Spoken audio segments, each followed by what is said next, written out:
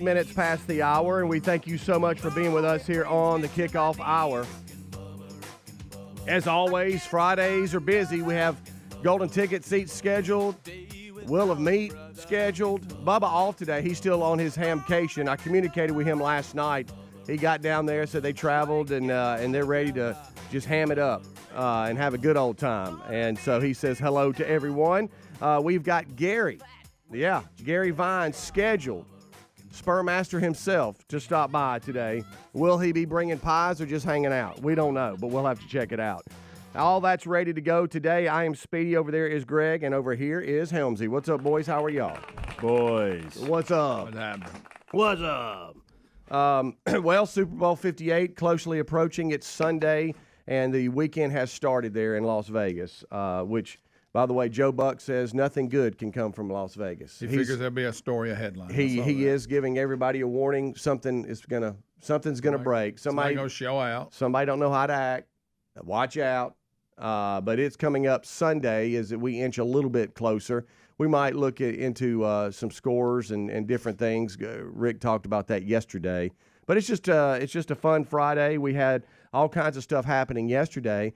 I know, Helmsy, you got back to Jack State. I had a client meeting, and then UAH, and Greg, you had a client meeting. Yes, I did. It took you, I kept saying Wadowee, but it was actually with Tumpka. That became the joke. Groundworks Distribution. And that's an impressive bunch. Yeah, man. They got them Walker mowers is who were advertising. I got to get on one. Mm-hmm. I've never really driven the zero turn. You haven't? No, I haven't. So I wasn't very good. But I got a little bit more used to it. Yeah. It's pretty awesome, though. I can see you on one and Mr. Buddy hopping beside you. Oh, yeah. You know? I mean, they got them from somebody just cutting their lawn all the way up to commercial stuff. Yeah.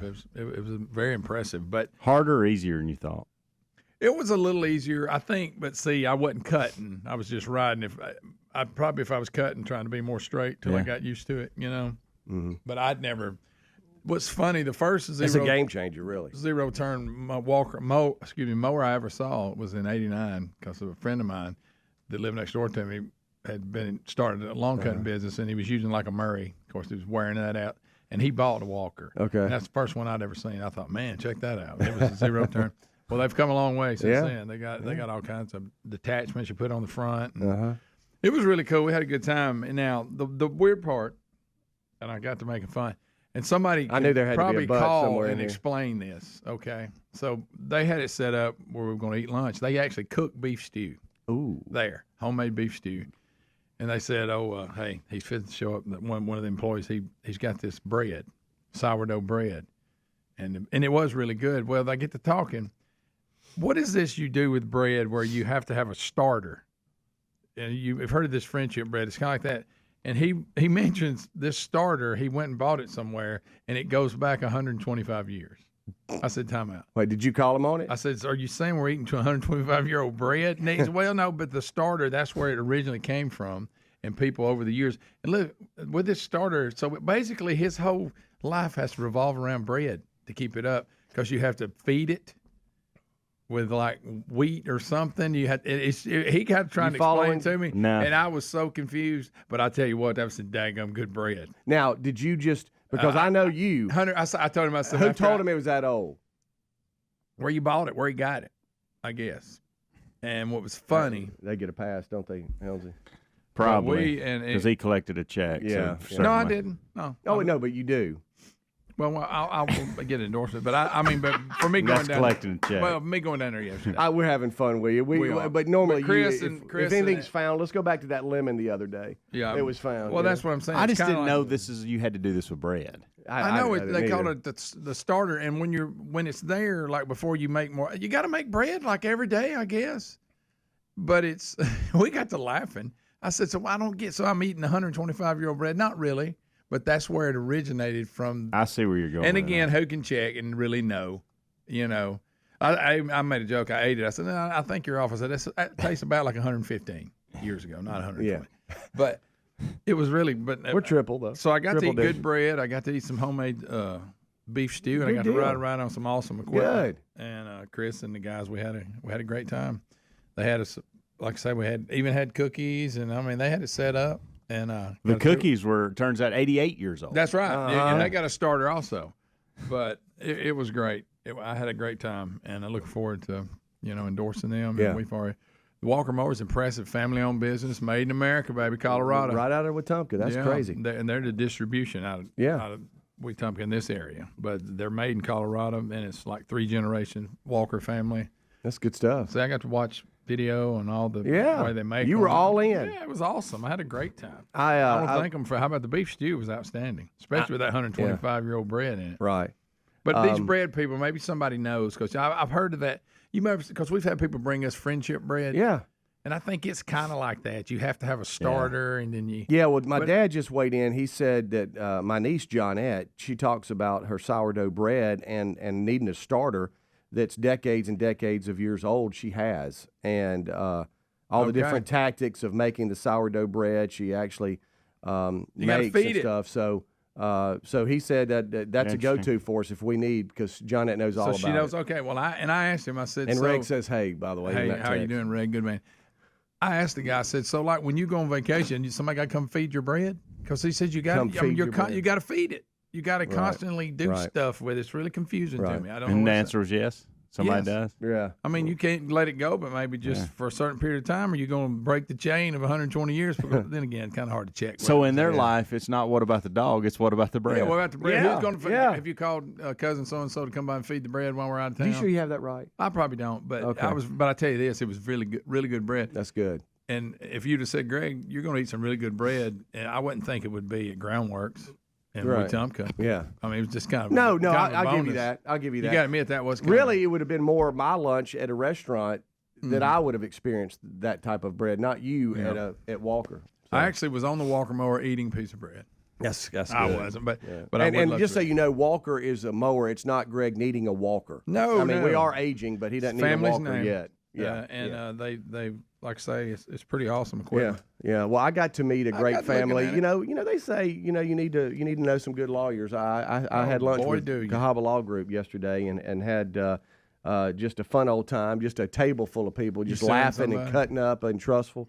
And then I headed after that up to UAH. They had a doubleheader. They're trying to squeeze all these games in. A lot of the baseball teams are with all this weather coming through the southeast. So they squeezed 2 in yesterday. Got 1 more today, and so that was my afternoon. Got back kind of like Helmsley does from Jack State a little bit later last night. How about the old road at night? Everybody, you don't have to really worry. Every now and then, I've noticed night drivers don't get in the left lane as much slow. Everybody's ready to get home. Yeah. That's my experience anyway. Everybody's like, let's go. And I appreciate that, because I was ready to get on home myself. Yeah, let's get in the win. Got home and said hey to the family and hit the sack. That's about the time. But it was a fun day. And I had a great time. Little windy. I got some good bread. Underestimated the wind yesterday. Really? Yeah, you're right. Yeah, I got out and it slapped me right in the face. You thought, hey, it looks like a spring day, but it had a little bite to it. It did. It had did. A little bite. It sure did. It said, hello, I'm here for the day. And I'm not freezing, but I'm a little chilly. And I'm not going to let up. And your little cold ears that you got, you need to get a plan because I'm going to keep on increasing all the way to dark. You need a sugging. And when the sun goes down, even though it's not bright, it's really going to kick up. Yeah. Oh, yeah. I was digging through my truck trying to figure out what all I had. We'll take a break. We'll be right back. 16 minutes past the hour. Rick and Bubba. Winter weather has a way of making you crave comfort food, so HelloFresh is here to help you do the chilly season right. Check out their largest menu yet that has something for everyone, including meals that are quicker than restaurant delivery and 25% cheaper than takeout. Join today and get free breakfast for the life with the code BUBBA at HelloFresh.com/Bubba. That's 1 free breakfast item per box with active subscription with the code BUBBA at HelloFresh.com/Bubba or find a link at rickandbubba.com under the sponsors button. If you owe back taxes, fair warning, the IRS is mailing millions of pay-up letters. Then it's up to the new IRS enforcement agents to find you. Tax Network USA has war room strategies to solve your IRS problems quickly, like a preferred direct line to the IRS. Tax Network USA learned of a limited-time offer, an IRS offer. Schedule your free confidential consultation to see if you qualify for this limited-time IRS penalty canceling offer. Call 1-800-245-6000 or visit tnusa.com/ helix.com/Bubba. Helix Sleep does it again with an innovative kids mattress made to flip. Why? Well, the firmer side is great for younger kids when they need more spinal support to aid proper development of their growing bodies. You simply flip it over when they're a little older, around 8 to 12 years old, when they want the softer side for sleep. Handcrafted and assembled right here in the USA, Helix is offering 20% off all mattress orders, including the kids mattress.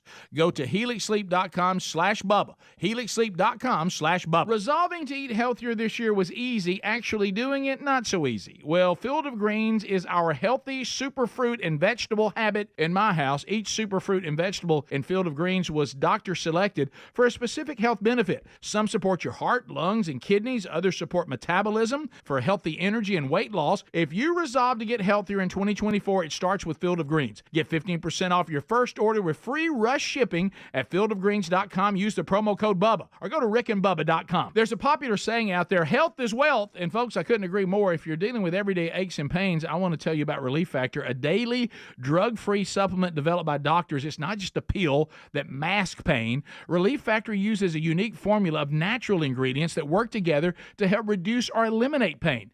Try their 3-week quick start kit for only $19.95. Go to relieffactor.com or call 1-800-4-RELIEF. You can also find the link at rickandbubba.com under the sponsors. Love is in the air, and some things just go better together, like whatever you're listening to and Raycon's everyday earbuds. And like any serious love story, your Raycon earbuds are here for a good time and a long time with 8 hours of playtime and a 32-hour battery life. They offer tons of useful features. Most importantly, you get amazing quality audio at half the price of other premium audio brands. Get 15% off plus free shipping at buyraycon.com/Bubba. Buyraycon.com/Bubba or find the link at rickandbubba.com. I was afraid to cut the cord, but once I did, I couldn't believe it took so long to do it. Paying too much for my cable bill had become a bad habit. I either wasn't getting what I wanted or never knew where to find any of my favorite shows until it was too late. Plus, the prices just kept going up. Thankfully, I discovered a new way to watch, called Philo. For just $25 a month, I can catch all my favorite shows on networks like BET, MTV, and TLC. It even has Nickelodeon for my kids. I can watch anytime I want, anywhere I want. Plus, Philo lets me have up to 3 streams at once, so everyone can watch what they want at the same time. Throw in the unlimited DVR that saves all my favorites for up to a year, and this really is the best deal in TV. I just wish I hadn't waited so long. Sound too good to be true? Well, try it out for yourself, and you'll see why people who love TV love Philo. Go to philo.tv, that's philo.tv, and start your 7-day free trial now. Hey folks, when you love someone, you protect them the best way you can. That's why we recommend home security from simplysafebubba.com. SimpliSafe is an advanced system that protects every inch of your home. Plus, it's backed by 24/7 with professional monitoring for fast emergency response for less than $1 a day. Order now and get 20% off any new SimpliSafe system with Fast Protect monitoring. Visit simplysafebubba.com. That's simplysafebubba.com or find a link at rickandbubba.com under sponsors. There's no safe like SimpliSafe. My Patriot Supply has helped millions of American families prepare for all kinds of emergencies, from financial disasters to floods, hurricanes, you name it. Hard times take years to recover from. Make it easier with this 1-year emergency food kit and save $700 on it at preparewithbubba.com today. These delicious meals last up to 25 years in storage. This rare emergency food kit deal ends this week and you won't see it again soon. Save $700 on a 1-year emergency food kit at preparewithbubba.com. Preparewithbubba.com. Rick and Bubba's in Ohio. Rick and Bubba. Pass the gravy, please. Rick and Bubba. Ooh, it brings me to my knees. Rick and Bubba. I can't start another. Rick and Bubba. All right, it is 22 minutes past the hour. Thank you so much for hanging out with us and tuning in to the kickoff hour. Rick and Adler join us right after top of the hour for the main show. Bubba's still on his hamcation off today. Lord willing, back on Monday. Speaking of Monday, my wife's birthday's Monday. Hello. You better pay And then attention. you got Valentine's next week. Sure. Watch out. Week of Love coming. You got a lot of shopping you got to do. Yeah, I mean, a lot of times, you know, she's just I'm trying to figure out how I can get everybody together where everybody's so spread out. Yeah. You know, I mean, sometimes that's the best surprise is showing up at dinner and That's the everybody's hard sitting there at part. the table going, hey, That's all she wants. Hello. There's a story out of the a lot of Super Bowl stories are kind of in the news because Super Bowl weekend officially starts today, and everybody's all pumped up, flying into Las Vegas and all this kind of stuff. But about 7 minutes before, it says here, Kittle's, the tight end for the 49ers, alarm went off. The rest of the 49ers teammates were jarred awake by someone pulling the fire alarm at the hotel. Oh, trying to harass them a little bit. I don't know, but I know McCaffrey and Bosa are not happy. They're pretty outspoken about it.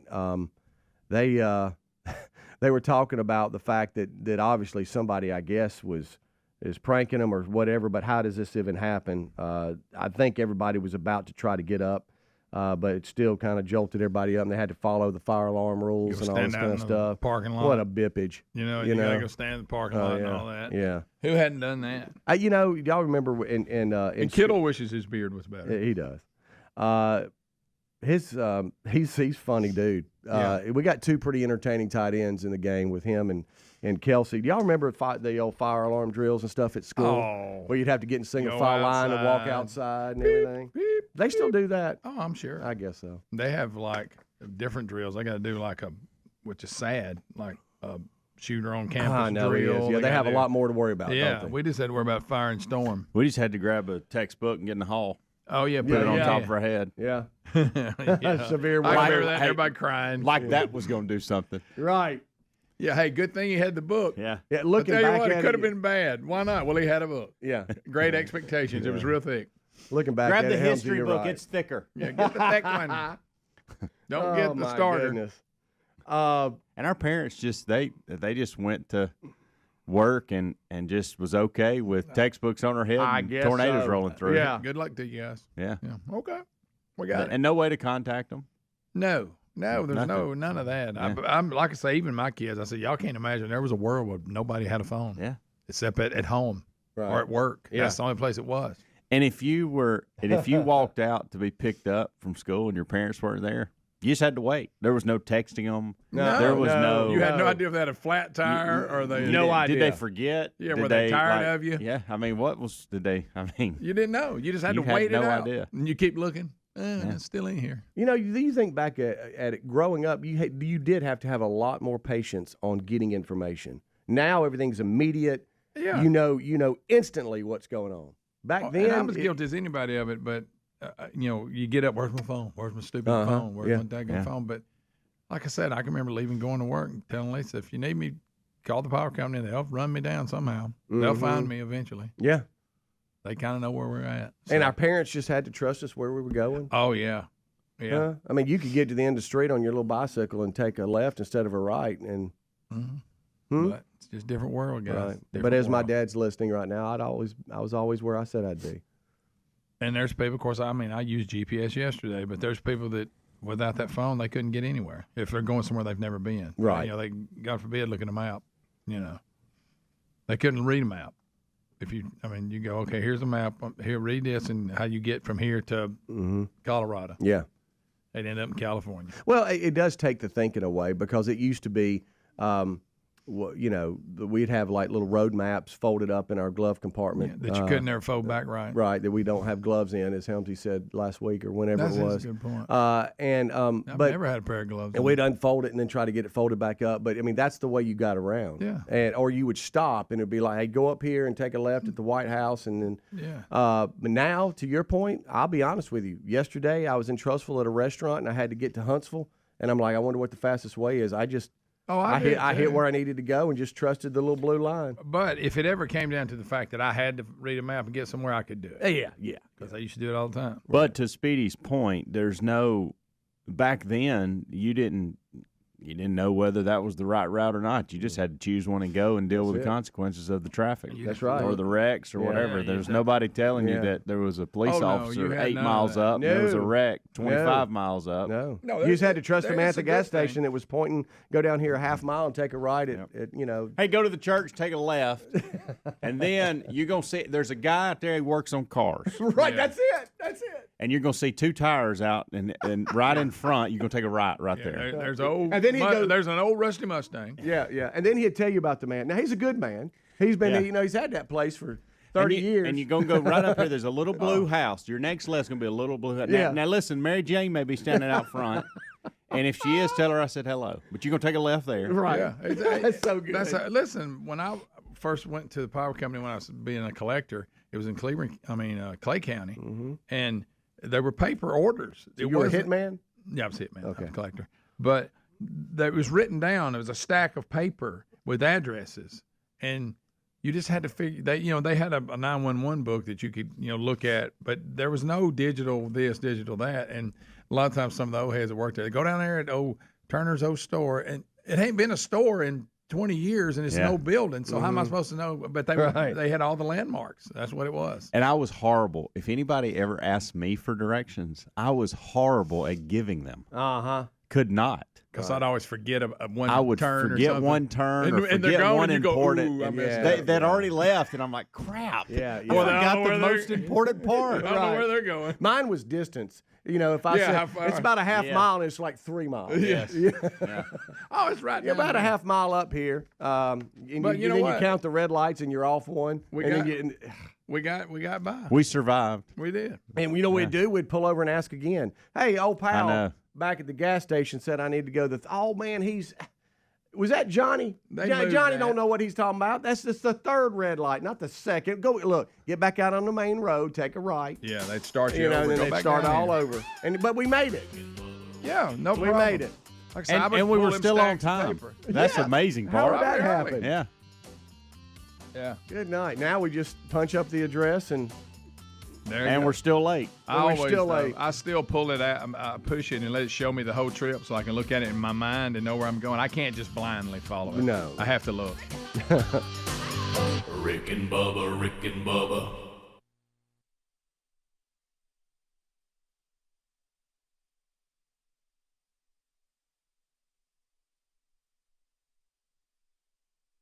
No matter your thoughts on Valentine's Day, we can all agree some things are better together, like peanut butter and jelly or a blockbuster movie and a bucket of popcorn. You know what else is perfect?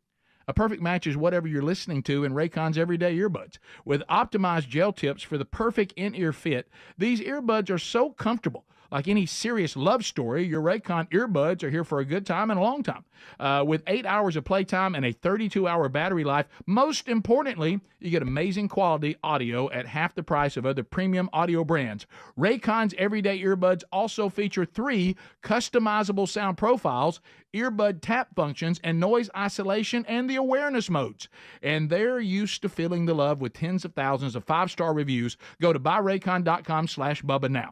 Get a 15% discount. Your Raycon order and free shipping is at buyraycon.com/Bubba. Buyraycon.com/Bubba or a link at rickandbubba.com. You'll find that under the sponsors button. Go get yours now. If you owe back taxes, fair warning, you're not going to like this. The IRS is mailing millions of pay-up letters. Then it's over to the 20,000 new IRS enforcement agents to find you. Why the IRS targets you and not millionaires? Because millionaires have tax lawyers. You don't. You'll pay up plus interest and penalties. You need Tax Network USA, and you need them now. Tax Network USA has brilliant war room strategies to solve your IRS problems quickly and in your favor, like a preferred direct line to the IRS. They know which agents to deal with and who to avoid. It's not all bad news, folks, because Tax Network USA learned of a special limited-time IRS offer. They're willing to waive $1 billion in penalties if you qualify. Schedule your free confidential consultation to see if you qualify for this limited-time IRS penalty canceling offer. Call 1-800-245-6000. That's 1-800-245-6000. Or visit tnusa.com/Bubba today. tnusa.com/Bubba. You also can find the number and website at rickandbubba.com. Just look under the sponsors. Have you tried the Innovatives Helix sleep mattress yet? Well, nothing beats a great night's sleep, the kind you get with Helix. So we love them, and Helix has over 12,000 5-star reviews with customized mattresses that fit your sleep needs because they know everyone is unique. They even have big and tall mattresses and mattresses for the kids.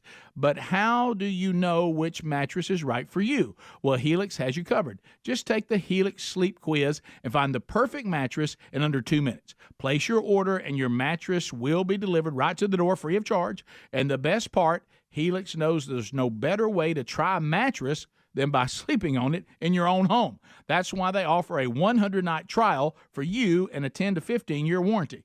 Right now, Helix is offering 20% off all mattress orders at helixsleep.com/Bubba. Best offer yet, by the way, and it won't last long.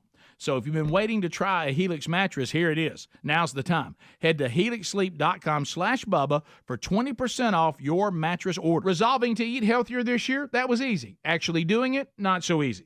That's where Field of Greens comes in. Better nutrition is a key to health and longevity, and a healthy diet could even help you avoid health risks that run in your family. Field of Greens is your healthy superfruit and vegetable habit. It's the only fruit and vegetable product that literally promises better health at your next checkup. Your doctor will notice your improved health or your money back. Do your vitamins or green drinks promise better health? No. I love this stuff and definitely feel healthier taking it. Each superfruit and vegetable in Field of Greens was doctor selected for a specific health benefit. Some support your heart, lungs, and kidneys. Others support metabolism for healthy energy and weight loss. If you're resolved to get healthier in 2024, it starts with Field of Greens. And we got you a 15% off first order with free rush shipping. Visit fieldofgreens.com, use the promo code BUBBA for 15% off, or go to rickandbubba.com, find the link under sponsors. Cold winter mornings are perfect for staying under the cover and having breakfast in bed. HelloFresh supports that dream because they're giving away one free breakfast item with every single HelloFresh delivery for life. That means while you are a HelloFresh subscriber, not only will you enjoy the pick of the tasty dinner recipes they're known for, you'll also enjoy breakfast for free. HelloFresh actually has you covered for every mealtime occasion with a delicious array of quick lunches, sides, snacks, apps, dessert, and more. And not only does HelloFresh help you cut back on extra trips to the grocery store, but their pre-portioned ingredients help eliminate excess food waste. This new year, make eating better and saving money a priority, and make it easy with America's #1 meal kit. Join HelloFresh today and get free breakfast for life with the code BUBBA at hellofresh.com/Bubba. That's one free breakfast item per box while subscription is active with the code BUBBA at hellofresh.com/Bubba, or find a link at rickandbubba.com under the sponsors. Rick and Bubba's in Ohio. Rick and Bubba. Pass the gravy, please. Rick and Bubba. Ooh, it brings me to my knees. Rick and Bubba. I can't start another. All right, thank you so much for joining us. It's 25 minutes until top of the hour. Greg is really enjoying all of the starter emails about bread. He said keep them coming because he wants to get that to Lisa. They might start trying to do that. I can tell you right now, and that was some good bread, and I really appreciate the guys at Groundworks with that bread. But I'm not that into bread that I got to babysit it. Yeah, you know what I'm saying. I know. If I got to if when I'm going out of town, I got to get somebody to come check on my bread. What about the bread? I just don't want that responsibility. You know why? Because I'm going to take a 100-something-year-old starter and end it. Yeah. They'll go, well, Greg's broke the chain. He's broke the chain. It stopped at Greg. Oh. And then it would be don't pull a Greg. Yeah, don't break the rest chain. of the time. This starter been around since 18, whatever. Yeah, I'd like to attempt something here and see if y'all can maybe guess what's happening. If y'all want to kind of play along. What y'all think about this? You know? Yeah, I like that. I know you do. I know you do. You love it so much. I do. We got us a man. Somebody's obviously climbed something, but see what y'all think about this. Pro-Life Spider-Man. His name is Mason, actually. He goes by Pro-Life Spider-Man. I'm here on top of the sphere. I guess they're going to make me go through the top. I don't know what kind of penalty they have for being foolish. He's willing to die for this cause. Pro-life what? Pro-life guy that climbs things, scaling things. And he must be trying to do a stunt. Yeah. And the people are afraid it's going to end badly, maybe. Man arrested for climbing arrested. the sphere Oh, at the Las sphere. Vegas Strip. Good night. We've got somebody that has climbed Now, the wait a sphere. minute. Now, this is how do you hang on to and scale the wall on that? I'm telling you. You got any footage of it? Yes, there is footage of it we'll have for Adler today. But he has been arrested earlier this week for scaling the 366-foot sphere on the Strip. Can't even have the sphere. You can't. Witnesses say the man was climbing the sphere And he's a pro-life climber. He's is the that what pro-life Spider-Man that you see sometime. I didn't know about him, and I didn't know there was a pro-life. Is there one that's pro-choice? I don't not be know. confused with I don't know. him. Maybe not quite as good a climber, but he was scaling the building to raise awareness for pro-life causes, and that's a big no-no there.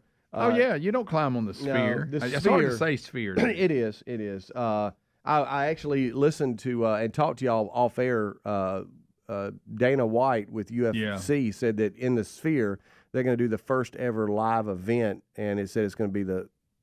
He was really talking out of this world I'm kind of trying stuff. to wrap my brain around it, and it's not happening. Yeah, you've got some musical acts, U2 and others that have been there, but he's like, no, you don't understand what's happening. It's going to be, he was talking quite the promoter talk about greatest ever and all that. So, do y'all think if you got to go to the Sphere, would you be would it live up to the hype, or would you go in there and go, ain't that big a deal considering all? I think it'd live up to that. I think it's one of those things that will live up too. to the hype. I think it will. I don't think I don't say that much either. I know, because the technology and just them trying to explain it to me is just mind blowing. Yeah, Dana White says UFC event at the Sphere will be the craziest show anybody's ever seen. Well, he's also hyping it, but yeah of course he is. But I'm missing that. So it was crazy. He was on Pat McAfee, and here's a little of at that. the Sphere last night. I know you've talked about it. Maybe I'm out of the loop This on it. is J.J. Watt asking him. Towards a UFC fight in the Sphere. Well, what'd you think? Place is insane. I mean, it's truly mind-boggling. What show'd you go to? I just watched like the postcard from Earth. Awesome. Okay. I haven't seen that yet. It's fascinating. I saw U2. U2 is what maybe. So U2 is using this much of the capabilities of the Sphere. $60,000 for a suite. I'm going today. This much? $60,000 we paid for this suite. It better be a good show. I need to use a little bit more of that Sphere. Is it U2 you're going to? Yeah, today. Yeah. Listen, you're gonna love it. It's okay, all right. Awesome. All right. The Sphere is the star of the show. It's well worth going. Anybody who comes in town, you have to go to the Sphere. I haven't seen the movie yet. I want to check that out. But it's the closest to virtual reality I've ever. You feel like you are literally somewhere else. They say it's out of this world. But he went on to say that, like, let's say you're sitting in a seat, I'm sitting in a seat, Helmsy's sitting in a seat, and we're all right there beside each other. But you speak German, I speak Japanese, and Helmsy speaks English. Japanese? I am. I want to speak Slovakian. Okay, let's go there. Then there'll be speakers directed to your seat, and that's the language you're going to hear. Oh, pretty cool. And it's you can't hear the other neat. people's bleeding over. Or something? I guess not. You probably got I don't something know. in your ear. But he, I want to know who he said apparently they're going to be there, and he said some of the greatest athletes in the world are going to be fighting in combat, and they're going to go through the history of Mexico because it's the event is going to be during the Mexican Independence Day weekend later this year. Plus, all those coming across the border can go to it. Celebrate. So we'll see. Just think, somebody sat down and said, "You know what? I think I can build this Sphere thing." Yeah. With all all the technology, somebody had to brainstorm and come up with that. Right.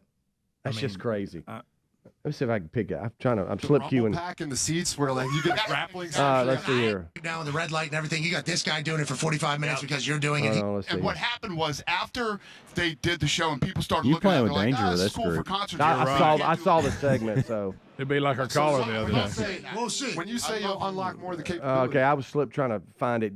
I saw the segment and I was trying to find what he was talking about the experience, but UFC is going to jump into the Sphere. But back to this guy, the human Spider-Man here. He loves to climb things. Did he get up it? Apparently so. That last piece of audio was him trying to see if he could get back in the top. So he went up the outside, and now he was going to try to, I guess top. so, yeah. Maybe there's an opening. I don't know. I don't know either. But he was arrested for climbing the Sphere in Vegas. You're not supposed to do that. No. But he's pro-life Spider-Man. Right. So look out. Hey, watch out. Watch out. Is that Spider-Man? No, that's actually pro-life Spider-Man. Oh. Yeah. Got them mixed up. Also, speaking of, just weird things, check this out. A mystery object has been found on the roof of a Philly home. The mysterious metal object fell on someone's home in Philly, and the FAA had to be called to investigate whether it was a piece of aircraft or not. It was extremely strange. The FAA has concluded that it is not a piece of an airplane, but it fell on the roof. And it's just Aliens. weird stuff. Here's the homeowner. If it really did fall from an airplane, I would have thought it would have gone right through. But thankfully, it doesn't appear that was the. I mean, I didn't ever really think that's what it was, but it just looked so much that it had to be investigated. But they don't know how he got it on the roof. It just fell on the roof. So if it didn't come from a plane, where did it come from? I don't know, but it's this big. You know where? Aliens. Well, I guess Come so. on. I mean, we got to look around, don't we? Yeah, we've been hearing a lot about it lately. He said he had investigators visiting the home, all, rummaging around, getting on the roof. But he made a good point. If it had fell from an airplane, it would have crashed. Yeah, it said that they simply told him it was a metal object, and they should hold on to it until given the all clear from the agency. Wow. They said Sounds that like they a concluded, and they mentioned this, that the FAA investigated and concluded it did not come from an aircraft, but they need to hold on to it. What? We're going to see about it. Just what the metal object might be has not yet been determined, but it fell on the roof. Something bizarre. Hey, let us hold on to this. It's not from an airplane, but we need to look at it a little bit more. So let us hold on to this. When you say hold on, I wonder how long they mean. And you don't worry about anything, and we're going to move on now. Now, and then they put their glasses on. They go, now look into this object right here. Poof. Yeah. And then we're going to leave now. That. And we're gone. See you later. Bye-bye. You closed it out right there. All right, we'll take a break. We'll come right back. We're off and running on this edition of the Rick and Bubba Show. Don't forget, if you love Garry, he's stopping by today. And that's not, look, we don't get him in studio a lot. Big year ender, yeah, and maybe another time or two, but you think we get pies or peanut brittle? I don't think he better not come empty-handed. He's got a little spooked after that bad batch of peanut brittle. Right. You won't let him live that down, will you? Well, there's only one time. Rick and Bubba, Rick and Bubba.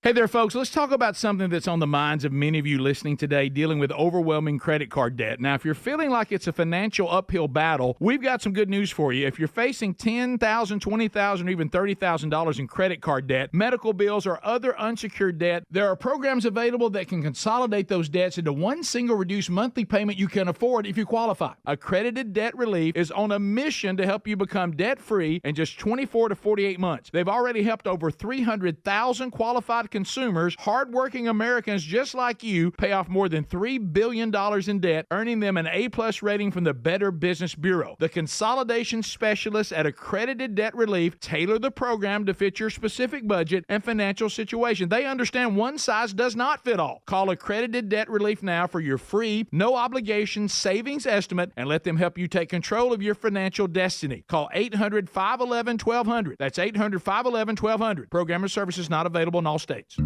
At Boot Barn Work, we support those who rise in the early mornings and keep pushing through the long night shifts because there are mouths to feed, homes to build, and a country to fuel.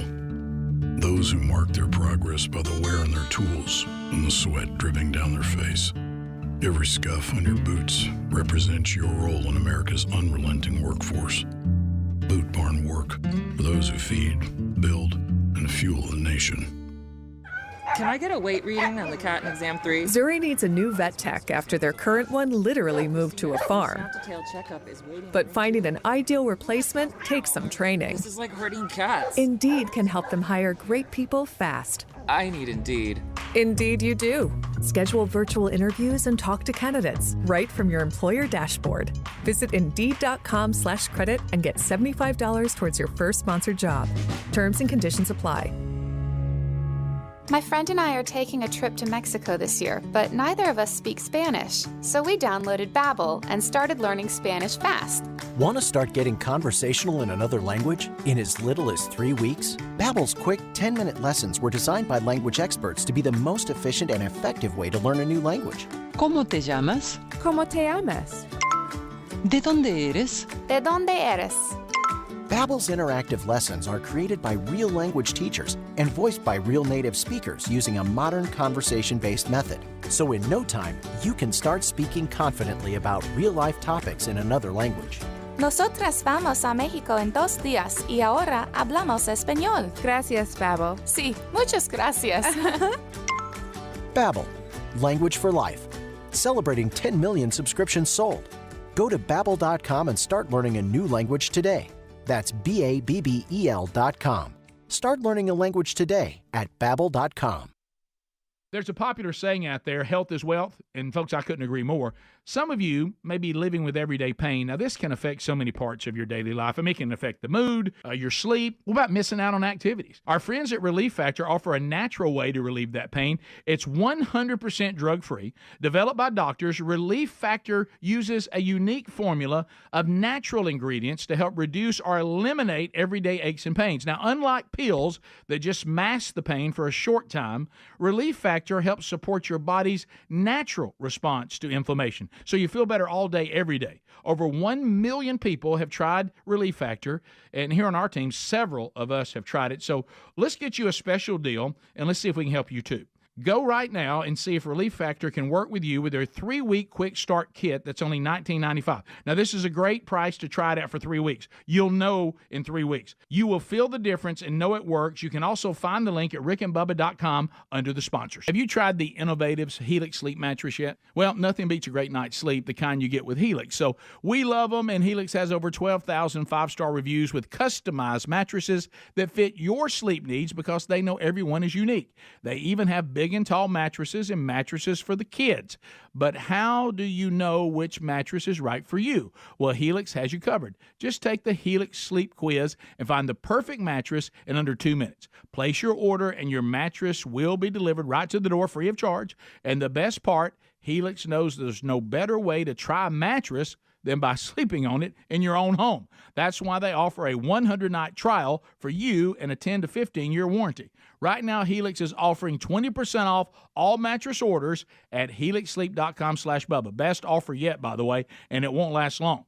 So if you've been waiting to try a Helix mattress, here it is. Now's the time. Head to helixsleep.com/Bubba for 20% off your mattress order.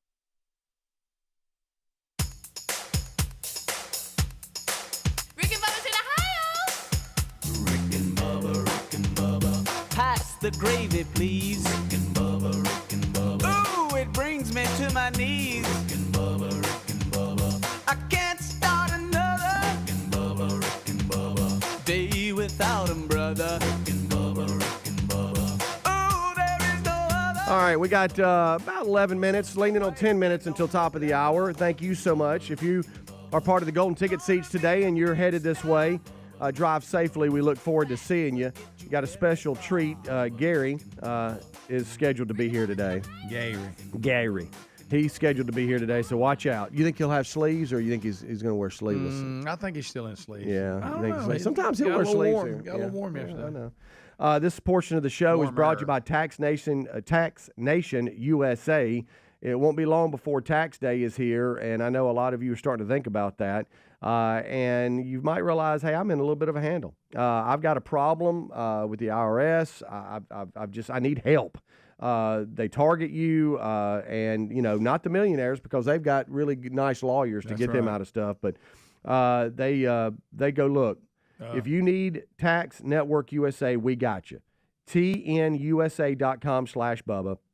And you need them now if you're in a handle. They have proven war room strategists that solve your IRS problems quickly and in your favor. And they have a preferred line to the IRS. They're experts. So, look, don't stress out anymore. Give them a holler and just see what they can do for you. I think you'll be happy. They offer a lot of really good, plans and strategies when it comes to the IRS. So give them a call, 1-800-245-6000. That's 1-800-245-6000, or visit tnusa.com/Bubba. And you can also find a link at rickandbubba.com under the sponsors button. Oops. All right, so we're rolling along here, and we got one more segment here, and then top of the hour, the main show. Bubba off today. He was scheduled to be off. He's down at one of the largest ham fest in the country down in Orlando. He was worn out after that first day. Hey, I was texting with him, and look, I just made it. It's long travel. Yes, it's a haul down to Orlando from Birmingham, but they made it, and so think about all the ham waiting on him. Oh, he's ready to go. But like Helmsy said yesterday, I mean, honey baked ham or somebody should be set up in the lobby as you walk in. Have a ham sandwich at the Ham Fest. Yeah, but he's off today, Lord willing, back on Monday. But we are ready to go for another edition of the Rick and Bubba Show as we approach Super Bowl 58. And we'll look at that a little bit more today. I thought we've done really good as a staff on not spoiling all the commercials. I've had some in the hopper over here, and I haven't gone to them. Yeah. And I think y'all might appreciate that. I hope at least. Sure. Because in the past, we would have already played just about every commercial. Bubba being gone helps that. Because he's usually the one that calls for it. I think last year we did better, too. We did much better last year. Not year before last. Again, I just don't know. Afterwards replay them over and over 1,000,000 times, whatever you want to do. But why did the debut? I mean, don't blow it before it's called a Super Bowl commercial. I want to see it while I'm, watching the Super Bowl. That's it. Yeah, right. Because that's a tradition. Yeah, I agree. It's always been that way. Hey, I wonder if they're going to be good. That's one of the few times I sit down and stay there during the commercials. I don't get up and go get some chips. Yeah, well, I do that too, but I can still see the TV. Yeah.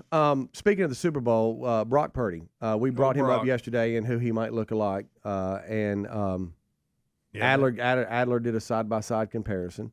Yeah, and you say, explain this. Was he actually asked about this? I think, unless I'm wrong, the story I saw, I think somebody at the press conference, you know how they'll do. Oh no, actually brought it up. I think that he looks like Lee Harvey Oswald. Yes, which he does kind of favor. He does. I mean, if you put it up like that. But he was asked that. Think about where he's at in the Super Bowl, and he's asked that question. I think. Now, I may be wrong, but I think I saw that. Yeah. Now I'm second guessing myself. Right. I might have that wrong, but I wouldn't put it past a reporter. I also got Randy Moss booked for later. Yeah. I feel like we probably should have reached out to the other Randy Moss and had him on just for that. But if you missed that earlier in the day, Boomer Esiason and Gio with WFAN, The Fan, their producer, booked the wrong Randy Moss. Yeah. And they found out live on the air that it was the horse racing reporter, former NFL Network reporter, Randy Moss, who understands a great guy, just not the take the top off the defense Randy Moss. No, they want to talk to a player on Super Bowl weekend, or an analyst, Randy. He does the show. Right. Does a good job, too. Also, as we're teasing the day, you said there was some Biden gold late last night. Yeah, I missed this. I had nodded off, like I do. And I wake up, and it's like special report, and Biden is trying to defend his memory, and he didn't do a very good job defending it when he got a couple of world leaders mixed up on who they were, and just, of course, he was on there. While defending his memory. The only reason they called it was so he can announce that as far as him having, top secret stuff at his house, that he's basically, they've ruled that. I think they ruled a lot of it is we're having a hard time investigating it because he don't remember anything. Right. Yeah. No charges for Biden after the special counsel probe. That's what he was announcing. And then the press started hammering him about his memory. Well, because in the report, even though they said that he is not going to be charged for the improper handling of the classified documents that we talked about in his garage and all that, that's old news. But now the investigation has come out and the results are in. And this line right here is what everybody's going. The special counsel described Biden as a sympathetic, well-meaning elderly man with poor memory. And he tried to walk off one time, changed his mind, and came back. Uh-oh. So it didn't help his argument. It's so funny, the timing of this for me. Last night, I know y'all give me a hard time about it, but I'm watching an episode last night of The West Wing, and it is the episode, and this won't mean anything to y'all, but you'll understand what I'm getting at. It's the episode where President Bartlett discloses to the world that he had disclosed the fact that he had MS when he was running for election. And through all of the things that are coming up because of this news, does he run for re-election? Yeah, because of his health. Because of his health. And so, because you can imagine, both parties feel deceived at this point. And he gives this phenomenal speech, and at first he's like, I'm not running again, it's not worth it. Hoynes can have it, whatever. And then, but he gives this speech and ultimately brings it's so good that you realize there's nothing wrong with this man right now. Yeah. Like, we're going to vote for him. We're going to keep him That's not what's going on with this situation. Actually, it's the complete opposite. Complete opposite. It would be. He didn't calm everybody and go, okay, we're still good. Right. He's good. like when you see this scene, and I know it's a series, it's not real life, Helms. I know you wished it was, but it's not. But I thought about Biden in this case as far as re-election and all this, and to you bringing this up today, talking about how he tried to convince everybody last night that he was fine, and he did right the opposite. Yeah, and in the process of doing that, he actually confirmed what they thought. Yeah, exactly. he mixed up the presidents of Egypt and Mexico in a furious response back and forth with reporters trying to say he's the. I want to say that he is the sharpest man. I got to get the quote right. I don't want to misquote. He said that he is the best suited to be president and run this country. Exactly. Because all the great things he's already done, he needs to continue it. He actually threw that in there, and I'm like, okay. And the White House came out and quickly said, ain't got no memory. The White House came out and quickly said, look, we're blaming his memory issues during the special counsel interview on the ongoing Israel-Hamas war. He just had too much going on. All right. I watched, just so y'all know, that's part of being the president. You should be able to handle that. Can I say this, Helms, real quick? He says he's fine and defended his re-election campaign, saying he is the most qualified person in this country to be president. That's right. There you go. I'm sorry. Go ahead. No, I was just going to say, I just want y'all to know, I watched this show over and over because I feel like it's an America we used to have, and I want back, and it kind of gives me. I don't have to look at the news. I can just watch that, even though it's pretend. And here's what's amazing, and I've said this before. It's actually the Democratic Party running the White House, and I would take that and sign up today for it. Yeah. If I could take the President Bartlett administration, who is a bunch of Democrats, and put them in the White House today, I would, and I'd be their biggest fan. Compared to what we have today. Do you move your mouth with the words in the dialogue because you've seen it so much? Yeah. There are certain scenes that I've watched it so much that I have picked up on it. Because my grandson River will be watching Shark Boy and Lava Girl, and he can move his mouth with what they're saying. I do it. That's what I picture. They'll do it as it comes up. Like, yeah, that's what I picture. I can do it with movies better because this is 7 seasons worth. Yeah. So I don't get around to every episode like I would with Moneyball. Right. No. Or A Few Good Men. Get it. I get it. We'll take a break. We'll come right back. Rick and Adler join us. Bubba off today. Don't go anywhere.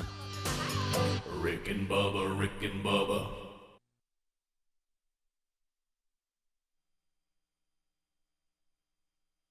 All right, so going to the break, we're talking about LSU. Now it's time for all the celebrations.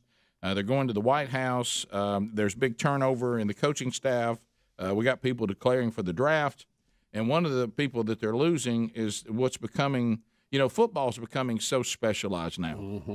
I can remember, of course, it was high school, but there was certainly more people there when I was playing college. But in high school, we were a pretty, decent size high school. We had 3 coaches. That's it. Yeah. Now on game nights, you had some of the junior high coaches. They come help, but they're just day-to-day? They're just there to help run the game. I mean, they're not part of the strategy or anything like that. 3, yeah. I mean, you had 3 guys. And one guy said, "I coach offense and defensive line." Mm-hmm. One guy said, "I coach the offense and the receivers." And then another defensive backs. And defensive backs. And then one coach said, "I coach the linebackers and the defense." And then I'm the head coach when it comes to offense. So and there were just 3 of them, and they prepared a team of about, and in that time there were only 4 classifications. At the second largest classification, and sometimes the largest classification in the state, 3 coaches. So anyway, but everything's become so specialized now. Yeah. So so now we have passing coordinators and running coordinators. Is there running coordinators? It depends. I guess different schools do it different ways. But in the case of LSU, Brady being the passing coordinator, and you have Ensminger, who's the OC, and you see him sitting there. And I was kind of curious. Helms has been looking at this article about how do you actually call a play. All right, so and this is this is a long article. And can Coach O jump in there and override it? Well, I think Coach O pretty much stays out of it. And you couldn't understand him if he tried to. Well, evidently this was Coach O's idea, and he went to Ensminger and said, "We got to change the offense." And he said, "I got a guy, Joe Brady," and he said Ensminger looked at him and said, "I'm in. Let's do it." Mm-hmm. This will kind of give you. He says we talk about it before the game. I tell him I know what my strengths are and I know what my weaknesses are. This is Ensminger talking about Joe Brady. He said Joe is better with our compact packages. Joe is better at our empty package than I am. So I tell him we talk about it before the game. Look, when I go to empty, be ready. I know this is football jargon that some people don't understand. If it's third and whatever and I have a call, I make it. If not, I tell him he has all the highlighted plays and he calls it and takes it. So it's up there, mixed bag, what Speedy was talking about in the break. He said they're sitting up there next to each other. We've all seen that. And they're just talking through it as the game. Hey, what do you see here? What do you like here? Depending on the defensive package and what offensive package they're putting in at that time. So they're sitting side by side working in tandem, and basically it seems like Brady is available when the OC says, hey, right here, I need you. Yeah. Or make the call. Or hey, if it's 3rd and 8, what do you want to go with what here? What do you think about this right here? Yeah. So he's got to get it to him, and then Ensminger calls it down? Or you said Brady's on the headset with the quarterback, right? Yes, Brady is talking to not during the game, but during the whenever you see Burrow come on the sideline and put a headset on, right? Brady's the one talking to him. Ensminger has nothing to do with that, and that's just basically what they're each of them seeing. Of course, that guy's gone now. He is, yeah. And he took with him the guy that was, I guess, underneath him, learning the system with him. Yeah. He took him to the Panthers too, because I thought, well, surely there's an assistant coach that's learning what he's doing and what he's calling that can step in if he leaves. But apparently he took him too. So does this mean that Brady going to the Panthers, if the ankle surgery went well and everything, that he and Cam could have 1 year together, see if he can fix Cam? I guess so, yeah. I asked that the other day. What is the update on Cam? Is he staying? I guess he's staying there, right? He had surgery, and from what I saw, he has 1 more year in his contract. Okay. I think so. There you go. But I don't know what that He's means. still dressing sharp. Oh, yeah. Get ready for that. Right. Has Tyler Perry filed a copyright claim against him? And it does say in this article, too, which I think we all know, Ensminger has been around football for a very long time, and he says he's never seen a player like Joe Burrow. So you got to still have the players to pull this stuff off. Right. Yeah. So who cares if Joe Brady is headed to the Carolina Panthers? Who's going to be behind center? That's big. I mean, that's huge. It is and big. this guy, a guy like him, don't come along. No, very long. they don't. We talked about that yesterday. No, they don't. They don't. I think really the discussion is because we're so quick to, they're just a couple of days removed and it's already, are they a one and done or are they the best ever? I really think it comes down to just individually. Did Burrow put together one of the individually best college seasons of any college football player? Yeah.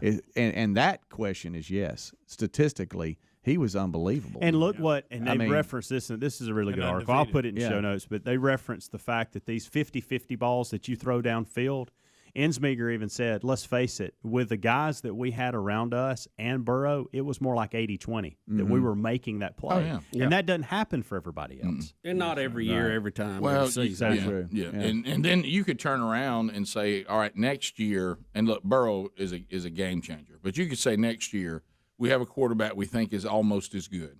Well, is he mentally as good? Right.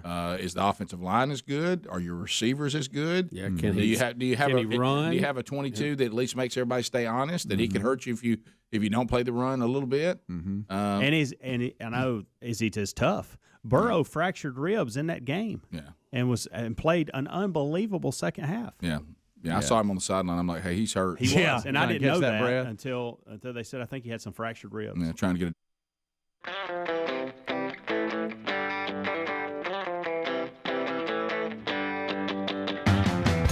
Six 6 minutes now past the hour. Rick and Bubba Show. Thank you for being with us. A brand new hour has begun, and that baby starts with the national anthem.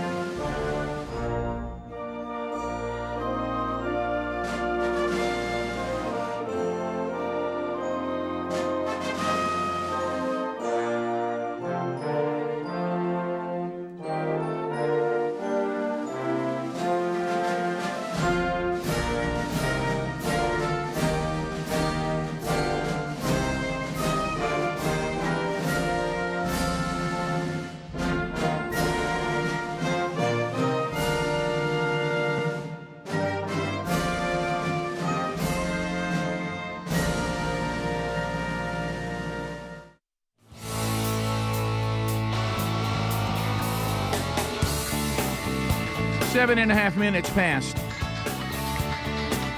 Another Rick and Bubba show, a brand new hour on a brand new day. Kickoff hour behind us. Speedy, the real Greg Burgess, and Helmsy knocked that out for you. Eddie Van Adler here. He's got the YouTube experience for you.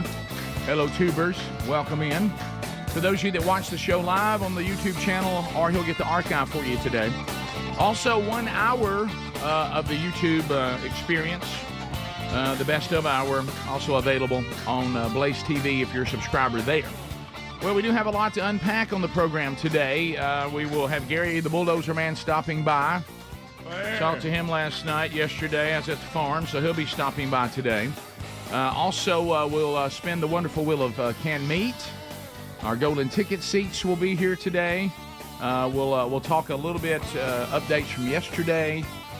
Sherri and I, our anniversaries tomorrow, so we'll talk a little bit about that on the program today. 28 years married. Bubba is still on hamcation. We look for him to be back, Lord willing, on Monday. Saw some pictures he put up overnight. Looks like he and the guys are having a blast. So he'll be Turn with it down. Turn it. Well, Greg, I told him, I said, "Oh." He said, "Oh, turn that down." Turn it down. You're peaking too early. Well, as you know, yesterday, things were. There was a little anxiety leaving the show yesterday because I wasn't sure what was happening to Lift Kit. Lift Kit was being difficult I thought, filling up the tank for a trip to the farm after the show yesterday. So, there was a lot of anxiety, and as a lot of you have pointed out now, I tend to plan, and, get out ahead of things as best I can. Yeah. So I immediately contacted Hendrick, because we are Hendrick drivers, and said, "Hey, may have a lift kit problem, don't know. When I get to the pump, we'll see how she goes, but, just FYI, could be an issue." Because everybody, you can't bring anything up on the show and check your email. Everybody's basically telling you you're doomed. Oh, people said you had to get a new gas tank. Yeah, before I knew it, I was getting a new gas tank. I just didn't think a vehicle that's no older than that. Well, that's true. I'm no expert. You're not, Greg, but we're not afraid to speak and speak boldly. So that feeling I had of just pulling up to the pump, and I thought, all right, this is either going to be great or this is going to be so bad. And my whole day will now take a turn because now I don't have enough petro to get down to the farm and back if this doesn't work. I'm in a bind. You know it. That little squeeze of gas is a big deal right here. And Greg, your rig is like slow motion going to it. Right. And I would like to apologize to an unnamed woman. I want to apologize to you, ma'am. I'm sorry. I was really intense and I needed to know, and I did not mean to cut you off at the pump. She apparently jump in front of her. Well, she was going around. I thought she was turning in just to go to the convenience store, and then about the she time was making the loop. I'm coming in. I'm aggressive in lift kit. Oh yeah. Well, you got a lot on your mind. You're ready to get tested because I got to know. It's the alpha vehicle. You're right. And and when I saw her look of disdain when lift kit cut her off, and I'm sorry, I didn't. You're going. I've got to find out if it's on me. I misread your maneuver, ma'am. Yeah, that's on me. Sometimes just a simple hand up like, "Hey, that's on me." I did that in traffic the other day, and I did that, and the guy was like, "Hey, you're good." Just a little bit of, "Hey, that's on me. I know it, and I'm sorry." Let me own this, ma'am. Yeah, I'm a good one. May have to get a new gas tank. Sorry. Gotta know. Hey, gotta know. Gotta know. Trying to go to the farm. So sorry. No, a lot of my mind got tested. Yeah, a lot going on. Didn't work for the show. Had a bit of an emotional week. I'd like to thank all of you for yesterday increasing that emotion. Yeah. But anyway, I'm a conspiracy theorist. Conspiracy.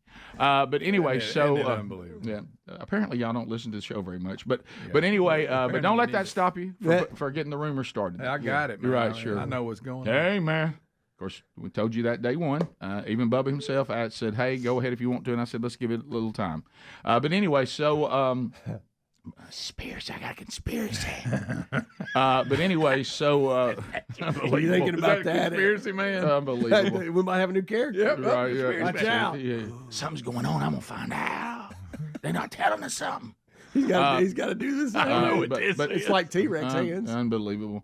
But anyway, so I pulled in and a little aggressive. Pulled in. Real aggressive. It's on me, ma'am. And how was your expectation? Did you think it was going to be all right? I did. I kept hearing Greg in the back of my mind, which is rare that you hear Greg in the back of your mind and it's a positive. Usually Greg is his whole thing is to bring complete doom to you. Well, no, I don't want you to be surprised. So I put in the nozzle and I said, well, here we go. Here we go. And so I squeezed it, and it started running, and then I locked it, and it started running, and it wouldn't, and it was working perfectly. And so I then got real cocky and went inside and got me a little something. Oh, you did? Yeah, and so I oh, wow. So Felt good about it. I came back and it had stopped. I checked my price. I don't like you to do that. No, that's right. Well, I think you broke it's the rule listed there. on the They don't know. It is. They don't know the elation. Okay. Okay. What are you going to do next? Smoke bite? I should get an elation pass. Did you close the front door on the lady, too, when you walked in? No, I did not. Okay. I did not. Found myself asking her if she needed something. But I thought, well, maybe I don't want to engage. Yeah. My hand going up my bad, I think was enough. Okay. My bad. Right. And so I know it looks like I didn't care. But anyway, so I went in and I came back and I looked at the gallons and I looked at the price and I said, it's full. And so apparently, I don't know what was happening yesterday. I don't know why somebody was late at one convenience store and cut the pumps off. And I don't know what was going on at the other place, but something was malfunctioning with their pump. How do I get that? I don't know. I love our audience, but they'll give you a gloom and doom scenario. I mean, they had your truck just, I'll tell you what it is. Yeah. In my mind, I was just thinking fairly new vehicle. Right. Never shown any sign of trouble till that day. Right. I just felt like it had to be the nozzle. Yeah. But it's almost like oversleeping and you have to go back and investigate. All right, what happened? What happened? Did my alarm not go off?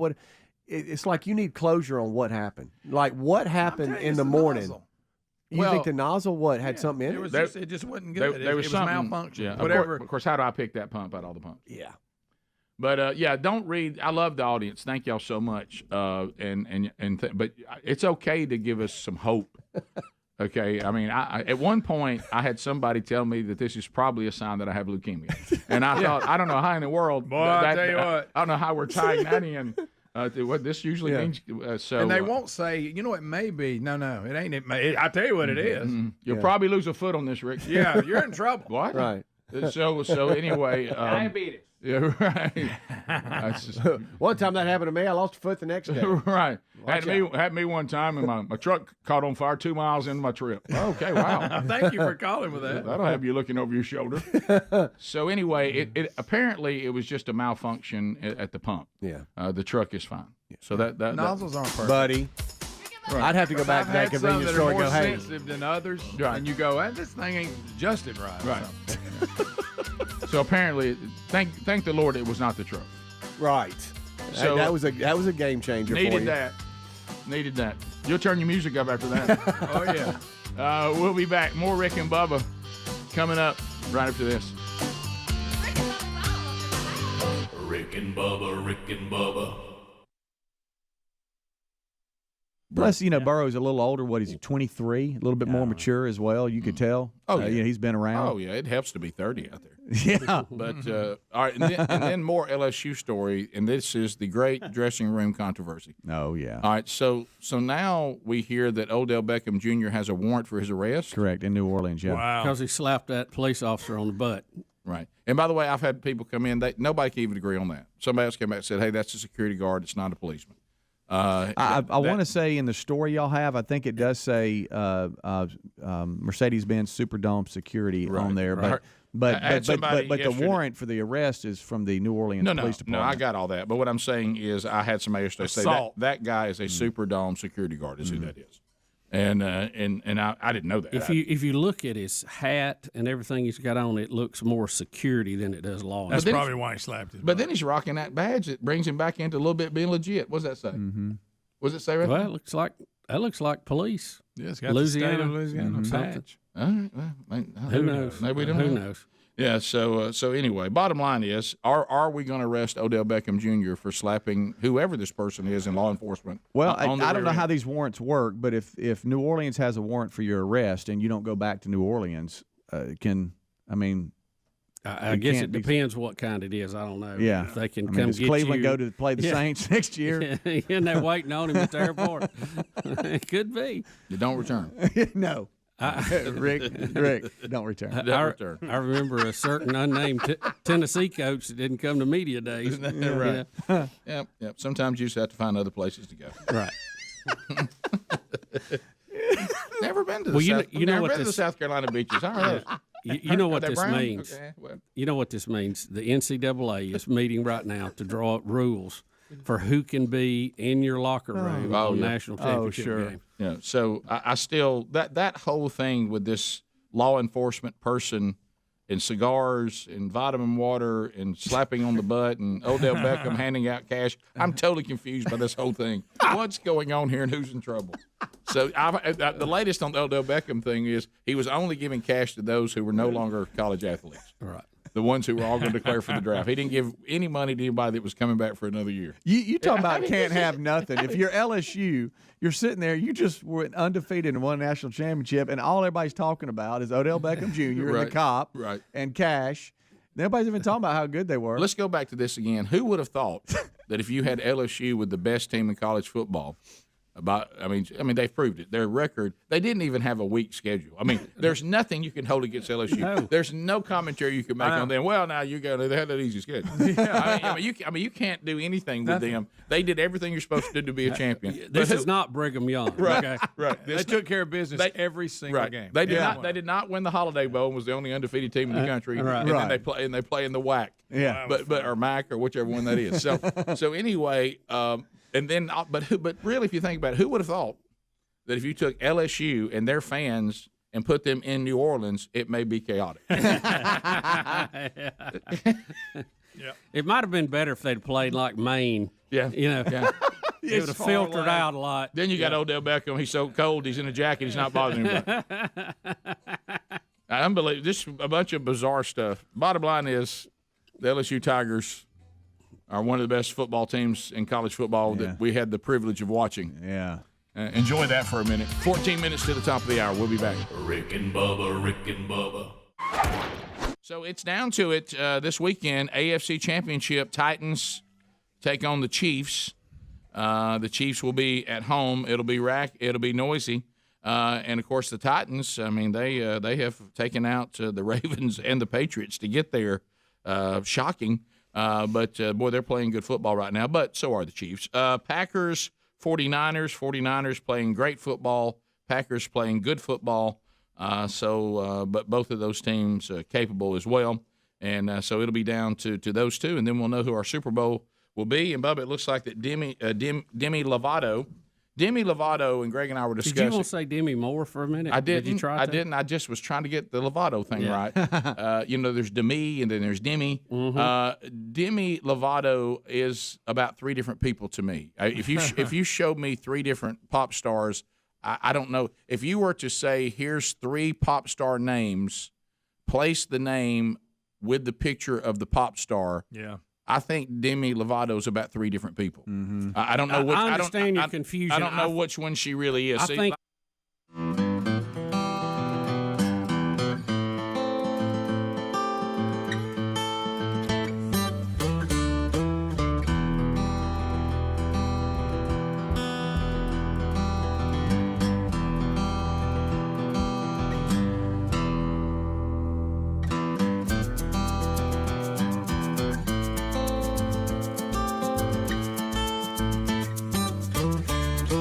Well, not likely, but maybe. 21 minutes past.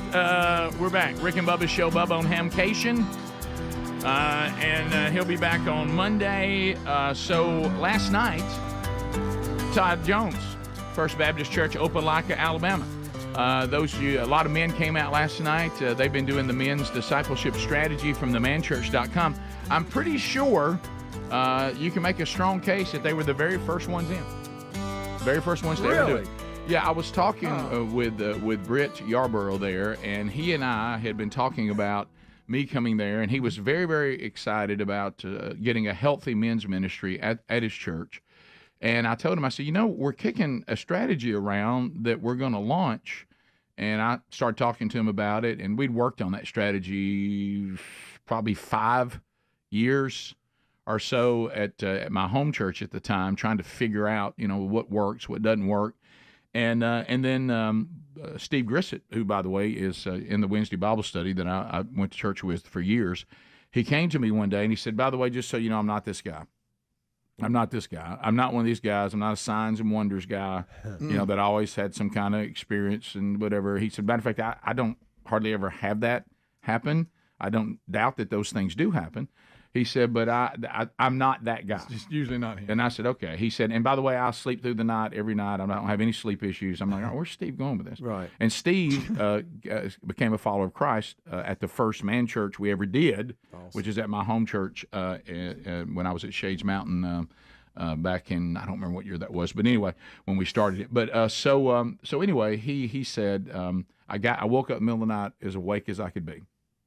And I got up and I just started thinking, why am I up? And then I started praying, why am I up? And he said, I just want you to know, I think I'm supposed to tell you this thing we're doing at our church, I don't know how you're supposed to do it, but you're supposed to take that out to the whole country. Oh. And I said, oh, okay, wow. Thanks, Steve. So anyway, and so we started working on how to do that, and that's when, Helmsy got together with me, and we started trying to come up with a website, and we started doing all this stuff. So anyway, we launched it, and I think First Baptist Opelika was the very first church to say we're in. So they got the first curriculum, which is the Pursuit. We have a fifth one coming out this summer. There's 4 of them now. And then we started sending speakers to them on the quarterly man churches, and they were the first one to start. And like I say, now there's a little somewhere, I don't know the exact number, but it's over 1,000 now churches in our 4th year. And so they were having their man church last night, and they're about to go into their next curriculum. So look at this crowd, man. They do such a good job there. So Todd Jones spoke there last night. I heard he did a great job. And because of his tie to professional baseball, they also had some of the high school baseball teams come there to hear him too. And I got a text from Britt, who is the men's ministry guy who runs it there, and he said at one point, he said, "Hey, by the way, right now," he said, "you could hear a pin drop in here." Ooh. So Todd did a great job, and thanks to all of you that came out last night and were part of that. So in anyway, if you want to find out, we'll help you. If you need a healthy men's ministry, just go to themanchurch.com. We started last year our first ever conference. That's not really our specialty, but we thought, you know what? If you want to have a conference that has high challenge and high equipping, and you want it to be done the way that that fits our strategy, I guess you ought to do it yourself. Yeah. So we did our first one last year, and we loved it, and we've got 2 this year, and Birmingham is next weekend. The 16th and the 17th, and we'd love to have you there if you don't already have tickets. The next one will be March 8th and 9th in Starkville, Mississippi. And there are some tickets available to both, even though it's almost sold out. Both of them are. All right, so last night, so the truck worked fine. So my goal, speaking of that conference next weekend, my goal was I'm going to go to the farm, and I just need to chill. Bubba's gone on hamcation. I think both of us needed to really, really chill after announcing that this is the final year of the show. And by the way, not holding back what some of the future plans were, even though some people are acting like we were holding that back. We never have throughout the whole process. Even talked about it as early, talked about it the very first day. Yeah. Okay, but anyway, we didn't want to double down on, I'll explain that later. I'm going to take this on. I'm going to grab the bull by the horns today on this. So, because we would rather y'all hear it from us, not people that are speculating. Okay. Even though I know that's a lot of fun, but I'll probably ruin it today by being straightforward. But anyway, so when my goal was I just want to go down here and chill, because this has been a very emotional, not just week, but trying to talk to Bubba, trying to talk to everybody, trying to say, hey man, this is what's coming this year. And so, a lot of people pulling at you, a lot of people saying, hey, this, what about that? And I said, I just need to go there. It's one of the few times that I've told my wife, because I had a workout scheduled yesterday with her and everything, and I just said, it's the only day I got. I rarely ever say to you this, I don't just want to go to the farm, I need to go to the farm. And she said, then go do it. Yeah. And I said, and so I went down there and I said, okay, so I'm going to, because sitting in the one seat, it doesn't really afford you. You can come in and be emotional. I'm not allowed to do that. You can't do that in the one seat. because then it all falls apart. I'm not allowed to just sit here and go, I'm upset or I'm emotional. Man, this is hard. You don't get to do that in this seat. So you got to go do it somewhere. Yeah. So and that's fine. That's part of this job. I understand my role, but you got to do it somewhere. If you want to be healthy. So anyway, I was going to work on the message for next weekend and get that done, and because I'm going to do a new message I've never done before, and I'm real excited about it. And so I said I'll do that. I got stuff that needs to be addressed. We hadn't been down there in a while. I need to check on everything, and then if it works out, I'll go and hunt. Maybe late. But the main thing I want to do is pray. I want to prepare for next week. I want to relax, and I just want to be here alone. So anyway, I did that and got to go out and hunt a little bit. And of course, and he'll be on the show later, I'm walking back to my vehicle, and a monster is in the woods. Oh, come on. And I hear this god-awful sound, and I thought, good gracious, what in the world? And I look and I see something moving through the woods, and it's Garry scaring me on the way back to the vehicle. Shut up. And I'm like, Garry, you're going to get killed one day. Somebody's going to shoot you. In the dark. What are you doing? He had that dumb bull thing. He had a dumb bull? Yes. By the way, it's a terrifying sound. Oh, it's horrible. It echoes through all. No, but this is the thing. It's not human sound. No, it's not. I ate lunch at Bones Barbecue, which I have to, and I was chilling, and the guy who owns it came in. By the way, he wants to bring us all food, and I said, well, that's easy. Bring it on. But anyway, I sat down to talk to him. All he talked about was how many times Garry had pranked him. So Garry just pranks everybody in that that's what county. he's known for. He's known for his turkey calls and pranking right. people. So anyway, so I had to work through the dumb bull, and sheer terror. How long in did the it dark. take you? How many Mississippis did it take you to figure out? Okay, this is scary. First thing I thought it was possibly a big buck that I had spooked, but then when it started moving toward me, I thought, oh my gosh, it's a bear. Yeah, it's I'm going to be one of those people that identifies bears in Chilton County. Exactly. I'm on record bear sighting. And I got my gun. I really did. I said, I think I'm about to be attacked by a bear. I didn't see this coming. So Garry will be with us a little bit later on. And he said he's going to give away one of his turkey calls. I said, now, Garry, you have to be the one that gets it to the winner. Hey, man, I can do that. Oh, no. We'll be right back. Rick and Bubba, Rick and Bubba. I think I could separate. You got Demi, and then you got Selena, and then you got Selena, and then Demi. Yeah, I don't know which one's which, though. I honestly wouldn't know. But I understand what you're saying. I confuse, and there's even more than that in that group. Yeah, right. You could probably throw 5 of them up there, and I wouldn't know who they were. Yeah. But anyway, one of these pop star females is singing the national anthem, Demi Lovato, and so that's who's been announced as the national anthem singer. I have to ask this question because I don't know. Who's halftime? You're not going to be happy. It's Lovato, Rick. Which one's Demi Lovato in that picture? The one on the left. My left. Wait. No. Far right. Far right. Yeah, Selena. Yes. Okay, I'm sorry. And then I love it. Demi's on the Yes. far right. Yeah. Jennifer Lopez. And it's in Miami. And isn't it? Shakira are your halftime. Are you serious? And I didn't know Shakira was still out there running hard. I check in. If I had a crush on her in my 20s. If you I did. Let me tell you, based on that, let me tell you this: if you're offended, if you are offended by gyration and scantily clad and tightness, tight clothing, gyration, and skin, that halftime show is going to be problematic for you. It is. I mean that's going to be a whole lot of moving and shaking let me going tell you on. What, that thing it will be Booty University. Yes, it will. So anyway, they are. That's right. I hope nobody throws a hip out. All right. So anyway, but here was what I was going to ask about the Lovato kid. Does this person come out of a world that they could take this national anthem and try to do something cute? Like, is there a potential for a protest or something in here?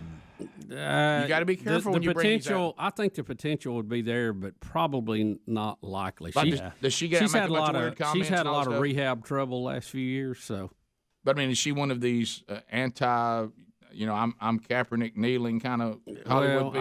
I think you always got that potential with any of these. I know. That's what I was worried about. But anyway, so that's fine. All right. So and when will the Super Bowl be? February 2nd. So it's going to be 2 weeks again? Yeah. Yeah. I hate that. Yeah, I do I didn't like how we did the national championship game this time. I don't like this 2-week wait. Let's finish it. Let's play. It's just too long. Let's finish it. Let's play. I agree. All right. So then we get into the bizarre season that was Antonio Brown. I don't know what to do with Antonio Brown. I don't understand Antonio Brown. He's almost so bizarre. I can't even say. Well, let me tell you what this is all about. But now it gets weirder. All right. First of all, I don't know who Logan Paul is, but I understand he's a YouTube sensation. Logan Paul. Yeah. I have no idea who that is. Antonio Brown, Logan Paul nearing date for boxing match. So that's where that's what he's doing now. Are either one of these people boxers? No. Okay. I don't guess. So is this like celebrity boxing? I don't know who that. Like when Greg Brady, got out there and got pummeled by Screech? Screech. I don't know if he's one to beat Greg Brady up, but Screech. No, was it Vanilla Ice? Somebody, I don't know. But is this what this is? Is this one of these celebrity boxing things? I'm so confused by this. I've heard of Paul because of the YouTube star thing, and I've just heard my boys mention him. But Antonio Brown's actually hired somebody to train him, and it's getting real because they're trying to get a date. And what started it? Now Paul is 24. He's 6'2", weighs 200, and he's already 0-1. So he's been in a boxing so match he has before. boxed. Okay. He does this. He's got his own trunks with his name on it. So Paul was on his YouTube deal, and he was talking about how he's been training with 2 U.S. Navy SEALs, and that was the first. That's how I guess Antonio Brown at some point called him out, and then they got going back and forth. But they're saying that's how it started. He was on talking about his training regiment and who he's training with. It feels very pro wrestling, like they're trying to build this huge audience by trash talking. So, by the way, Logan Paul's comment to Antonio Brown, I'd drop you faster than the Patriots did. That's good. That's a good. So let me get this straight. So Brown started. Here it is. Brown came after him, and he told Paul to square up, and so then he tweeted that out or something. So then they started going at each other on Twitter. And we're boxing, not MMA. Let's flash back to the beginning of football season. Let's go to training camp. Yeah. Oh, yeah. So I'm Antonio Brown. I've signed a huge contract to play for the Raiders. Mm-hmm. Big that turns money. into a I'm going to turn the Raiders fiasco. around. I'm on Hard Knocks. Then I get sent to the Patriots. Right. Okay. Maybe I can salvage this. Didn't work out. Now, guys, this ain't that long of a time frame. Now I'm boxing some internet goob. And that's what I am now. Greg, Is that where I'm at? I went from premier receiver with premier Months contract. ago. Everybody wants me. And Signed a huge contract. The one I like in there that we don't need to overlook is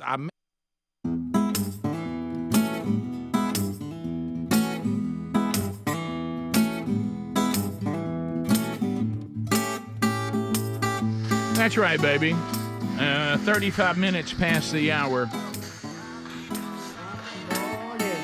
HelixSleep.com/Bubba. Thank you for being with us. HelixSleep.com/Bubba. What about a customized mattress sent right to your door? You got 100 nights to sleep on it. To make sure you love it. Greg and Lisa love it. Greg? It's hard for me to get up just based on the time, but it makes it harder when I'm climbing out of that Helix. Because you know why? I've got it custom made for me, and I'm in that sleeping position that I like. All snuggly. And I don't want to get out. Even though when you got home from Wetumpka last night and all you wanted to talk about was bread, you were thinking to yourself, you sat down, Lisa, let me tell you about bread. And you were out. I never even got, I want to talk about bread and lawnmowers. Mm-hmm. And Greg, that sleeping position is Little Spoon, right? You were talking about? Little Spoon. Yeah, it is. That's what I checked on the survey. Little Spoon.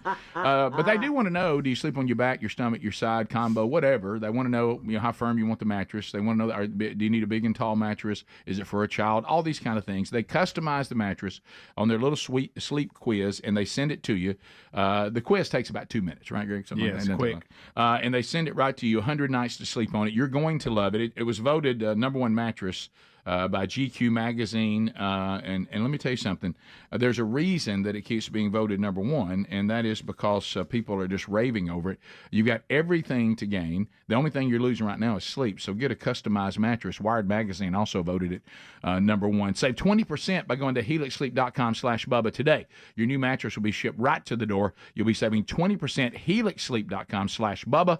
Get truly amazing sleep. Find the link at rickandbubba.com under the sponsors button. All right, so I know we have some.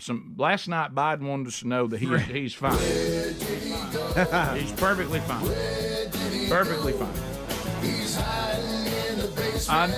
I woke up. No. Basement Joe. So you watched this? I had dozed off, and I wake up and there's breaking news. And he went up there to talk about, how he claims the charges are dropped for having the top secret stuff in his house and all this. Okay. Well, then the press starts hammering him about his memory, and he didn't do much to defend himself there. It didn't go well. No. All right, so he tries. First of all, is he going to? Do I need 1A or not? That's just the findings by the Department of Justice. Okay. That have literally said Biden is not mentally competent enough to be held accountable for these crimes. Right, because he can't remember. Like, he can't remember dates, couldn't remember when he was vice president. He claimed that the staff, now when he was, defending the findings, he said his staff did it and he didn't know it. But he also claimed that it was in all locked cabinets, but we have pictures of raggedy cardboard boxes showing it's not in locked cabinets. Yeah. And he even went on, he's like, it wasn't like, it was just in my house. It wasn't like a public place like Mar-a-Lago. Yes, he That's said that. Donald Trump's house. I know. But here's the picture It's of not it. a public place. If you look at the very bottom, it would be difficult to convince a jury that they should convict him, by then a former president, well into his 80s, of a serious felony that requires a mental state of willfulness. Right. He's not mentally competent to be held accountable for these crimes, yet he's the president. Tell me if it's unfair to say, the way my mind's putting this together, the president broke into all the programming last night to tell us, good news, I'm so mentally incompetent, they cannot charge me with these crimes. In a roundabout way. Right, and he said, I'm the sharpest, most qualified man to run this presidency in this country, and then goes on to forget some foreign leaders in the process. He tried to walk mix off, them up. and then he got hung up in a stair, and he came back. All right, let's go to 1B here. He's going to let us know he's well-meaning and an elderly man, but he knows what he's doing. And Ducey's going to fire at him a little right bit out of here. the gate. Yeah, here we go. Thank you, and I'll take some questions. President Biden, something the special counsel said in his report is that one of the reasons you were not charged is because, in his description, you are a well-meaning elderly man with a poor memory. I'm well-meaning, and I'm an elderly man, and I know what the hell I'm doing. I've been president. I put this country back on its feet. I don't need his recommendation. It's How totally bad is your memory, and can you continue as president? My memory is so bad I let you speak. That's Your memory has gotten worse, Mr. President. My memory is not good. My memory is fine. My memory. Take a look at what I've done since I become president. There you go. None of you thought I could pass any of the things I got passed. How'd that happen? I guess I just forgot what was going on. That has nothing to do with memory. My goodness. That has nothing to do Did with you memory. see when Peter started talking, it spooked him. He looked over like, who are you? Because he was going to his sheet to call somebody that they told him he should call, and Yeah. Peter jumped in there. There were a lot of people throwing it at him. I mean, about his memory and all. The press, they were getting on him pretty hard. But how does that prove you have a good memory that you let somebody from the press ask a question? No, He meant like that. Yeah. I don't know what he meant with that. let you talk. Yeah, my memory's so well, then you should say. So you're saying you didn't remember who I was, which again, pretty much justifies what I'm accusing. By you the of. way, I would have, of course, it would have been come across a little mean-spirited. I said, right now, what's my name? Who am I? Give me my name right now. A well-meaning elderly man who's put the country back on its feet. Yeah. Does Joe Biden know when he says, "Look at what I've done"? That you don't really want to point to that. It'd be like a 4 and 8 coach saying, "Look what I've done." Exactly. Everybody, you're Rick 4 got and the 8. country back on its feet. I got this team on its feet. Look what I've done. But I've won 4. Yeah. And how dare you question my memory? I let you ask a question. That's not about memory. All right. So now, after telling us he's a well-meaning elderly man and he knows what the H he's doing, I'm president and I put this country back on my feet and my memory is fine, he gets people's names wrong, including he confuses the president of Mexico, I believe, with the president of Egypt. Yeah, he's trying to talk about Egypt. Okay. But he says Mexico. Okay. The conduct of the response in the Gaza Strip, has been over the top. I think that, as you know, initially the president of Mexico, Sisi, did not want to open up the gate to allow humanitarian material to get in. Oh, my goodness. I talked to him. I convinced him to open the gate. I talked to Bibi to open the gate on the Israeli side. It's not Mexico, sir. He's confusing the Mexican border with the Gaza border. I wish you'd Don't focus forget, on the he was southern just border, defending his memory. Just defended his memory, and then starts talking about the gate to go into Gaza being opened, and he thinks he's in Mexico. Yeah. Israel's not been attacked by Mexico, by the way, just FYI. No, Mexico doesn't have very much to do with that, I don't think. Oh, boy. No, they're attacking our border. Oh, boy. Is Mexico next to Israel? Oh, help him, Lord. It's not. Lord, help him. Different parts of the world. Please help him. Okay. His memory's fine. Yeah. Here he goes, getting confused again. He's about to get confused. You know, usually people say red states, blue states. Mm-hmm. Yeah. His president's going to add one. I think he's at a traffic light. Yeah. Okay. When I said, we pushed all these programs, I said I'm going to be a president for everybody, whether they live in a red state or a green state. Not a green one. No, not a green. Green state. But if there was one. There was a green one. Does this mean we're trying to become more green? Maybe. Save the world. Green. I'm trying to help him because his memory's fine. Yeah. And he knows what he's doing. There's the I green. mean, he New got this Deal. country back on his feet, Rick. Yeah. Yep.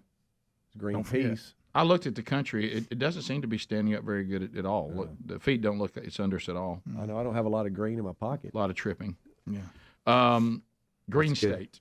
Whether you're in a red state or a green state. Yeah. The green people, what did they vote for? Green? Ralph Nader. Okay. Well, that's a throwback. That's the Green Party. I don't know that we have a green I knew state. he had something to do with that. So if you voted for... How'd you remember his name? How did I remember? I don't know. Yesterday he was also talking about abortion, and It looks like he's crying, that free shot. yeah, he's trying to say Roe v. Wade here. Okay. Of making Roe v. Wade the law of the land. His memory's fine. He knows what he's doing. Got the country on his feet. Yeah. Yeah. Play that again, please. I stand corrected. Please. Here's Joe Biden. What you're feeling is what I feel all the time. Here's Joe Biden showing him the exit because he can't find it for himself. Okay. Thank you so much. She had to wrap it up. Thank you so much. He's fine. Go out this way. Greg, this is us trying to get Dad somewhere when he was still with us and had Alzheimer's. That's what it is. Oh. It looks exactly the same. Mm-hmm. Can I have Roe v. Wade again? Yes, yeah. But let me see where is. I don't know why I'd want that again. I know. I do. It's like your tongue hitting one of those mouth ulcers. I've been there. Yeah. I Just tried to keep say touching. rule. I tried to say rule the other day. Of course, I'm not leading the free world. Saying I'm Right. No. We're doing a comedy show here. Yeah, different than Doesn't the that look like president. he's crying? Me messing up is funny. Right. The leader of the free world messing up after telling us his memory's fine, he's got the country on his feet. That's sad. Yeah. It Scary. is. It is. Of making Roe v. Wade the law of the land. What? That way to drive it home. That's way to. Yeah, when like you mess up or I mess up or anybody messes up on the show, like people laugh. Yeah. When Biden messes up, like evil dictators around the world wring their hands happily, like excellent, excellent. How do they say it? Excellent, excellent. Like Mr. Burns style. Yeah. Mr. Burns style from The Simpsons. It's not good. We'll be back. 866 We Be Big is our number. More of the Rick and Bubba Show coming up right after this. Rick and Bubba, Rick and Bubba.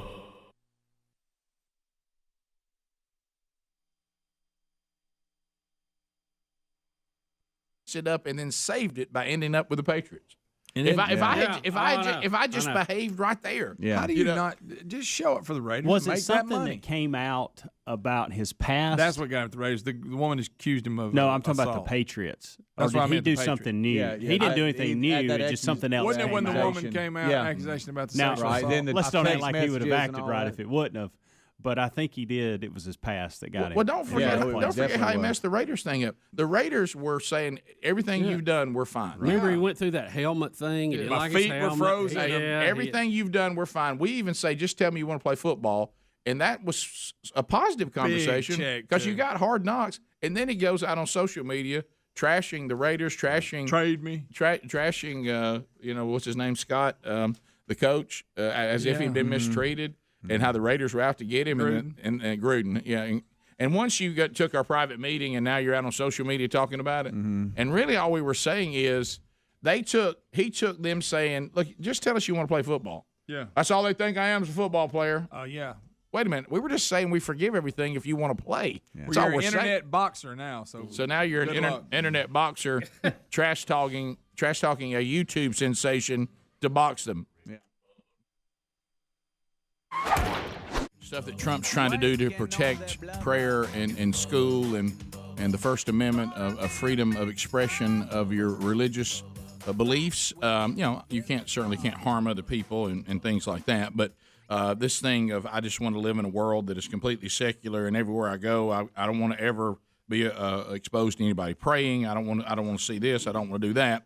That is not what's the discussion of the Establishment Clause. That is not what they were talking about. No, and we've explained that so many times. I don't even want to go through it again unless somebody says, hey, I'm going to email you later. Can you explain that to me?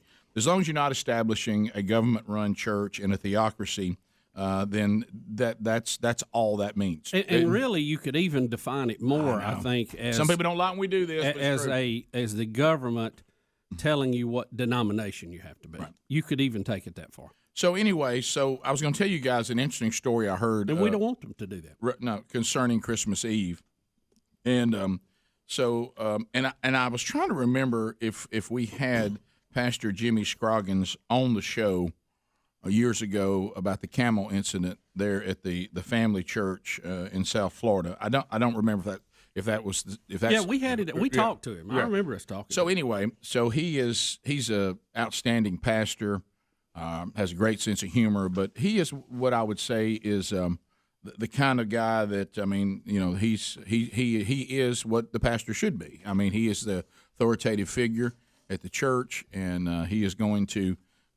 He's not really into, let's have games and things like that. I'm here ultimately because we're trying to point people to Christ. We're trying to worship the one and only living God who is worthy of worship. Nothing else is. And, he's real big on church discipline, something that, the Western church could certainly use. But anyway, so it goes like this, that on Christmas Eve that he was I don't know the details, but for however the details worked out, he's standing a few minutes before the Christmas Eve service in front of a person who identifies himself as being with the Secret Service. And he said, to the pastor, the president and his wife would like to be here for Christmas Eve. That now there you are. You're standing there at the church. You've got it, and this is a very big church, and Christmas Eve is an evangelical opportunity for people sometimes who don't go to church any other time, which is great. I'm glad they do. They're going to hear, hopefully, if it's done the way it should be, they're going to hear the gospel. And that was, of course, the pastor's priority. And this, I think, speaks, very, very good of the president in this particular situation, because he said, as he should, as the pastor, certainly would welcome he and his wife, but we don't want to welcome a distraction. Yeah. So if everybody's good with what you just said, they just want to come to the service and worship with the rest of us and hear this, I'm all in. That's great. And the only thing that they did that was, that was any different than they would be with anybody else is that Secret Service communicated with him, which is right. It says, well, as far as just appropriate, it would be nice if you and your wife would come out and see the president and his wife and welcome them to the church. And he said, well, certainly we're about to get started. But, there's a lot of music to get started. I'll come out there, meet the president, meet his wife, and then I want to come in here and get ready for the message. And 9 minutes to the top of the hour, the Rick and Bubba Show. Thank you for being with us today. Phone troll time. Here we go. Your phone calls coming in. 866-WE-BE-BIG. The real Greg Burgess is on the phones, and he can help you. At 30 seconds, the old buzzer sounds. Your time on the program comes to a close. Then we move to another caller. This allows a lot of people to get on, but also it's that beautiful thing. If you're in line, It also helps you to move the line to move a little more brisk, so you're not standing in line very long. So 866-WE-BE-BIG right now. You can make your move to be with us, and we'll run those down for you and clarify that. I was going to tell you, we didn't get into this, but I saw too all the stories you laid out, Speedy, about Biden. That in the interview they said he couldn't even remember like when his son passed away and important dates. Couldn't remember being vice president when that was. Right. And I'm not trying to be insensitive here. I'm just trying to be factual. Horrible memory. But I remember when Mom took Dad for his evaluation, and she thought that he wasn't as far along even as he was because he's just a gamer. He's amazing how he could always maneuver around difficult things. And she was shocked when they asked him what season we were in. Is it spring, fall, winter, summer? And he didn't know. So I wonder, has anybody asked the president that question? Because I bet you his answer would shock us. Yeah. To the phones we go. And that's what's sad, and Adler alluded to it, is that a lot of their findings is there's no charges because he can't really remember a lot of the details. You can't interview him to get his side of the story. Right. Let's go to Mike in Birmingham, 104.7 WZZK. 30 seconds, Mike. Go ahead. All right, good morning, Biggum. Hey, buddy. Adler mentioned it very well. Mr. Bernstein might even be a more competent leader than President Biden. Well, at this point, I just, I don't think any of us, honestly, Democrat, Republican, Independent, Green, I don't think any of us believe that he truly is doing the jobs of a president. So, I mean, his administration may be doing it. A lot of people think Obama is actually doing it, but I don't think it can be him. I don't think it's possible. Do you want that clip of him talking about his son? Yeah. Oh, yeah. All right, here it is. There's some attention paid to some language in the report about my recollection of events. There's even reference that I don't remember when my son died. How in the hell dare he raise that? Frankly, when I was asked the question, I thought to myself, it wasn't any of their damn business. It's cussing a lot. Well, yeah. Let me tell you something. Yeah. Some of you have commented. I wear, since the day he died, every single day, the rosary he got from Our Lady of... Oh, boy. Oh, boy. Can't remember. Every Memorial Day, we hold a service remembering him, attended by friends and family and the people who loved him. I don't need anyone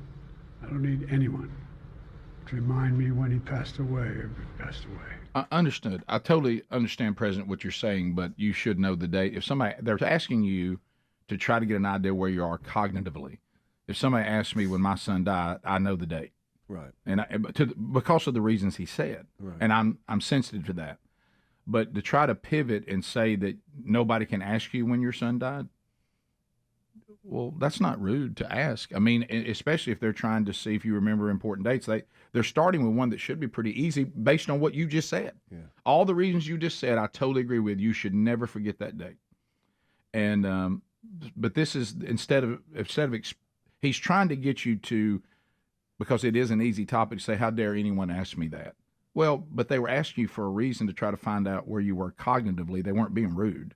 Mm-hmm. That's not a rude statement. If somebody came up and think that didn't happen, so when did your son die? January 19th, 2008. I know. Mm-hmm. So anyway, he's trying to pivot by using a lot of emotion, and it is hard. And I hate you have to answer that question, President. I really do. I hate you went through that. Breaks my heart for you, but you didn't really answer the question. Right. All you did was talk about why you shouldn't have forgotten it. But what everybody wants to know is, why wouldn't you answer the question? Right. We continue. Let's go to Jennifer out of Huntsville, 100.3 The River. Jennifer, go ahead. I was wondering if y'all can reveal Willie and Wanda's real names yet.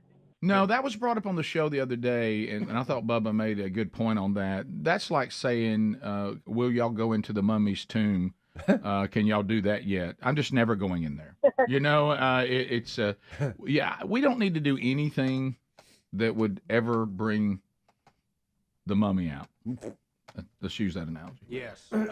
We continue. Let's go to Let's go to David in Meridian, Mississippi. I'm going to Meridian tomorrow, by the way, to a wedding. David, go ahead. Yeah, I just want to say that, we talk about Biden memory and all and how insecure he really is. But we had a president named Reagan, and his wife did realize what was going on. So, he should be out of office, in my opinion.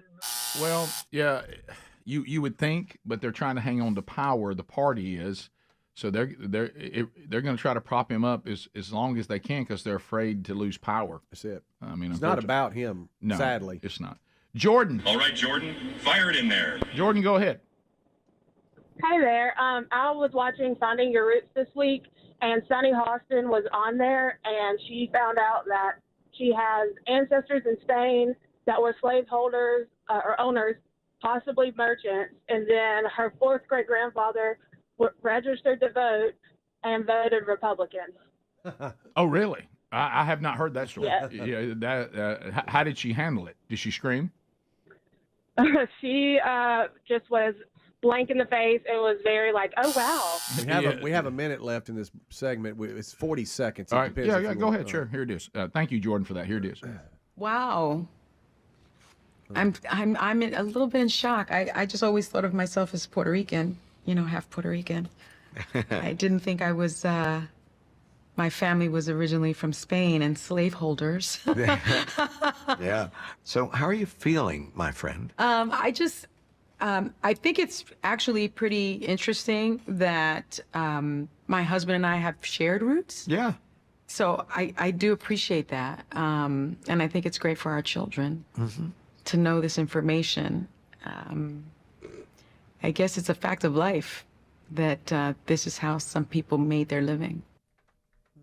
Yeah, I didn't see the part about him voting Republican, but then there. But at least the slave, it's a.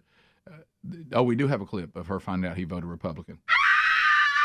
Okay, so right, well, I didn't. right, Okay, right. there it There is. was that. It was just Thanks, Adam. Thanks for finding that one. Yeah, got it. That laugh was so uncomfortable. Yeah. Oh, slaveholders. Oh. But she's not getting canceled, right? Because she I gets guess a pass. not. She gets Right. a pass. Yeah. And I guess she won't talk about reparations that much anymore. maybe not. Probably not. Yeah. Yeah, probably. That takes the air out of that one, doesn't it? It does. Yeah. Top of the hour, more Rick and Bubba coming up. We'll get more of your phone calls later. Still to come, Garry the Bulldozer Man is here with us. The wonderful wheel of canned meat will spin today. All of that still to come when the Rick and Bubba show continues right after this. Rick and Bubba, Rick and Bubba.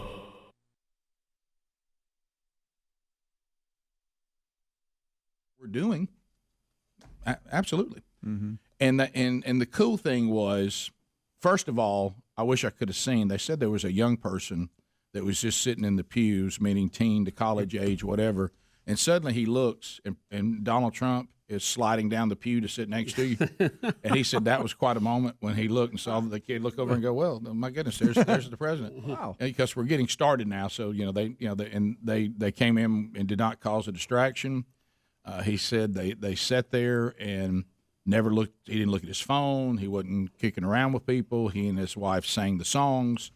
They paid attention during the message, and not to cause distraction. And certainly they made sure he had plenty of security. There were probably over 40 Secret Service members that were there. Did not get up and leave early, to cause a distraction. Stayed and watched. Didn't ask to get up and speak and say anything. Mm-hmm. And then just enjoyed the service and was part of it. Mm-hmm. And so I think that now you got to have two things working there. You got to have a president who says I'm good, and you got to have a pastor that says I'm good. I'm in awe of God, not of any human being. Yeah. I'm gonna be appropriate, but you're tonight you're just a member of the congregation. You got to have, first of all, a president that's willing to do that, and you got to have a pastor who's willing to say that this is kind of where we stand on this. And so it was. I mean, to me, see, this is all good stuff. Now, how it's going to shake out, and we all go through this. You can be exposed to the truth. You can hear the truth. You can, I can remember the times of my life that I certainly understood the truth. I certainly believed the truth. Did I submit and repent and become transformed by the truth? No, not for a large part of my life, sadly and embarrassingly. So hopefully, because the seeds are being thrown, and what's going on with him personally, I really have no idea.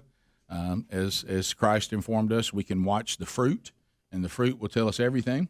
And sometimes people in history can, be friends of the church or friends of God's people and be used that sadly never become a true member of the church.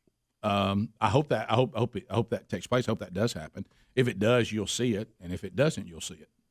But these two particular things today, I think I just sit there and go, that's good news. I'm glad to hear that. Somewhat related, but off the topic briefly as we get close to the break, I did want to mention a story that is in Bloomberg, too, far as our economy today. Now, Bloomberg is no friend of Donald Trump, remember. He's running ads to throw him out of office. Right. And the story, the headline pretty much says it, for the first time in 26 years, all U.S. metros enjoyed income gains. Now, this is a Bloomberg. Now, the guy trying to throw him out. Right.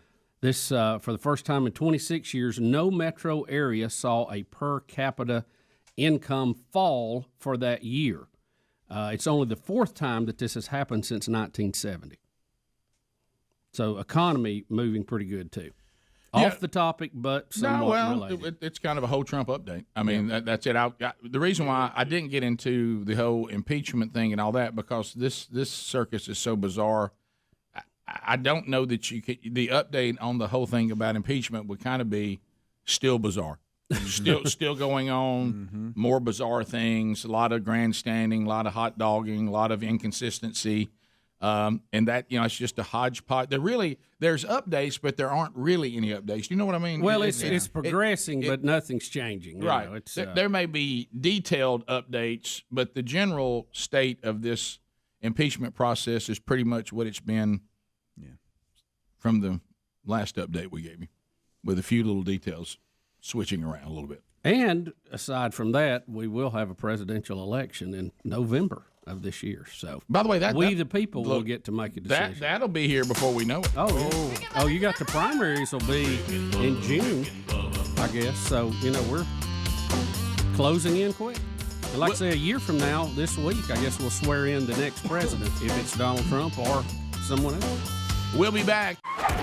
Talking to Adler, and he's talking about that he and his wife are expecting their first child. So Adler, got accustomed to marriage. He's got that going on. He and his wife are going to have a baby in April. So they heard a suggestion that they should take a baby moon. Baby moon? It's like honeymoon, but with a baby inside the belly. Yeah. Thank you, Adler. I'm not sure that's how it's sold, but factually you are correct. Okay. Yeah, it's actually in the uterus, but I understand your point. Oh, there it is. But anyway, so well, that's better than some of the things that was said in the kitchen. Yeah, that's a good point. I moved through that conversation, and I just kept on rolling. Yeah, it was best, really. I like you saying in the kitchen. What if we had a kitchen podcast? Oh. But this is supposed to be the husband and the wife, the future mom and dad, to go ahead and spend some time together before baby comes in and turns the place upside down, and everybody has to adjust to a new wonderful situation with a baby now. But for some reason, Adler's wife wanted to take their dogs with them on baby moon, and you said you've learned a phrase during this time of hormones and pregnancy and honey, why are you crying? I don't know. I'm just crying. And this stuff, you've had to learn to say the phrase. She's pregnant, Chris. She's pregnant. Right. That's how you do it. Yes. So on to myself, not to her. Just to myself. Not out loud. It's because things are changing, and you're not used to these. Right. Yeah. And in my heart of hearts, I say that to myself. Yeah.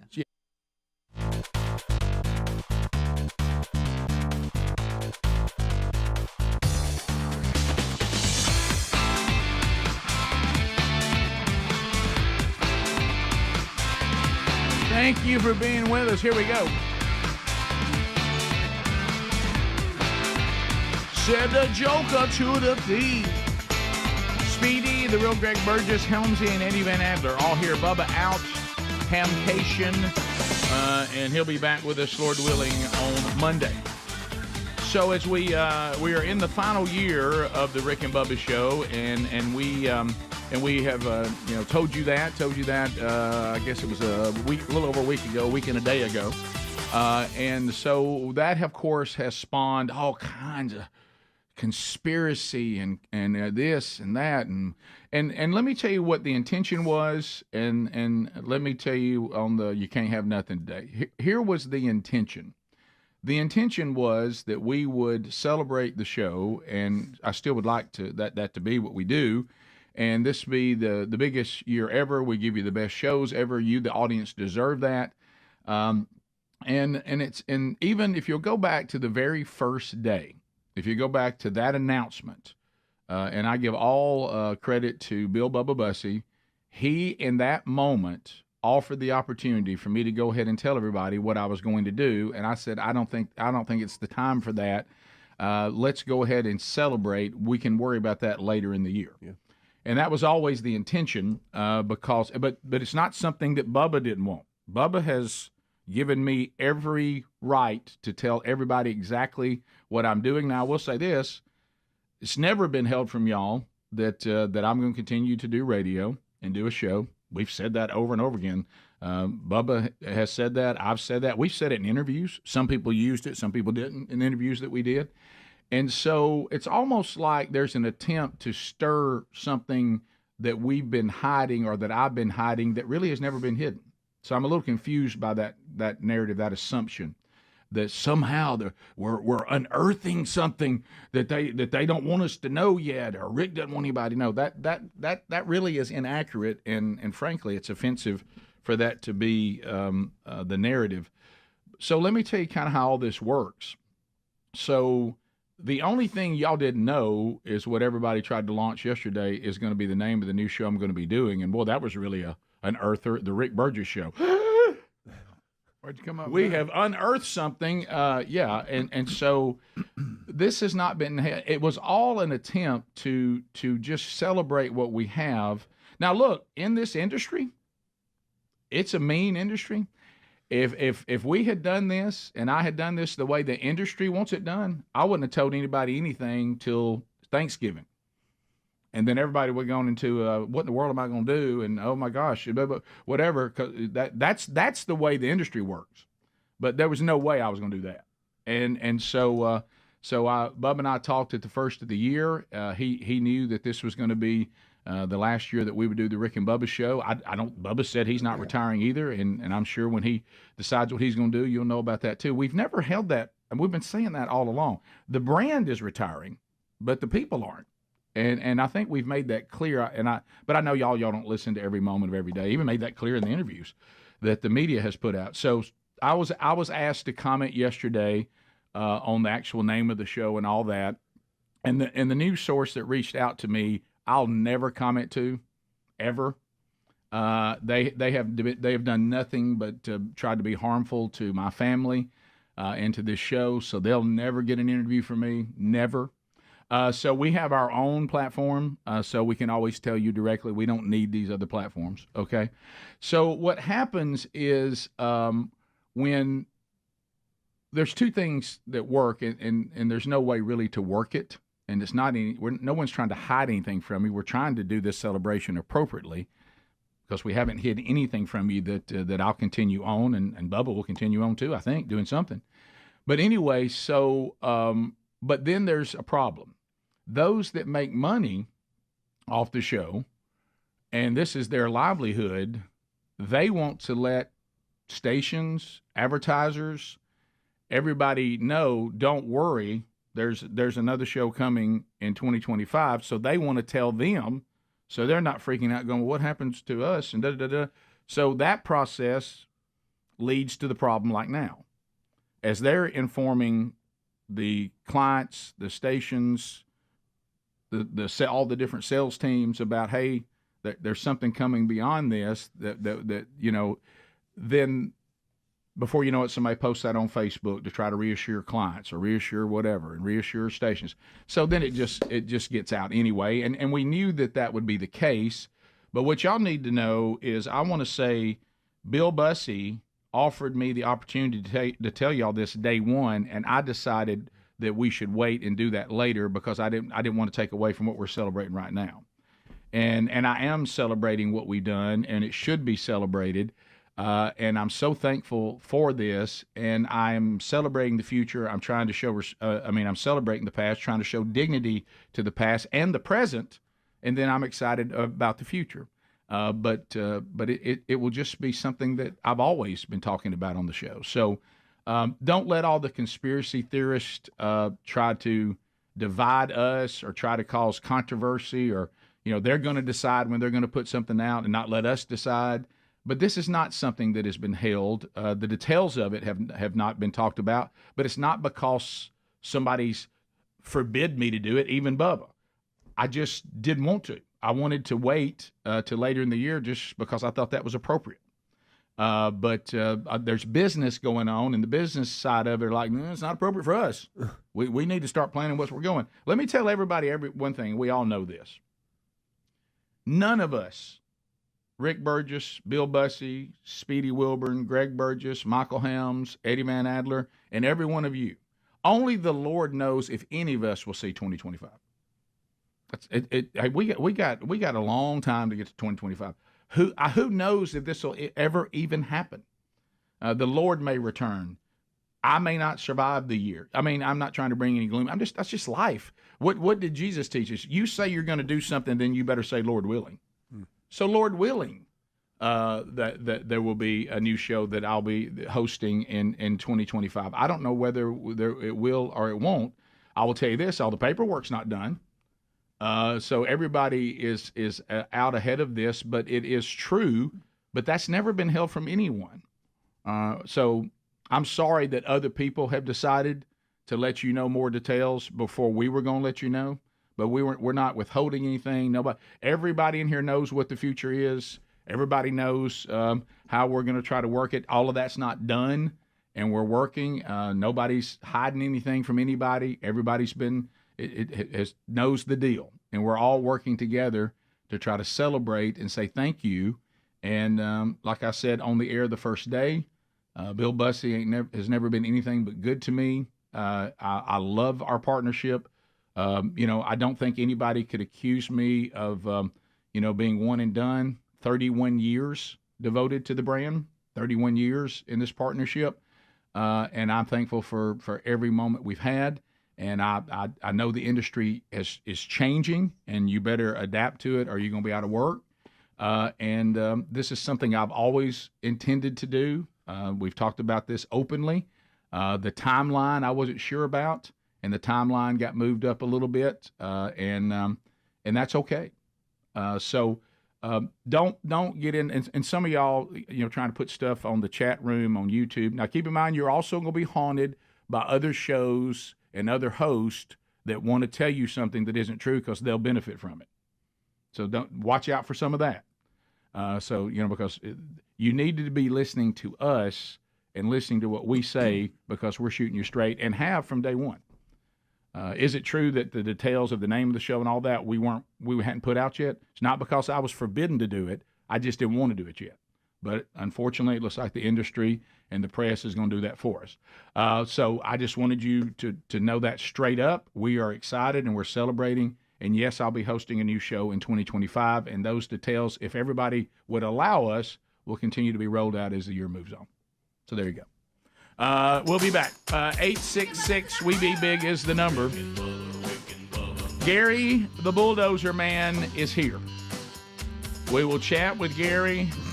He says he even has a turkey call that he may Wait a minute. I know. I mean, he's got his company shirt on. I know. Yeah, and with sleeves. Right. I know. Which means he means business. Right. We'll be back. More Rick and Bubba coming up right after this. Rick and Bubba, Rick and Bubba.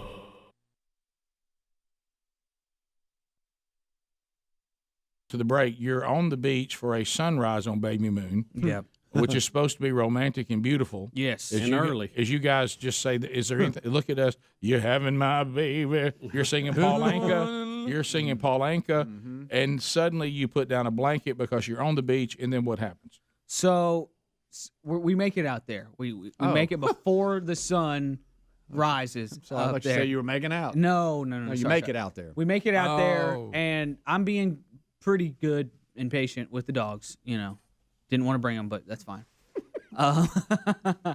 And I lay down a blanket, and have you guys noticed that when you have when your wife is pregnant, if there's any kind of threat to her, like it really kicks in way higher than it would if she wasn't pregnant. You know why, don't you? Because you're having my baby. Like my little defending too. Right, my little niece. Just this is a side tangent, real quick. My little niece was kind of playing kind of rough with Aaron just a month or two ago. Slap your knee, just Greg. I mean, but I was so fast to distance my niece and just be like, "You want to go, little kid? Because I'll take you out in a second." Oh wow! Hey, pick on me. Yeah, pick on me. I'm a man. I'm not pregnant. I'm not 34. Pregnant. Yeah. So that was shocking to me, and I think a little bit of that kicked in with Franklin because Franklin, Greg? our stupid dog, Wait a minute. who has Stupid dog. Turned on Franklin. Franklin has the body of a German Shepherd, That's but the limbs of a Basset Hound. Weird. Which is so really that scary. tells you what he looks like. How much was that? And he's had to have surgery for his back. A major surgery. He's had to have spinal surgery, and so as he's a $4,000 dog running around. By the way, that hurts every time I think about Sure it. does. but it's a motorcycle. That's a freaking awesome motorcycle. Golly, it is, isn't it? Yeah. And you're having my baby. So Frank kind of she's pregnant, Chris. That's good. Frank kind of banked off of Aaron at the beach. Not like you guys use the word bank in a different way. Yeah. Oh, okay. Greg does some banking in a different way, but he took his large balanced- weenie type body, and almost snapped it against your and pregnant kinda wife. yeah. And I think like that's you're cracking a whip. And that's kind of what I think. You know how something can bother you, and then you later you kind of overreact because of something that happened earlier. Yes, that's what happened. Uh-oh. So Franklin It had kicked built some up, sand. it had built up. Franklin's kicking sand all over the place. He's messing up this pretty little blanket thing that I set up for my pregnant wife. She's pregnant, Chris. She's pregnant. And I'm like, Franklin, get over here. And so I grab Kevin and I grab Franklin, and Kevin will kind of chill. He'll freeze. Franklin will throw a tantrum as if you're ripping his fingernails out one by one. And I'm like, dude, I'm not hurting you. I'm not hurting you, Franklin. I'm just hitting you. I'm just sitting you in a position and holding you. That is I'm holding your call. And Franklin acts like, I'm doing open heart surgery while he's alive. Is what I'm trying to He's really letting it out. It's his way, Rick. He's letting it out. It's his way of Let doing it out, Chris. You're not my real dad. You're not my real dad. He's saying stuff like that. He's saying stuff like that to me. And Aaron goes, "You got to let it go. Just let it go." And I go, "I will not let anything go." That was your statement. I will not let anything go. I will not let anything go.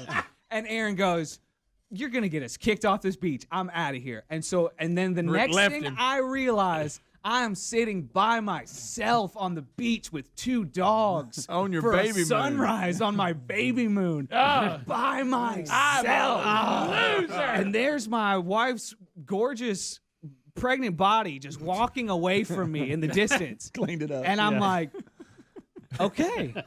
This is what happens. I ruined a sunrise. You ruined it. That's how you ruin a sunrise. Can't get it back. She's pregnant, Chris. She's pregnant. She is pregnant. Chris. So- Give her a pass. You're going to get us kicked off this beach. And I'm also on vacation, so I'm paying for this time. Oh, that that's true. feeling. Yeah. On Yeah. vacation, You're really you're trying to have paying your for it. money's worth Sure. of fun and time. Yeah. Well, you're trying to maximize that check. Making memories. Like we're This trying is to great, right? This is awesome. So that was a sunset. Yeah, and I have to agree with Aaron, even though it's Franklin's fault. Most people who are trying to sleep late at the beach that decided not to see the sunrise, They don't want to hear that. they don't want to hear that right on the beach. How did you do again when you tried to set it? Gosh. He didn't like you touching But him. I like how you like I'm murdering him, as if I'm murdering him. Now, this was your wife's dog This is coming my into wife's the dog marriage. coming Your in. stepdog. Yeah. It's my stepdog. Yeah. That's right. Well, you're not his real dad. No. real dad. But I like how you said you weren't going to do you weren't going to do anything. So What was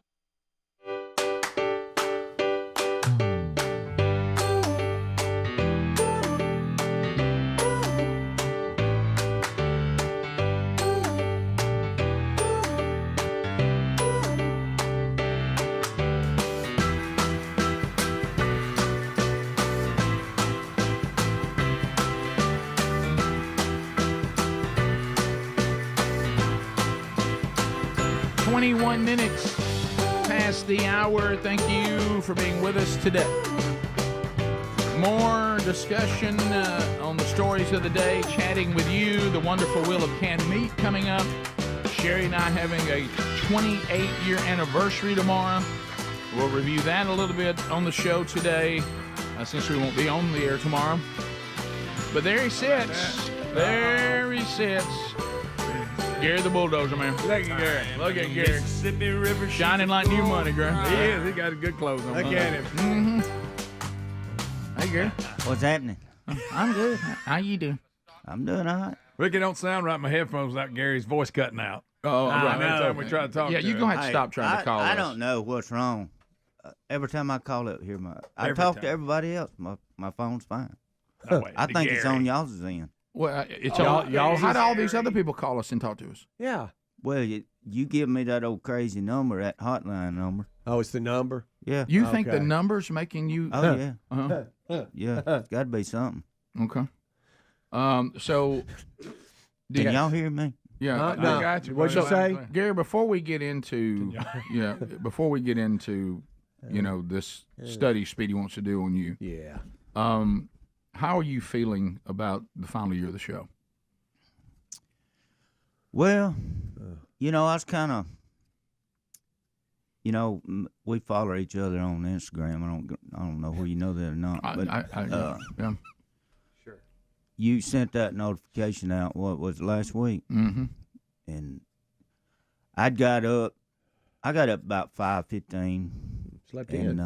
Yeah, I slept in a little bit. Getting a little late. But it come on my phone that you was going to announce something on the radio. So, you know how I got up, made me some coffee, and fixed me a sandwich, bacon, egg, and cheese.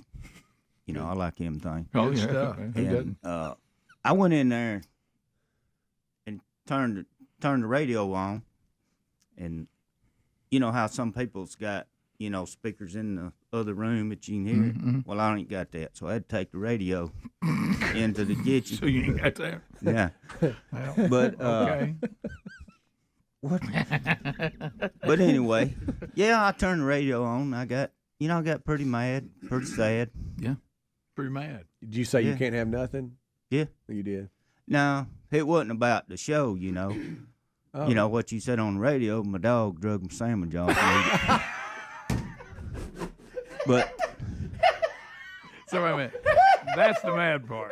That's Yeah. what you're mad about? You look down, your dog done drug your sandwich off. oh yeah. Don't you hate when that happens? Oh, she'll get that thing. She drug a rib eye off here a while back. Oh. No. Wow. Gary. You're going to have to watch your dog, Gary. So that's what I got know. you upset. Yeah, I was upset there for a while. I had to fix me another So sandwich. you was all right with everything else. Just it was the dog. Yeah, well, everything's got to come to an end, you know. So Gary, so last night I'm trying to relax. I let you know I need some space. Oh, Gary. And you still waited on me and tried to scare me with that dumb little thing. Why? What's wrong with you? Well, it's just in my blood. It's in my blood. You can't quit. You I can't can't- stop being who you are. Ain't that right? No, Yeah. I'm gonna be who I am. Rick like asking him not to breathe. No, Greg, I was meeting with a guy who's a police officer yesterday at lunch on the way into the farm. He owns those restaurants too, and he's got one in the Clanton and one in near the farm. And so I'm talking to him, and of course, Gary introduced us and everything. He said, "Yeah." He said, "Gary." He said, "Man." He said, "I'm a police officer too." And I said, "Well, thank you for what you do." He said, "You ain't gonna believe this. One time, Gary, it was around Christmas. Do you remember this, Gary?" I can't recall. And he goes, Gary comes up and said that he just felt in his heart that he should give all the police officers presents because of their. Do you remember this?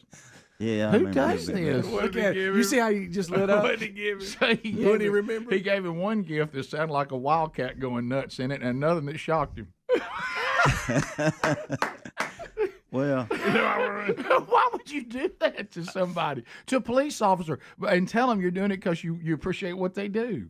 well, I mean, I do appreciate it. You in line. He goes, gave me one. They started going like a cat was in it, screaming, scared me to death. Then I go grab the other, and it shocked me. Gary, I think that's illegal. That's pretty good props. how do you go so far with it? I guess that's well, I've got so many questions. You know, if you're gonna do anything, you might as well do it right. And don't lose sight here. The fact that he has a box, one that sounds like something's running around in it screaming, and one that will shock you. He had to see those somewhere and think, I can use that later. Yeah. You know, I can do something. You with that. couldn't wait to use it, could you? You remember that time that y'all come down at I know you don't want me to say his name, but down at Al's place and hunted. Oh, here we go. We got to talk about Al. Yeah, I remember. Yeah, yeah. You remember that monk I had in that box that run out? Yeah, I do. That was pretty good. You got tons of them. But speaking of Al, did I not see a peacock on his property? What was that we saw? You need to watch your mouth. Oh, okay, I didn't see it. No, Is that yeah, there's one on there. Okay, Boy, see, I said that, and Greg said I was crazy. No, Well, I mean, it's not native to there. Someone brought it. No, that thing's been there about 10 or 12 years. Hey, they'll scream too. Oh yeah. Oh yeah. I called that thing up turkey hunting. Come on. Walked up behind me, just made that loud. Oh. How was it? I ain't saying that again. Hey, I was working around the house one day and one of them scared me to death. I didn't know what it was. I didn't know. I was waiting on the turkey to gobble, and that thing run up behind me and squeal. Did you not think to yourself, I got some really good pranks, but I think I won't prank law enforcement people? Yeah, I don't know if I'd under the guise that I'm giving a gift because I appreciate what they do. Don't miss that part. Please don't miss that. Thank you for all the sacrifices y'all make. I mean, that ain't the only one, but you know, Gary, it really don't matter. You know, it don't matter to me who it is. Were you? Nobody's safe. Were you? Ricky scared our mother.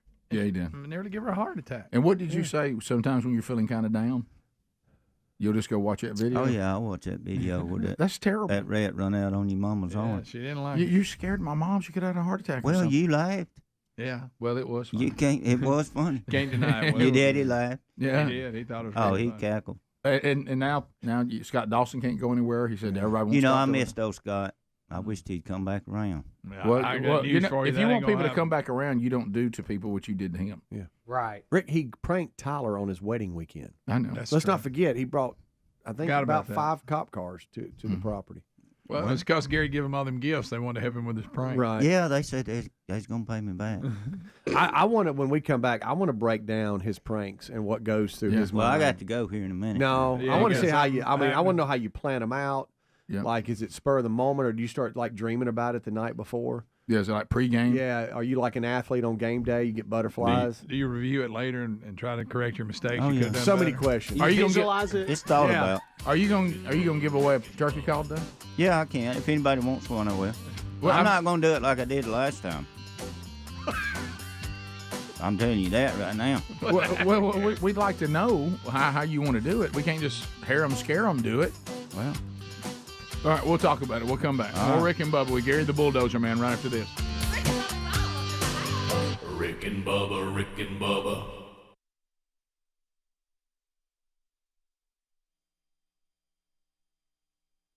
Statement again. I will let nothing go. I will let nothing go. I won't let anything go. What does that even mean? Something ridiculous. You gotta let it go. I will not let nothing go. Like when you can't even talk, you're mad. You can't even speak. You drew. Terrible. By the way, you drew quite a line. Yeah. So Nothing. nothing. I will let nothing go. And so later, I did say later, hey, by the way, that dog is going to be a problem when this baby comes. By the way, that dog's going to be you a went problem. there. Why did you do I that? Because did. she's mad right now. Let's get it all in. Yeah, I had to get that. I was like, Okay. look, this is truly what's bothering me. This is truly going to be an issue. That dog is going to be an issue when the baby comes. Wait, you went there? I did. While she was still mad at me, you kind of have Always to do use it while that- they're already mad. the Go and get it all in. afterglow. In the afterglow, you can kind of say a few things. Hopefully, a little more. Did you say eloquently? Did you say it like you had a responsive tone to your voice, or were you angry? It was hopefully responsive, but you know. You be responsible. I'm being responsible husband, dad right now. I'm not. Franklin, he's doing all he can do. He's just a stupid animal. But I have to go in now and talk about responsibility. What about the safety of the baby? That's right. Yeah. Well, see, Adler, you'll learn there's ways to handle these things, and you just need to handle them. And you'll see these are the You'll learn. experiences that are going to teach you. I'm glad we had. I'm sorry to interrupt. I'm glad we had dogs before having kids. Straight up, Kevin is a test dummy for my kids, and I love you, Kevin, for making me a better father. Thank you, Kevin. Well, see that's part of the problem with your wife because you've never accepted her dog, and you think your dog's better. And she's highly offended by that. I can tell you that. I only say that. I said that to Kevin specifically because of the 6 years that I lived with him alone too. So it was a It was they a don't process. hear it like that. It was a process. They don't hear it the way you just She said hears it. you think She there you lived go 6 again. years alone You with think the your other dog? dog. You think that dog's better than my dog? Yeah. You thought Bubba's all over this. You brought an asset to our family, and I brought a dud. You know what Franklin has taught That's me? how they have to find it. Franklin has taught me you can't fix stupid. That's what Franklin has taught me. And see, he still and he still hadn't learned anything. Oh, that's true. Yeah, She's pregnant, Chris. Well, she's pregnant. Chris. She's pregnant. Buddy. You know what? He did learn a little bit. He didn't do this bit till he thinks his wife's at work. Right. That was smart. That's a little bit of learning. Y'all. Yeah, that was you know y'all. why? Because she's pregnant. She's pregnant, Chris. She's pregnant. Of course, nowadays with the days of archives and everything, you can't get away with anything. Right. No, but seriously, I appreciate all y'all's prayers and thoughts and everything like that. We're excited coming April, and everything's gonna be great. She's pregnant, Chris. She's pregnant. This weekend, Strength to Stand. You've been hearing about Strength to Stand for years on this program. If you're new, Scott Dawson Evangelistic Association has been putting on this conference. We'll find out from Scott here in a minute how many years, but it's been a lot of years. We've been part of that. We have promoted that. Many of you have been there over the years. I meet people all the time that say, hey, I was at Strength to Stand when I was a teenager and in school. And Scott Dawson's also spawned a number of best of moments here on the Rick and Bubba Show. We have talked to Scott that this Strength to Stand has become unique because it will feature Sunday service with Kanye West. A little out of the normal range of comfort, I think, for Scott. And we're all excitingly watching this from the sidelines, Rick. Scott, obviously, we're excited. So thankful for the things that we're seeing and hearing Kanye West say. And we know the power of redemption that is found, available to anyone who sincerely submits to the authority of Christ, repents of sin, and confesses Him as Lord and Savior. And we certainly get good indications that we hope that is taking place. But it's still there's still some comedy value that you and Kanye West are teaming up. I mean, is that okay for me to just stay right there? Yeah, absolutely. It is a different year. We've been doing this. This is our 30th year. What a way to kick it off. Wow. We're up in Pigeon Forge, Tennessee, and I'm looking out, and there's tents being set up, and barricades are being set up, security systems are being set up. It's not like your normal youth conference, that's for sure. No, it isn't. So, Scott, give us an update. Everything's still on track? Everything good? How is it supposed to go? Tell us what we think's going to happen. Well, the conference starts tomorrow night, and my goodness, what a great conference lineup. We've got Hillsong Young and Free. We've got Rush of Fools. We've got Jonathan Evans, chaplain for the Cowboys. Tony Evans' son's going to be here. Those are going to be happening Saturday night in two different facilities. We've got right at 12,000 students. And then on Sunday morning at 10 a.m., we will all gather together in Pigeon Forge at LeConte for the Sunday service with Kanye West. And Adam Tyson, his pastor, is going to be here to speak. And I'm reviewing an order for 38,000 flowers to be delivered. Let's stop there for just a minute.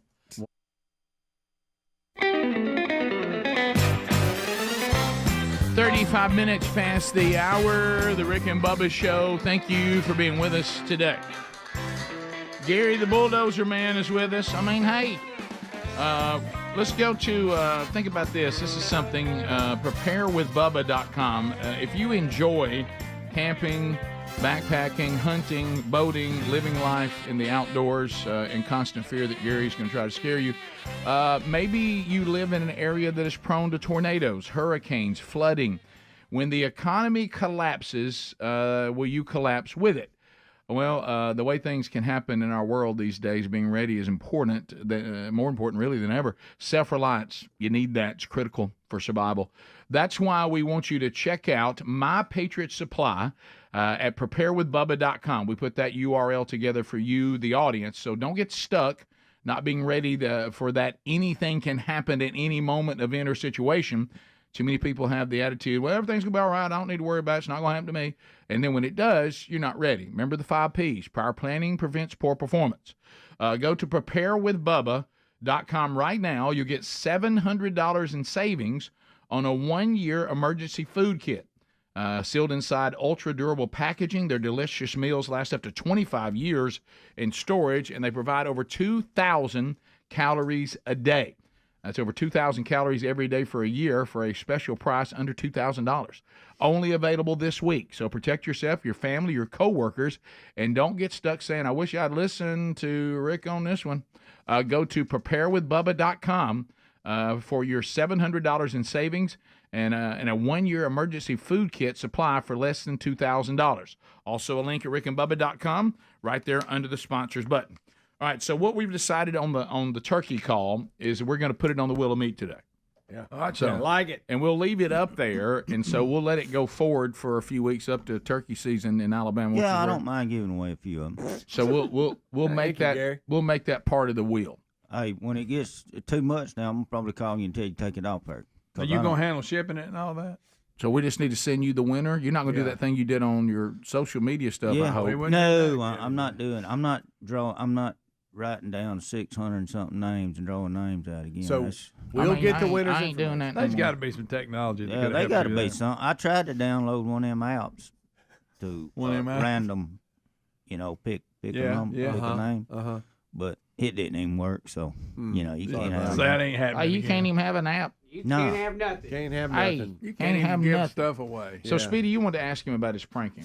I do. Because I know because they're really good pranks, and it really the success rate is high. They seem to work. So I don't know. Is there a lot of pre-planning, or are you sitting there going spur of the moment? Hey, I'm going to go do this. Do you wake up thinking about it, and like it's game day, and later tonight you're going to scare Rick? I mean, what's the planning that goes behind it? You are correct. On what details? I just asked. All of them. Okay. Details. So you think like there's some spontaneous pranks, but then most of them are planned out? Oh yeah. Okay. Yeah. I mean, you got when you do something like we done, I done to Scott. That's got to be we a lot. That's got to be thought. Well, it. He knew about it, but he threw me on the bus on that. No. I knew about it, forgot about it, and then all of a sudden I get a text from you, and we're pulling up down there. You'd canceled your trip to Panama City with your family, so you had to deliver. Rick, you felt obligated, and then you were like, "Hey, we still gonna scare him?" Oh yeah, on something that big, you have to plan it out because when you get police involved. 911 and all that. But if it's just you're by yourself. I would have liked to have known about the 12 gauge. I didn't know that. Oh yeah, well, shot it right over. A lot of things you don't know. Right. I'd like to have known. Yeah. In that particular I case. tried to tell you, but your doggone phone went dead. Yeah, it did. That was an unfortunate battery end on that one. Oh yeah. Did you ever imagine that it would end like it did with 911 being called? That was even possible? Well, I had thought about it, and then I said, it ain't gonna hurt one time, Yeah, I mean, you figured you could wave him off before it got to that. Yeah. I think Mark Garnett said it best when he said the difference between a good prank and a great prank. 2 words: live ammo. Oh yeah. Yeah. That does add. To it. Well, it really you because you most got, people are not going to. No. Yeah. You just can't do stuff like that on the spur of the moment. No, you got to plan. You got to plan that out. Have you ever? This maybe being one of them we're discussing. Ever pulled off a prank and said, "Well, that went too far"? Oh yeah. Or you have? Or does the further it goes like does it like fire you up? somebody a lot of people don't like pranks. They get mad. The majority. And you got to really know somebody really before you, or kind of know them. Wait a minute. Are you trying to make us believe you take into account whether the person will get mad or not? It doesn't feel like you take that into account. Well, I think it. No. Or maybe he takes it into account and he just doesn't care. I'll go back. Yeah. I'll go back and say this. And if I do think somebody, if they friends or not, whatever, sometimes it matters and sometimes, it don't. Well, Do you have a trophy case of pranks where you go, all right, let me walk you over here to my glass trophy case, and then go, okay, right here is Scott Dawson. Right here, this is number one. That's my Super Bowl. Yeah, how many videos and pictures do you have that you go back and watch, like my mom, that you documented a prank and you go back and watch it over and over? Oh, I got a few. I got a question, a different look at it. What Now- about pranks that you were excited about? You thought I can't miss. This is a good one. It didn't turn out. Yeah, that's good. You're disappointed in the outcome. Many of those. No, not many of them. So I mean, Right. Never had one of those? No, not I mean, really. In baseball, 3 out of 10 is considered successful. Oh, You're yeah. saying I'll that- be Hall of Fame. Are you ever concerned about your safety? Not really. Well, now that you need to. Yeah, I would think that you need to. Let's go back to the freshest one last night. Rick, how far do you think you would say you were into the property as far as, yardage maybe or something? His truck was parked by the barn, and that way you can get a good feel Yeah. of it yourself. Right. He walked from the barn all the way to the new field. It was That's just- quite a walk. Are you serious? Yeah. So you're committed. So you go, Got okay, your exercise I'm in going to that. walk in. Oh, that ain't nothing. Got turkey hunts. That's true. That ain't nothing. There. Right, but you're turkey hunting. You're not pranking. Right, So, yeah, it's like well, I it's a mean, different- I still get the same adrenaline rush. Adrenaline, That's funny. So the adrenaline rush is driving you just like Oh, you're yeah. looking for a Oh, big yeah. gobbler. Yeah. Do you have like a gun case that's filled with all your prank devices? Like you open Yeah, it where do you up keep like, them? yeah. like Batman, you got your Little whoopee warehouse. cushion, you got your handshake shocker, you got your Like fart Carrot Top. spray. Yeah. Yeah. Like Carrot Top. Oh Yeah. yeah. Okay. Yeah. I got that dumb bull in the truck out there now. Do you? Mate, Were you traveling you with never it? know when you know. You never know. yeah. Yeah. It's been a while, but we ought to Hey, play let's that get, sound. y'all go ahead. I just wanted to say something. Well, go ahead. Go, Gary. Nobody's Go, talking. buddy. Well, I mean, have we got to talk about this a whole? Well, no, show? it's just that's when We're your name interested. when your We're name interested. comes up. I mean, that's one of the You big. won't talk You're about known it. for this, Gary. What else would you like to talk about? Well, there's several things, All right. I'm trying to train my dogs. Yeah, them old Frenchies. Yeah. How's that going? Ooh. Is that the ones that wear the sweater? Yeah, that match. Sweaters? Yeah, matching sweater. Yeah. I'll Why tell do you. you do I'll that, tell you Gary? about it next time I'm up here. Well, we can. Okay, You can you're tell us fine. next. We need you to get the dumb bull and bring it in here and do it once, and then we'll talk about the dogs. Oh, that sounds good. They're beautiful dogs. Look Gary. at him. See, Gary. Look at Gary with Right his there. dogs. Gary, that's There, one of the Gary. most disappointing things I've ever seen. Yeah, they're wearing heart sweaters, Gary. Well, What- Valentine's is coming up. It's kind of embarrassing because you're trying to house train a dog like that, and you walking around out in the yard all the time with them dogs, and you just, It's embarrassing. hey, pee-pee, come on. Go You pee-pee. can do it. You can Go do it. pee-pee. You can do it. I know. Go Isn't that pee-pee. embarrassing? Oh, it is. I remember the first time that happened to me. I thought, what's happened to I mean, my you life? got it. And you open the door when it's cold or raining, you standing there with your lips against the door. Go pee-pee now. Go pee-pee. Come on. Go pee-pee. I know. What's happening? It's, I mean, I don't know. horrifying. Who are you, Gary? I mean, turned into and somebody. people, Come on, make a pee-pee. your neighbors, wondering what's going. Hey, pee-pee, come on. Go No, pee-pee. What's wrong with Gary? No, what I- are their names? What are their dogs' names? Oh, Coco and Maggie. Oh, Coco and Hey, Maggie. it's Coco and Maggie. Yeah. Go pee-pee, Coco. Go pee-pee, Coco. Come on. you, Coco. Come on. And No. you can't talk. You can't talk mean to them, son. They'll go hide. What's happened? They'll to go you? hide. I don't know. They'll run hide. You got to do that baby talk to them, and How do you do let it? them nothing. How do you do it? Hey, go pee-pee, buddy. I would love to walk up on the porch and him not know I was there. Yeah. Golly. Why he's holding a dumb bull talking like that? All right, we'll come back. Are we gonna get the dumb bull and bring it here and you do it? Yeah, one I time? want to. The audience needs to hear the sound. Yeah. It's been a minute. I hate Bubba's missing that. He loves that dumb bull. He does. He does. I like it. Oh, hush. Gary, we're still on the air. Where are you going? Go ahead, buddy? Gary. It's Just not walk right commercial through. Gary, yet. you don't just get up and walk off like that. Walk right through. Gary, you can't go out the window, bud. Where are you Come over going? here. We'll be right back. Rick and Bubba, Rick and Bubba.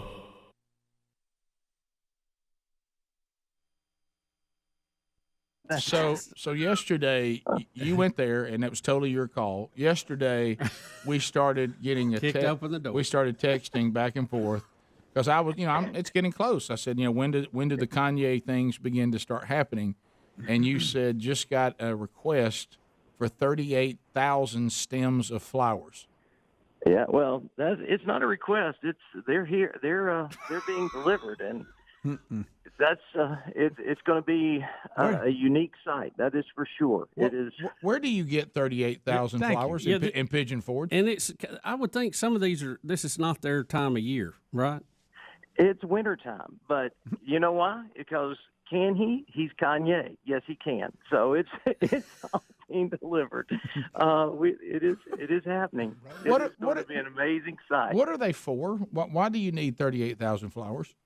That is based on what they're saying. It's just going to be an incredible. They're changing up the entire design. It is going to be one very unique, and when you look at it, it's spectacular.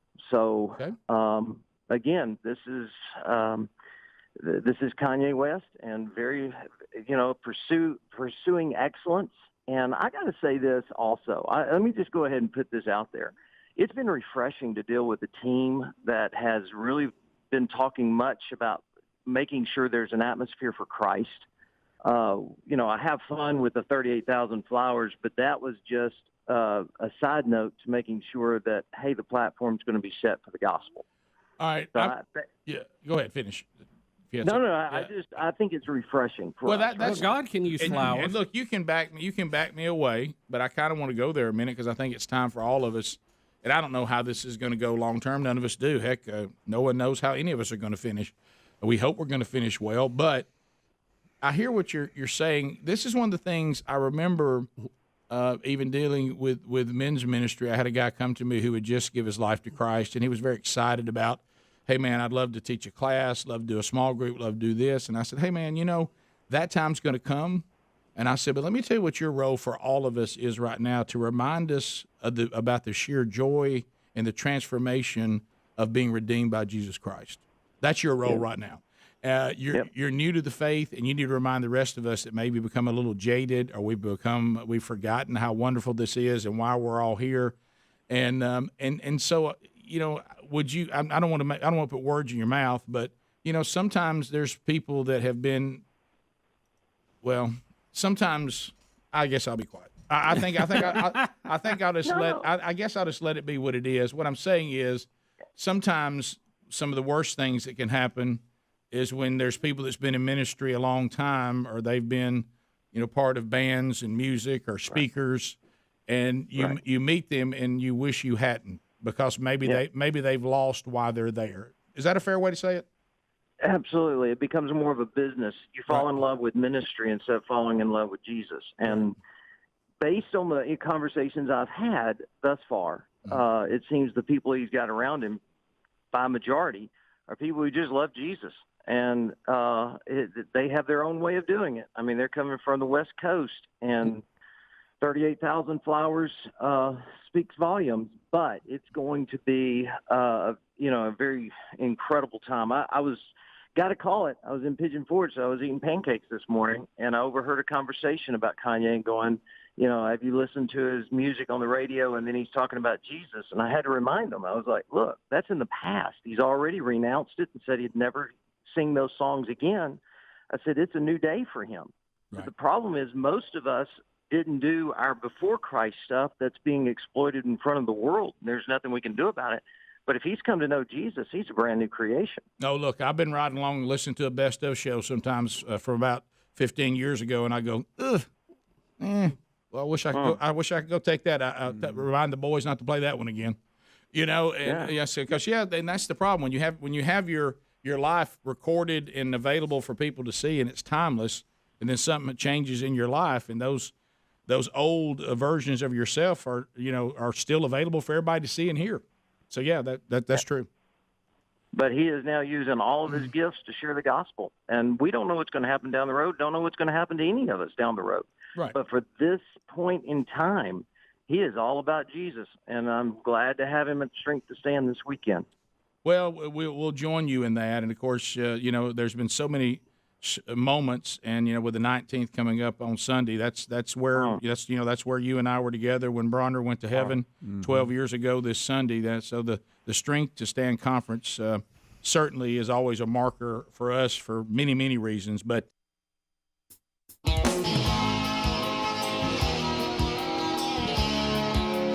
10 minutes to the top of the hour, the Rick and Bubba Show. We're back. Bubba still on his hamcation. We're back on Monday. So as we make our way back, Garry the Bulldozer Man is visiting. I mean, you can't even.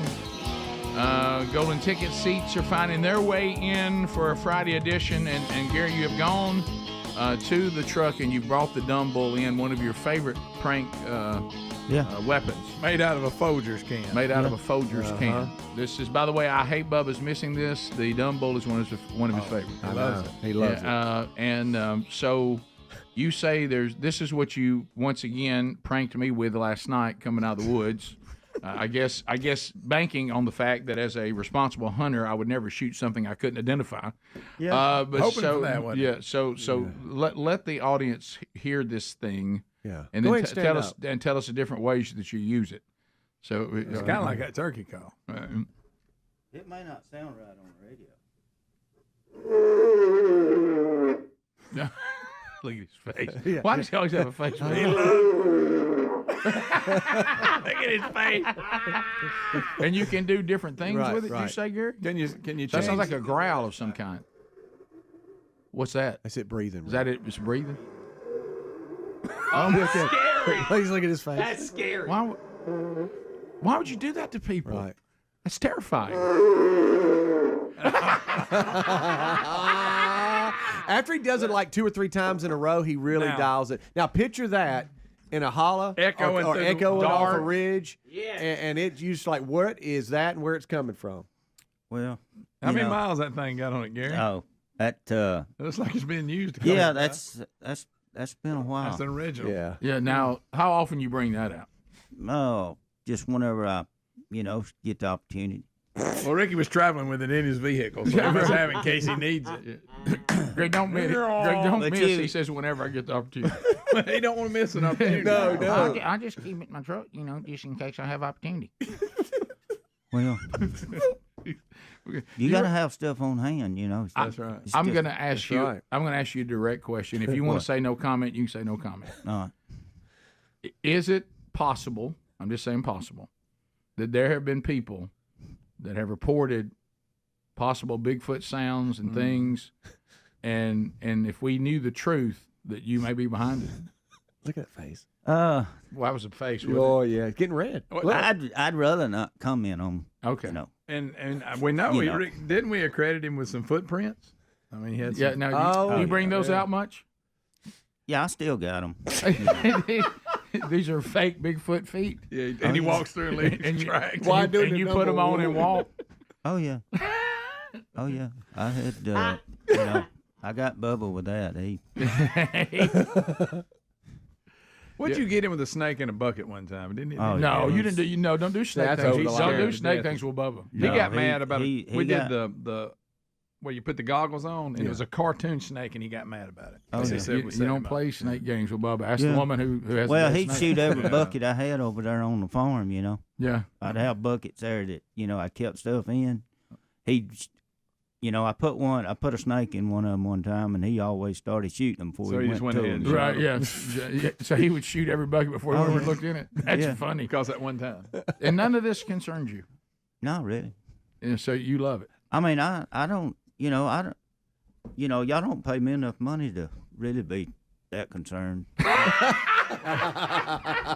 Rick, that's somehow kind of a negotiation, I think. Yeah. I mean, if y'all want me to be concerned, I'm not. I mean, what little bit y'all pay me don't make that. It ain't that big of a difference. Can I ask you one question? Yeah, go ahead. When you let's say you now I'm getting tired of answering questions. Now. Right. Well, I don't want you to be tired of it. He does limit. Listen. What? Last night, you got Rick. Mm-hmm. The reaction he had, you felt like you got him good.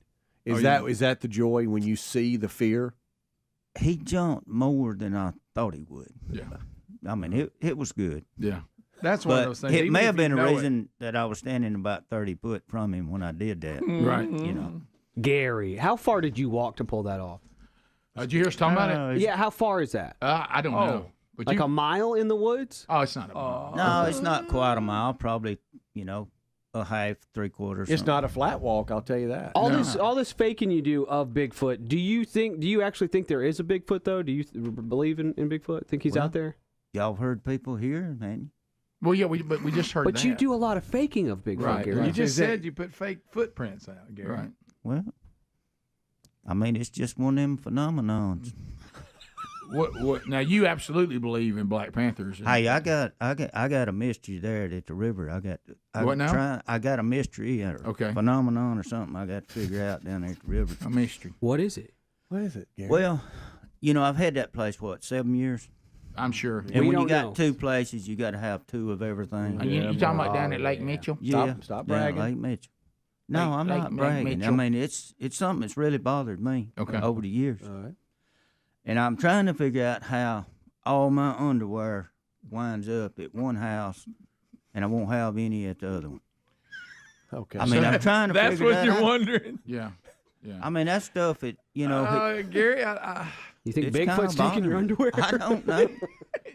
So you can't quite get it. I can't get it. You can't split it. For some reason, it all ends up at one house. Yeah. So I don't know how it happened. So do you go? I'm at Lake Mitchell. Yeah. And you put on Lake Mitchell underwear, and then too many times you forget and take it back. Yeah. To Wear it your home. house home. Mm-hmm. Right. What'd you do with your dirty drawers? The only way to make that not happen is you got to keep washing the same underwear at the same place and putting it back in the drawer. Right. Well, I didn't think about that. That snuck up on me right there. Right, yeah, Well, look there. That's real. That kind of looks like mine. That's your foot, Mine. Gary. It does, Gary. And the time you putting that together, I mean, I don't. Unbelievable. We understand it a little better today, I think. Oh, okay. Are you fired up about turkey season? Oh yeah. I'm not going to Nashville this year. Why not? The big Oh event? no. Well, I don't need a turkey call, so I love going up there hanging out with You don't have a booth and all? friends I got. Well, Houndstooth's gonna be up there. He's gonna be selling. Well, some. what about your turkey call though being there on display? Are they gonna have it up there? Yeah. You're just not going. No, I'm not going. The guy who created it. Rick security they draw such a crowd they can't handle He'll it. sell too many if he goes. But don't you think they should hear from you and you be Well, there I using just the call?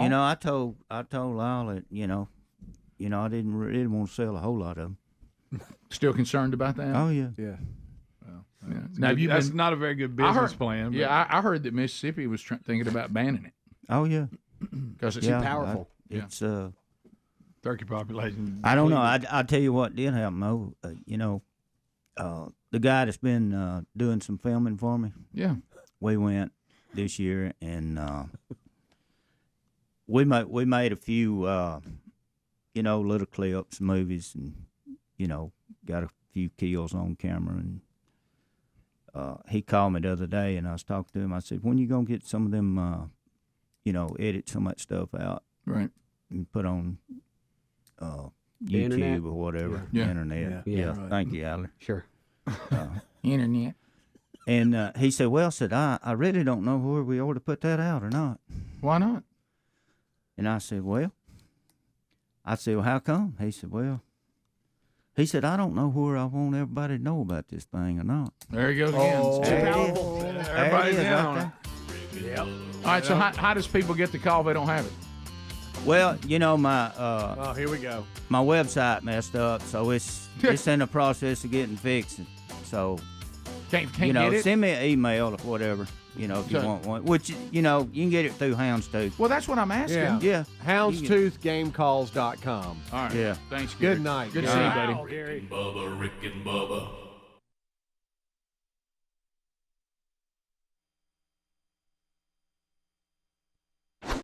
Ryan in Kentucky. Ryan, welcome to Rick and Bubba. 866 We Be Big. How are you today? I'm great. Thanks for letting me be on your show. It's our pleasure. And I'm sorry to Adler, but I was watching on YouTube, and that red shirt that you're wearing today, it's a little snug. You might want to move up a size. No, I've talked to Adler. Put on a few pounds. He likes showing off his physique. I've talked to Adler about this. You know how sometimes, and it can go the other way. All right, there's fat people that are triple X that think they're a double, and there's fat people that are a double X that think they're an X. But I've never seen it go the other way. Adler is Adler. Adler. Look at his Hey, you poke it out. It'll stay out there. Be careful. It's like crossing your eyes. That's right. We're I'm just talking about your gaining- stomach. Just gaining some sympathy weight, when your Yeah. wife is That's pregnant, right, you're supposed to gain some. And so the super tight shirt flaunts it, if you got it, flaunt it, guys. Am I right? Adler, you and I had this discussion the other day. You are not a medium. Are you going to You're cut not a your medium. hair before the baby pictures, Adler? No, the whole point of the long hair and the super ripped bod is to later show my kid later when I'm fat and bald and say, see, before you came along, I had it going on. Look man. what you did. My life was awesome. You wrecked my life. You wrecked my life. Rick, You know, here's what you'll probably do You're is you'll large. look back and you'll go, what was I thinking? I know. Yeah. You and Franklin ruined my life. Yo, I'm 34 years old. Every single time I look at my previous haircut from the one that I have right now, I'm like, what was I doing? And I'm 34, so I guess that trend's just keeping on rolling. Yeah. You're large. You quit wearing a medium. you are No, large. let me tell you what he does, Rick. Here's what he's done. This is when he doesn't have anything Hang else out to wear. with me, I'll help you. He's got like 3. It's the Dimebag Darrell, and then what I call the tribute shirt that he wears when he don't have any clean laundry, and they were back when I guess when he first got hired here, but they actually fit him. I've never. It's one thing for a shirt to be too tight. This shirt is just too small, and your sleeves don't come down Rick far is enough. powered by Smoothie King. Showing off the gun show, brothers. Y'all got tickets to the gun show? I do. Yeah, you know what I mean, Greg? Like it's small and it's too small for him in every way. Oh yeah, the sleeves are too short. It's not just too tight. Stretching muscles out. Miss the walk. Hard to get it to go back.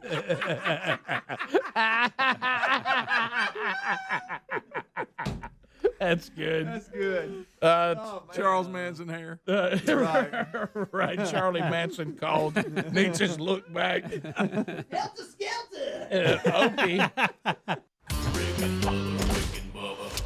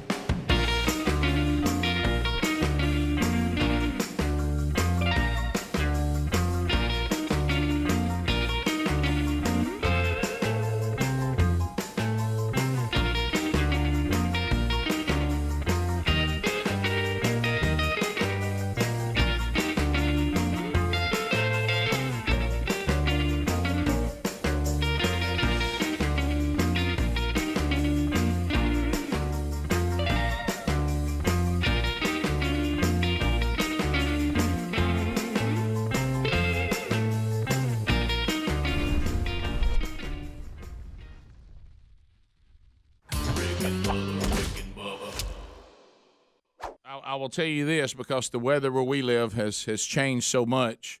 Sherri and I got back from Pensacola last night, and we'll talk about a little bit of that trip today. But so we were, the weather was changing, and so much for the deep south and for a lot of people, and so that cold front was coming in. So I guess coming back into the house, when we left the house, it was in the 70s. Right. So when we returned, now the temperature is plummeting. We didn't really think about that. Just, got our stuff unpacked, hung out for a minute, and then went to sleep. And I started waking up, and I was like, man, it's cold. and I was like, and I like to sleep in the cold, so I didn't mind it. But when I got up to go to the restroom, I'm like, man, what is the temperature? And feet was cold, wasn't it? Did somebody leave a window open? And so I went over. We didn't have any heat or anything on, and it was like 60 in the room. And I was like, man, the old weather has changed dramatically, and it will do that. It's going to be cold for a lot of folks this week. Mm-hmm. Yeah, so, but it's good. It was. I prefer it to be cold when it's supposed to be cold and hot when it's supposed to be hot. You got it, buddy. Except for the hot. I hate the hot. It's more of the shock factor. I think if it had been, more seasonal, it wouldn't seem so bad. But it's been unseasonably warm. But now we've adjusted back, and hey, it's a little shock to everybody. Let me tell you this: I discovered something this weekend and I've only done it a very, very, very, very few times. I've been to the beach, of course, in the 1,000 degrees. Mm-hmm. I've been to the beach in the fall, which sometimes you can get a little cool. Sometimes where we live, it still can be 1,000 degrees. But I got to tell you something. I fell in love with the beach at winter. Oh, yeah. Winter at the beach is fantastic. I've always wanted to try that. Hey, yeah, fantastic. No crowd. No crowds. No heat. Walk into the sand doesn't stick to you. Walk into a restaurant, sit down. Food's fantastic. See, I don't like that. Seafood's still fresh. Walk on the beach. You and you might see one person off in the distance. I mean, seagull. It is, man. It is fan. And then now I did this because it was so.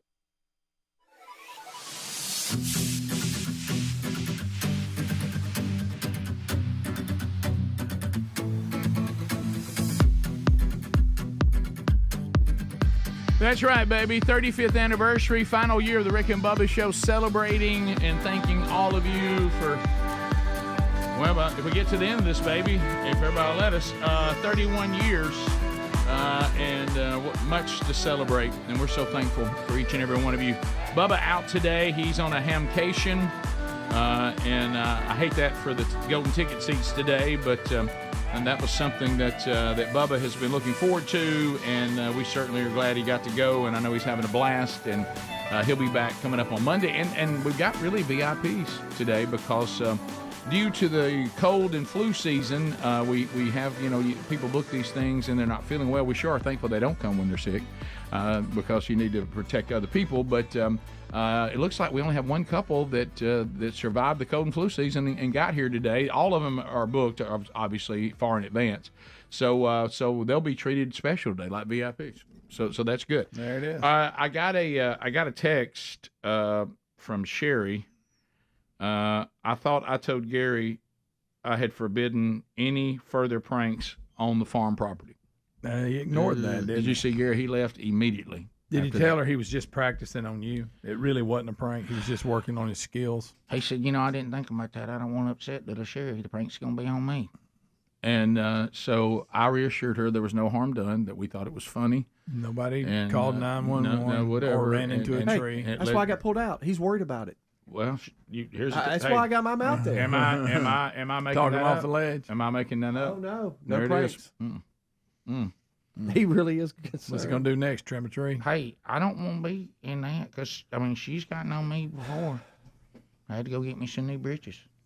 She ate the hind end out of the ones I had on. So anyway, so speaking of that, tomorrow, 10 years.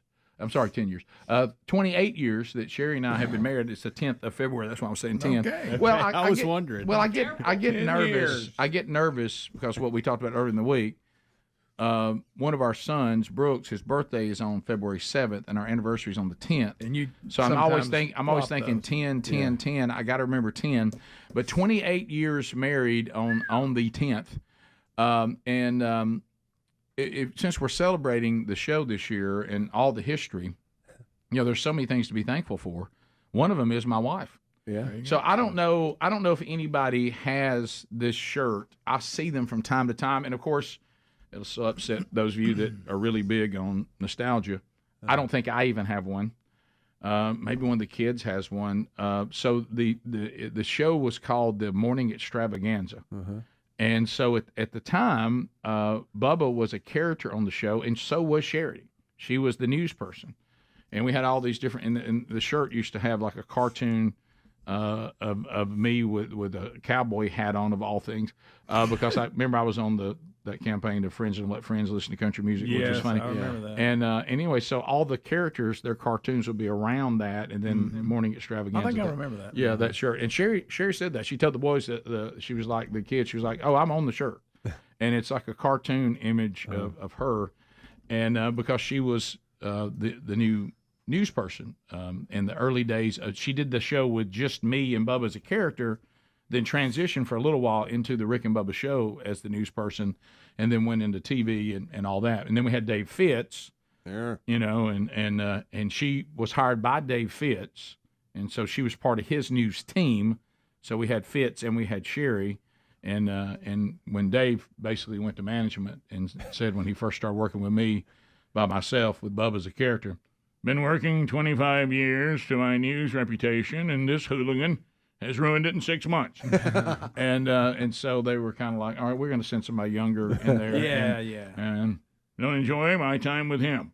And so, because he was very serious about the news, and I know in a shocker I wasn't all that serious about it. And well, I mean, look, guys, and like Bubba said, it worked out great for him. I was desperate for people to talk to because, buddy, we were that station had kind of gone away, and we were trying to find listeners anywhere. And so anyway, so Sherri, I remember the very first time that I met her, and what was funny, Greg, is it actually ties to so many things. So Sherri, like so many people on the show, graduated from Jacksonville State University, and she was a marching ballerina, like your daughter, our sister. You know, we've got quite a history there of marching ballerinas. Oh, yeah, we got the ballerinas covered. So Sherri was, but she also was in homecoming court. Well, the way we met in the hall, she comes up to me and she says, "I know your dad," as many people have done. Yeah. And I said, "Really?" And she goes, "Oh, yeah." She goes, I went to Jacksonville State. And I said, "Oh, okay." And she said, when I ran for homecoming queen, I started strategizing that probably the football team would be a good block vote if you could win the football team over. Sure. Okay. She said, so I didn't know to be terrified of your dad and not just go into his office, but I just walked in and said, "Can I speak to Coach Burgess?" And, of course, like he was always with women, very respectful. And she said, "I just thought he was fantastic. I'd heard all these, the big coach and all this." And I told him that could I address the team and ask him to vote for me. And he let me. And I said, "Well, so wow." Well, we get started. What a tie-in. So anyway, of course, the first time that I saw her, I mean, this is not an exaggeration. It's not something a husband is supposed to say. I thought to myself, this is the most beautiful woman I have ever seen. And of course, Bubba, to his credit, and you too, Speedy, y'all were kind of like, "Rick, come on, man." I mean, bless him, Lord. I mean, and I thought to myself, wait a minute. I thought that every young, beautiful woman dreams of a man in a mullet, 50 pounds overweight, driving a broken down car with 2 small children from a broken marriage. I thought, they wouldn't want to be a part of that. Doesn't every woman dream of that? I'm like, Rick's storybook. Are y'all saying I'm off on the wrong foot here?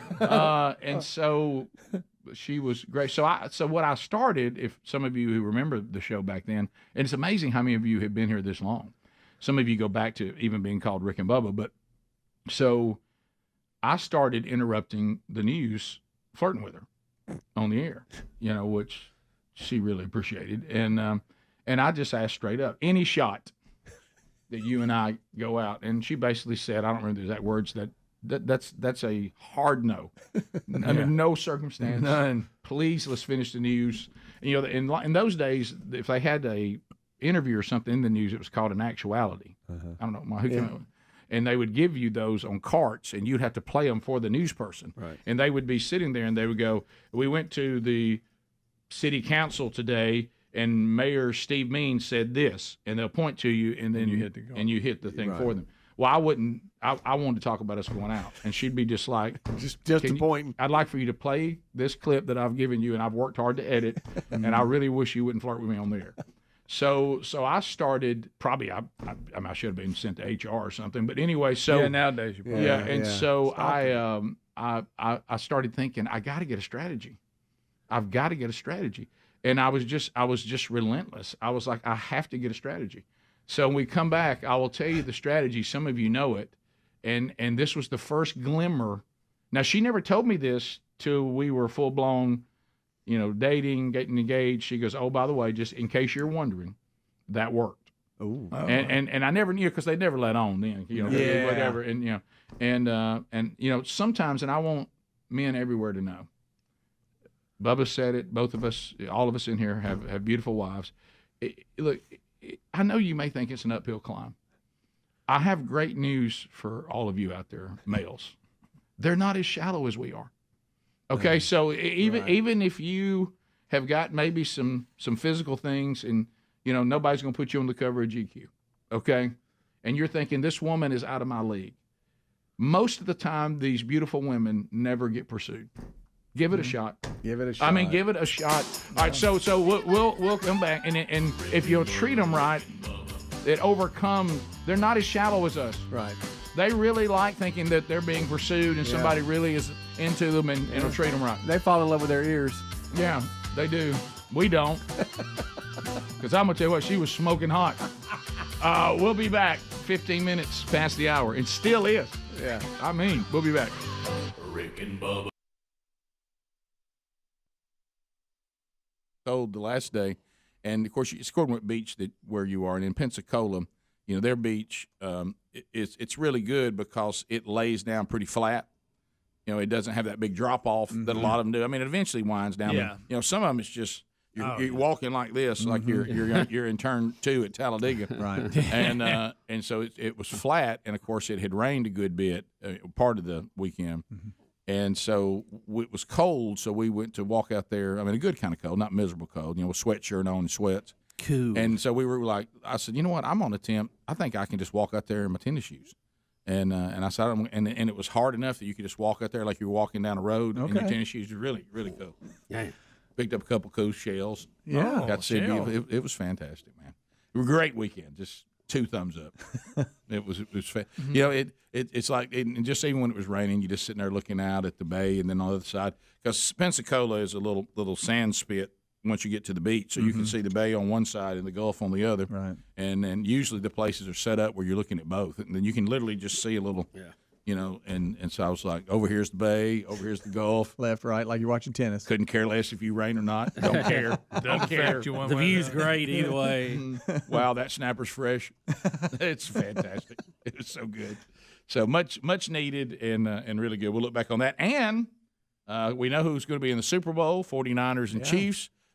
I haven't watched, like I say, I've only watched one game the entire season, but I've been watching highlights enough to know that these two teams have played fantastic the entire season. So they well-deserved. And for the Chiefs, first time in 50 years, so that's big. And it's good for football to see the 49ers good again. Yeah. And so that's great. And then they are. And then I think it'd be good to see the Vikings good again. That's what I'm thinking. Well, they are you're good again. You're released in the hunt. I wouldn't say good again. I would say like they always are. Slightly above average. Yeah. But if they're not playing anybody any good. But good night. And I have one word, and that word is Kanye. Yes. Sadly, one of my friends kept sending me a text that kept referring to him as Kenya. Okay. But What? It's Kanye. Yeah. Jordy, it's Kanye. But anyway, and he was actually there. But Scott Dawson will speak to us next hour. We'll get Sleepy Love Scott, it. and we'll get I understand it was quite the event.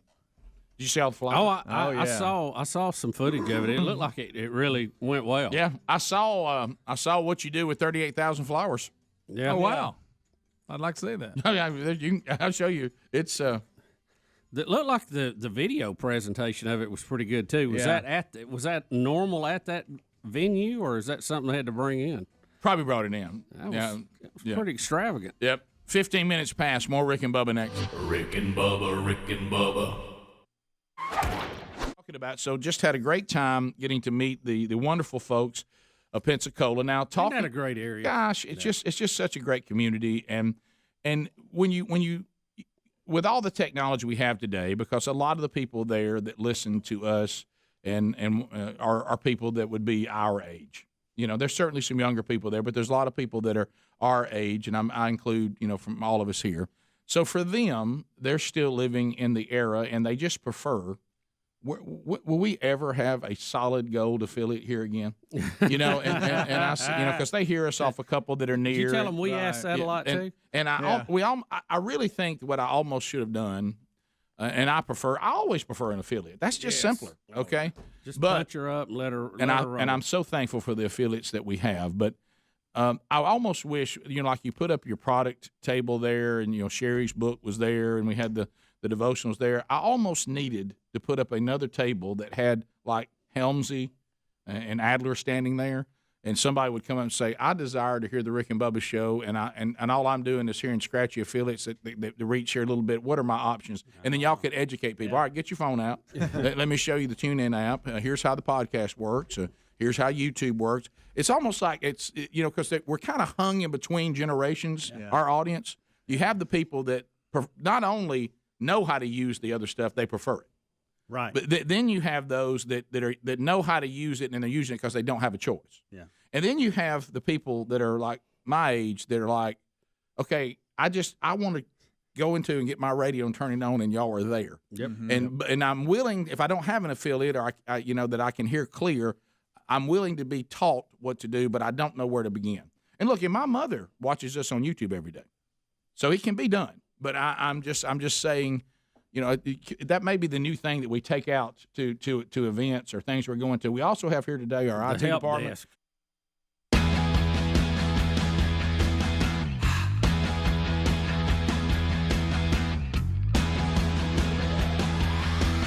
"20 minutes past the hour. As we are working our way back, celebrating, still to come, the wonderful Willet Can Meat, and Garry the Bulldozer Man has added one of his Spurmaster calls to the wheel today and for the next few weeks. All right, so that's still coming up. All right, there's no Rick and Bubba University, the podcast this weekend. Bubba was on hamcation, so the day we normally record, he wasn't here, so we had just kind of put down we would not do a new one this week, so go back and pick up any maybe that you missed. So talking about the 28th anniversary for Sherri and me tomorrow. So as I've told all of you, I've been married to Bubba longer than Sherri. So anyway, met on the show. She was a news person. I was trying to get her to be interested in me. I was going nowhere. So at the time, and Bubba would help me with parody songs. We did some really funny parody songs. Some of them I did by myself. Some he helped with. The famous ones like the Emma Sampson song about the Civil War statue that was missing a finger. I used to be in here, I think, but it's not a very good recording of it. But yeah, see it's got a lot of noise in it. See, that's the cart that was rolling. That was the cart. Yeah. You see how long that was? Oh yeah. But for some reason, this next move that I made, we cannot find a recording of it. I've never been able to find it. I think Bubba said it was on. We didn't have CDs then, and we compiled a cassette tape one year, and it had nothing but parody songs on it, and it was on that one. And Fingerless Emma Sampson was on there. The Crown Air Freshener song. I actually even did a song also for Dave Fitz, but for different reasons. And so anyway, I decided, because I knew that she would be rolling into work because I would get there before her, because Fitz, was doing news too, and by the time she did news, the show had already started. So I put together, and it was part of the giant game of Rick and Bubba Knowledge yesterday. I found the music to Wonderful Tonight, and you could use these tracks, went on to be karaoke, but in those days it wasn't. Yeah. You would have comedy services, and they would put, they'd send you bits and stuff, and they would then put at the bottom, here's some music beds if you want to do a parody song. I got it. It means they've already been paid for, and of course stations have already paid for that anyway. So I saw Wonderful Tonight, and I started messing with it, and I recorded a song for Sherri, and where it says Wonderful Tonight, I would say, and I say, Sherri, read me the news tonight. And I was just, please, just give me a shot. Good. Well, what also helped, and that's what I love about the audience out there, is they got involved and began to say, "Come on, man, give him a shot." Yeah. So I had them. Shot. I didn't know whether it had impact or not, because she kind of just seemed to disregard it almost. and I tried, and I was trying. Then finally, we kind of had come to an agreement that we would at least go out for lunch when we came back from the Christmas break. Okay. Now, I didn't know till years later that it was this song that broke the ice. She said she was driving into work, and she said an uncontrollable smile came across her face, and she thought, this guy's really in pursuit. And how about this? She admitted she kind of dug it. Okay. Oh. So that was a good move. That's a win. Take notes out there, guys. And you got to sing a song. But then it's almost like she came to her senses. What am I doing? Why would anyone go out with this person? An awakening. And so I'm excited. All through the Christmas break, all I can think about is I'm finally going out with Sherri Bodine. That's all I can think about. For Q104 News, I'm Sherri Bodine.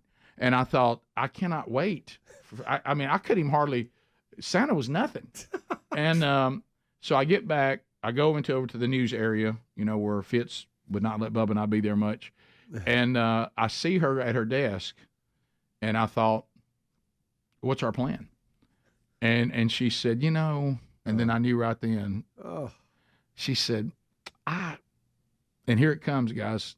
All of you that may have the same uphill climb that I have. You know the zone you're trying to stay out of. We all know it. Yep. And she says, I just want us to be friends. That's what you need, another Come friend. on. That's all I need is another friend. So I said, boldly, I have friends. They're guys. Okay. I'm not looking for a friend. I'm looking for a wife. Boom. Take that mic and let it hit the ground. I'm looking for love. I got plenty of friends. I'm not struggling for friends. They're guys. They're guys. Don't need a female friend. Don't want one. I'm looking for love. Did you start singing again? And I say, Sherri. And so I just left it with that. Did you back out? I refused a friendship request.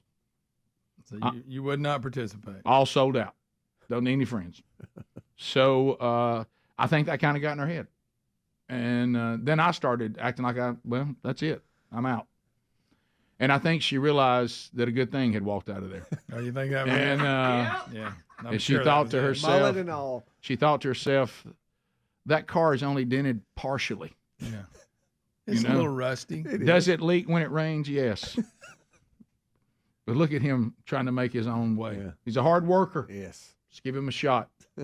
So she eventually, over time, I was making an appearance, because I was the hardest working man in radio. Y'all remember that? Yep.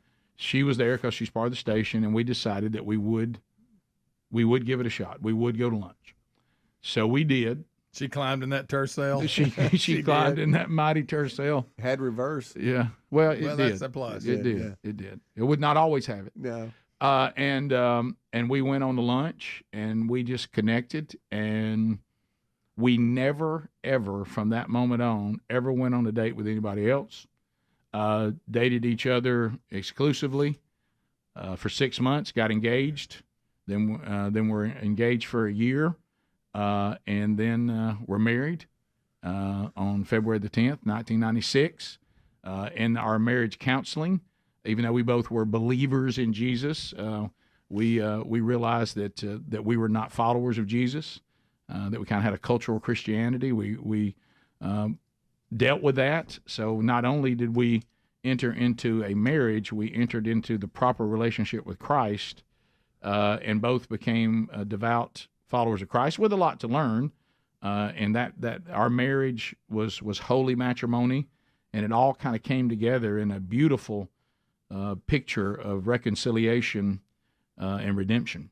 And we have been through a lot of highs and a lot of lows together, and I love her more today than I could have even remotely even comprehended when I was writing some silly parody song.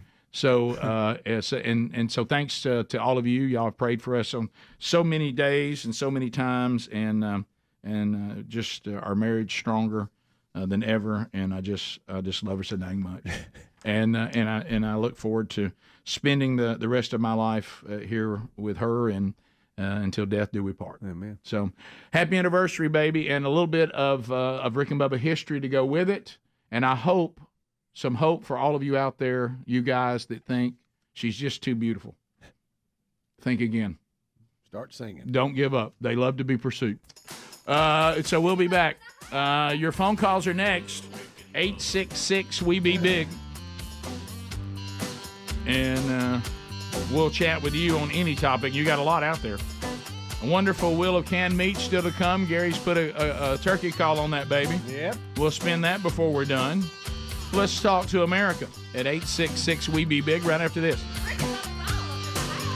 Rick and Bubba, Rick and Bubba. Who can show you options, but I do want to take on just a little bit of a serious note. Obviously, and we've been at this, 26 years, and 12 of those years, we come around to January 19th. And for those of you that may be new to the show, January the 19th is when Sherri and I, our youngest son, went to heaven. It was a calamity. It was, oh my goodness, what an event involving everybody on the show, and but it was also a time that really revealed, how special this place is, and the people that I get to work with, and all of you out there. It's just been one of the. I mean, literally, people were talking about it, and I don't want to Well, I mean, people were saying it. I mean, that have been part of this Rick and Bubba family. Hey, I remember where I was. Hey, and we were having those conversations. And of course, this year, every year is different. But I just want to thank the people there in Pensacola, and of course, all of you. I mean, when you get up on the 19th for the last 12 years, and your email is full, and your phone is full of text, and the social media full of comments of people who just say, hey, we know, we're here, we love you. Hey, here's what happened to me. Let me tell you what it's meant to me, and let me tell you how it impacted this. That's just such a incredibly cool and wonderful and loving thing to do. I mean, I have people that will text me and say things like, it changed me, and I'm still changed. You know, hey, it mattered. Because the Bible's pretty clear, and that was the message that we had at Olive on Sunday, is God's not silent on why he allows these things. And he's not silent at all. And there's just loads of Scripture. You know, when Sherri hammered out that book for 5 years, if you go to that book and look at, how they show you reference the Scriptures that are in there, it's page after page of Scripture. And we're still waiting on the audio book. Audible.com. It'll be today, tomorrow, Wednesday. I think it should be there. But don't worry about it. As soon as we know it's there, we'll send you out the links for those of you that want to hear it. And her reading that, and there's a bonus chapter, which we talked about on the podcast Thursday. So, every year is different. And I just want to thank the audience, first and foremost. I want to thank all of you here, the guys that I work with, and Greg, you, and family, and because we've all been through this.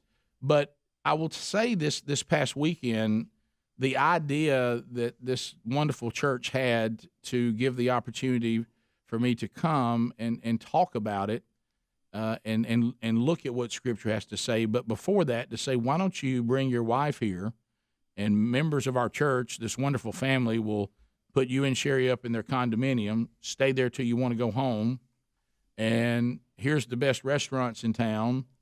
Why don't you guys just come down here and spend time together and enjoy this weekend? Mm-hmm. And they took what could be a very difficult weekend, every year is different, and really turned it into a weekend that Sherri and I laughed. We had a tremendous time together. It was wonderful. And then, there's nothing that helps more than to see it being used again, and to watch the people that responded to God, not to Sherri, not to Bronner, not to Rick, that responded to the Holy Spirit in the room.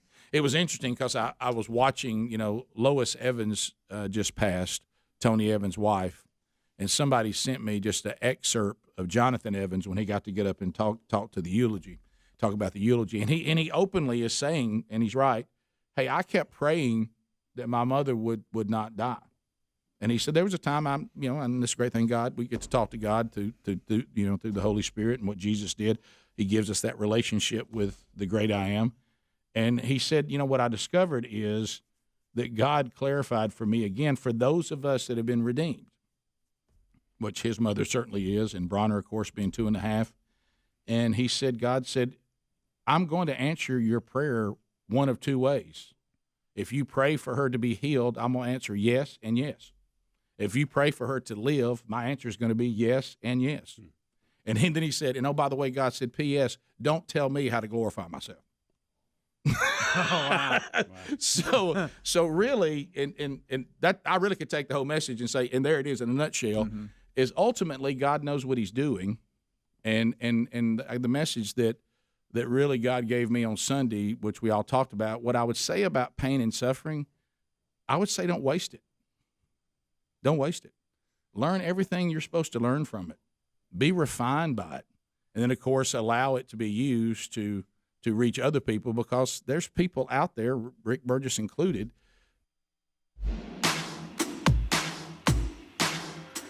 35 minutes now past the hour. Rick and Bubba Show. Thank you for being with us today. Phone calls at 866-WE-BE-BIG. Bubba back on Monday, Lord willing, and looks like he's enjoying the hamcation. BuyRaycon.com/Bubba. Go there right now looking for a perfect match for Valentine's Day. Greg, I know how much you love Valentine's Day. It's almost here. No, boy. And go to buyraycon.com/Bubba, a good pair of wireless earbuds. Let me tell you, premium audio at the perfect price point, about half what the other premium audio brands want to charge you. Go to buyraycon.com/Bubba. Raycon's everyday earbuds look, feel, and sound better than ever. Optimized gel tips for the perfect in-ear fit.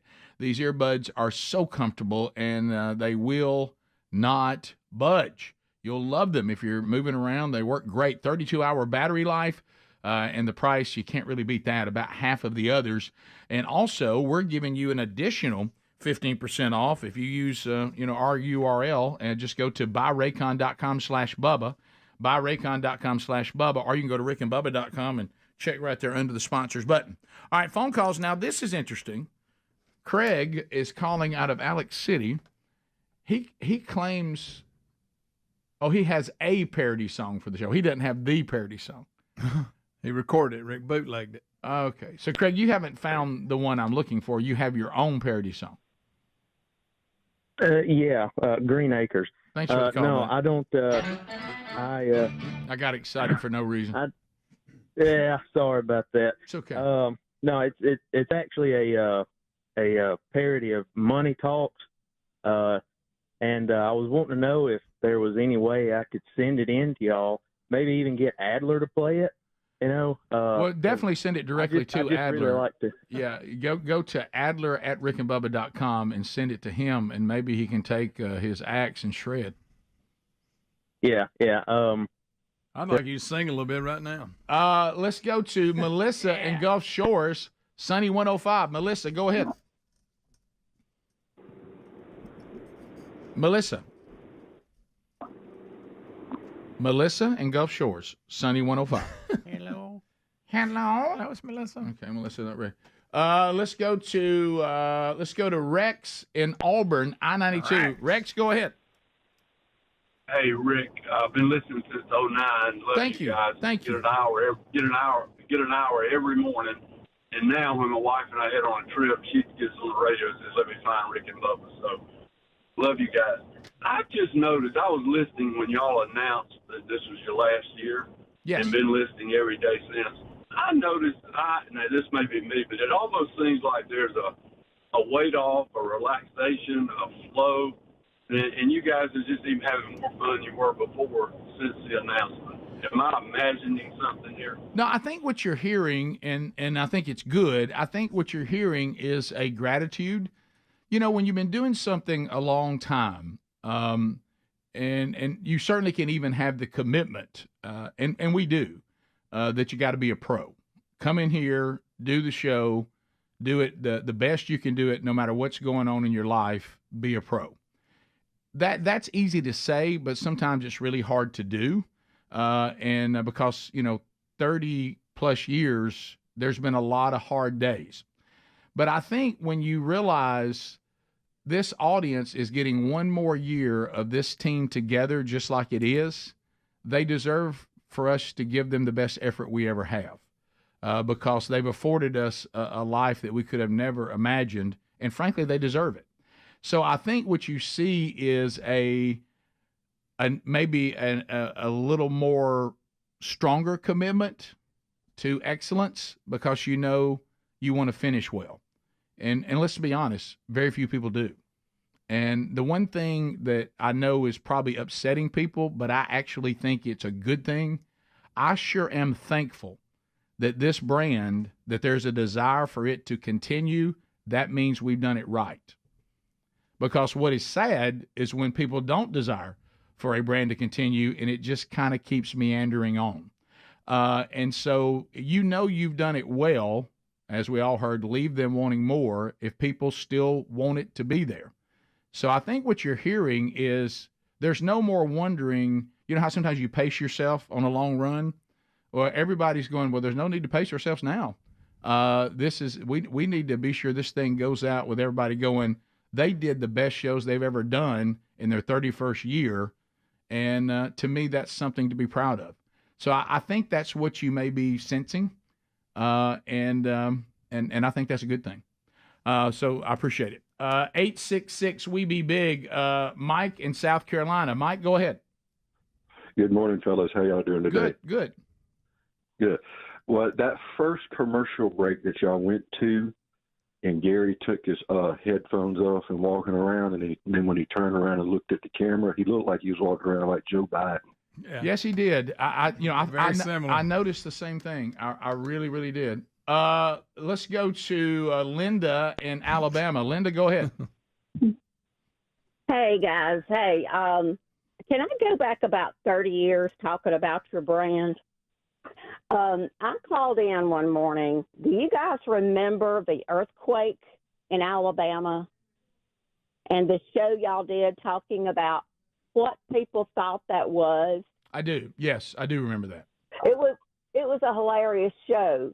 Well, it was a misinterpretation. Like, you guys thought I meant, I told you my aunt thought that her horse ran into the house.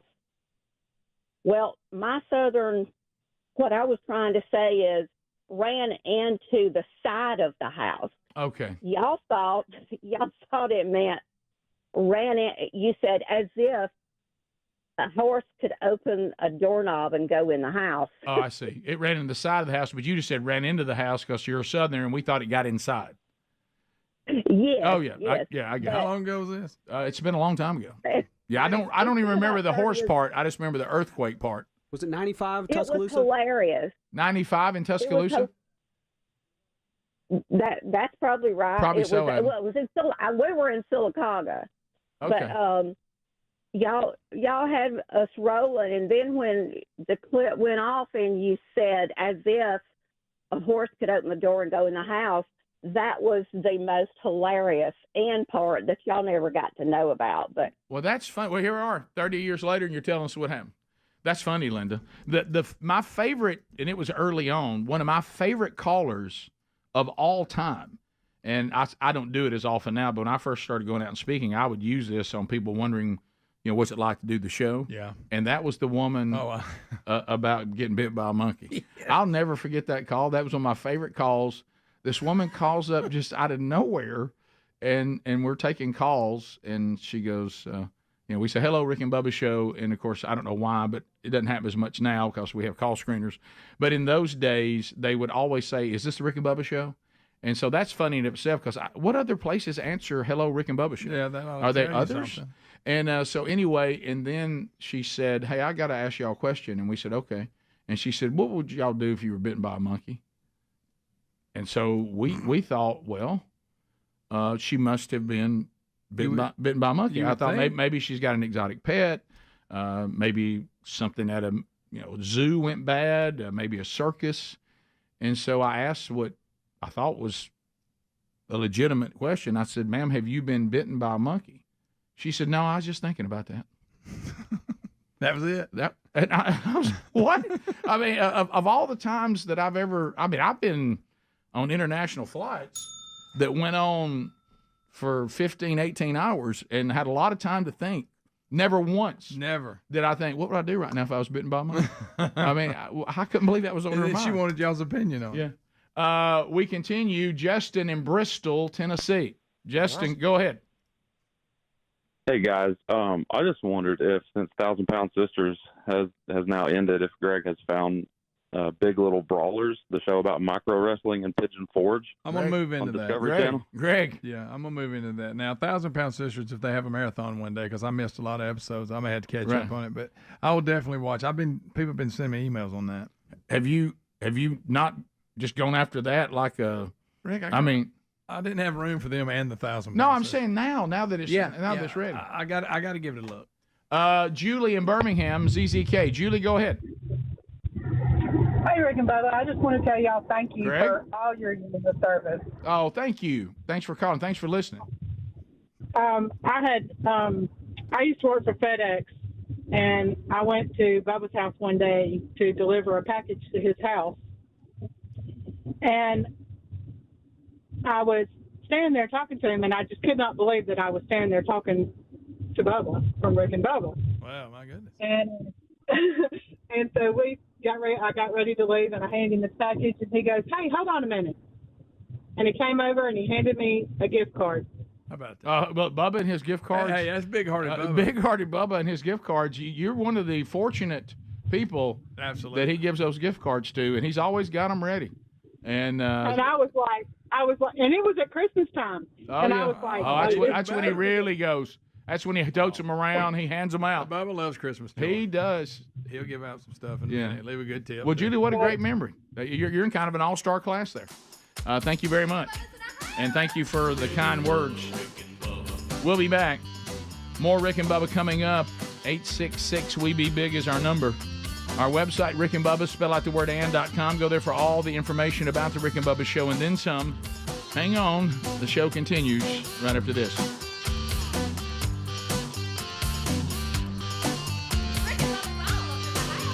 Rick and Bubba, Rick and Bubba.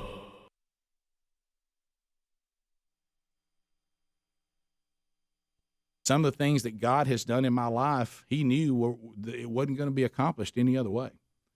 And then you look at Psalms 139, Bronner's life was short by earthly terms, but it was perfect and complete by his terms.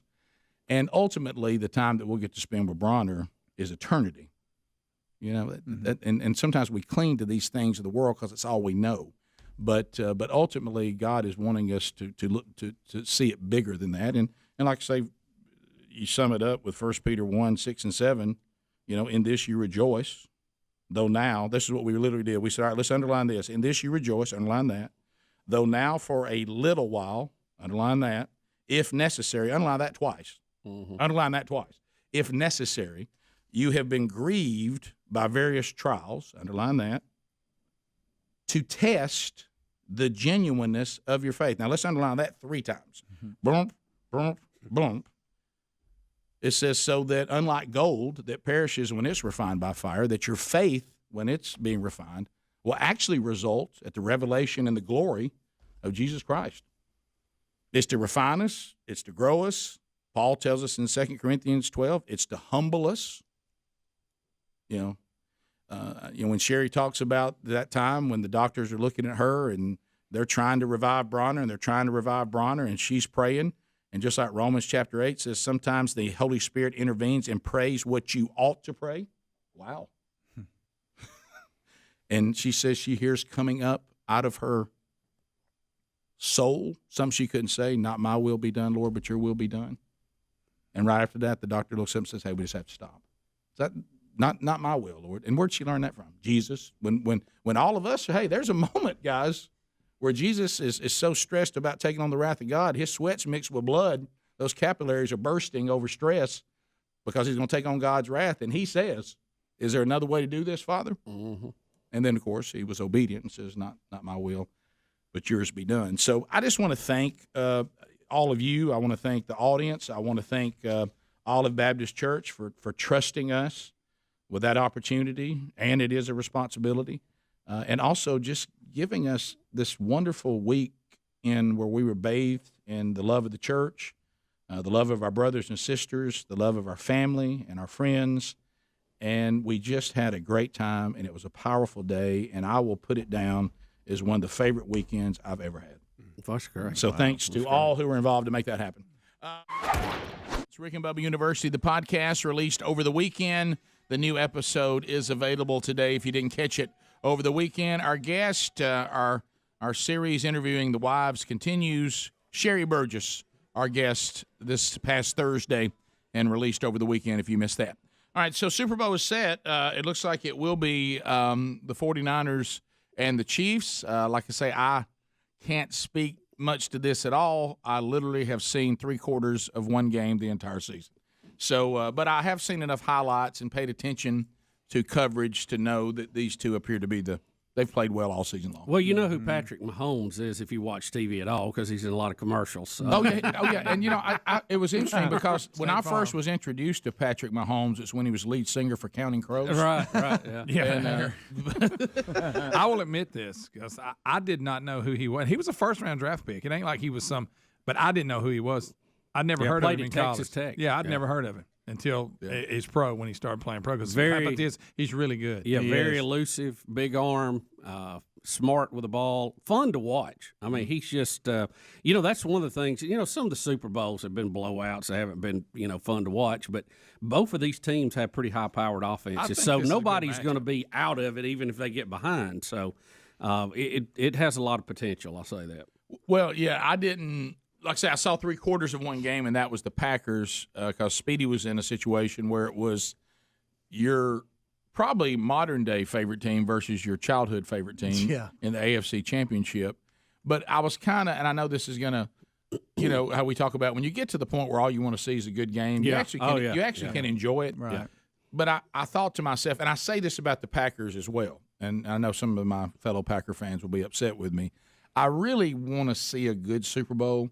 And I kind of felt like that the Titans and the Packers, if they had pulled off the upset, that they had the potential to get destroyed in the Super Bowl, and it would have been a bad Super Bowl. Well, I didn't think the Titans and the Packers were complete teams like these two are.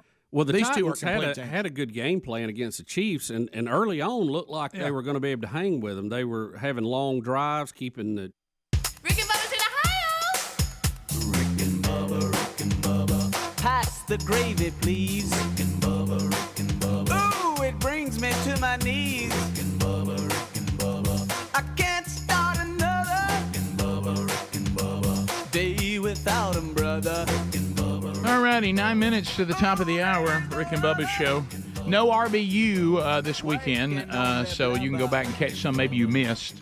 For Rick and Bubba University, the podcast. We got the wonderful Wheel of Canned Meat coming up. Garry the Bulldozer Man has added to the wheel one of his famous turkey calls. Yeah. So be aware of that. That's coming up, and we'll have that on the wheel for the next few weeks. Also, a reminder, the Man Church Conference coming up next weekend. The Man Church Conference next weekend. We will be there in Birmingham, Alabama, the Wright Center at Samford University. Robbie Gallaty will be speaking. I'll be speaking on Friday night. The two of us, that'll be it, with Chuck Hooten leading worship. Then on Saturday, we have Rich Wingo, Andy Blanks, and I'll be speaking again on Saturday. We'll have our new resources available for 2024, including a new 31-day devotional for individual men, for an individual resource. And also, we'll be telling you more about all the curriculum we have available, including our new 40-week that'll be coming out this summer. So all that coming up next weekend at Samford University. There are still tickets available. You can grab those at themanchurch.com. We'd love to see you in Birmingham. If that doesn't work for you, there's also a handful of tickets still available for Starkville, Mississippi. That'll be the second Man Church Conference this year. Granger Smith will be speaking there. Also James Spann, Scott Dawson. I'll be speaking, so will Andy Blanks and Chuck Hooten doing worship again. There's some tickets available for that. Not many, but you can get those by going to themanchurch.com as well. And we hope to see you guys and are excited about cranking that up starting next weekend. All right. So we have we're hearing a lot of this. It kind of goes back, and I forget who we credit with saying this for the first time. If you're 30 or younger and you're not a liberal, you have no heart. Yeah. If you're 31 or older and you're not a conservative, you have no brain. I don't remember who said that. Yeah. I don't know who to credit that with. I've heard Churchill thrown around. I'm not sure that's right. Mark Twain, somebody. But anyway, I don't know who to credit that with. But we're hearing more and more that some of the leftists, especially in the entertainment world, as they get a little older and as they look around, they start seeing how things affect their money and all this kind of stuff, they're starting to lean a little more to the right. Ladies and gentlemen, today, the latest to start leaning to the right, Mike Tyson. Come on. Are you sure that's what he said? I'm looking back. I feel this in the rest of the ball. And so he here he is in his own words, laying out what we just said. Here's Mike Tyson. Oh, boy. When I was younger, I was all-out liberal. But as I get older and I look at my children and I see what's out in the world, I get a little conservative. It's common sense. Oh, wow. It's just common sense. It's just common sense. And he makes a good point.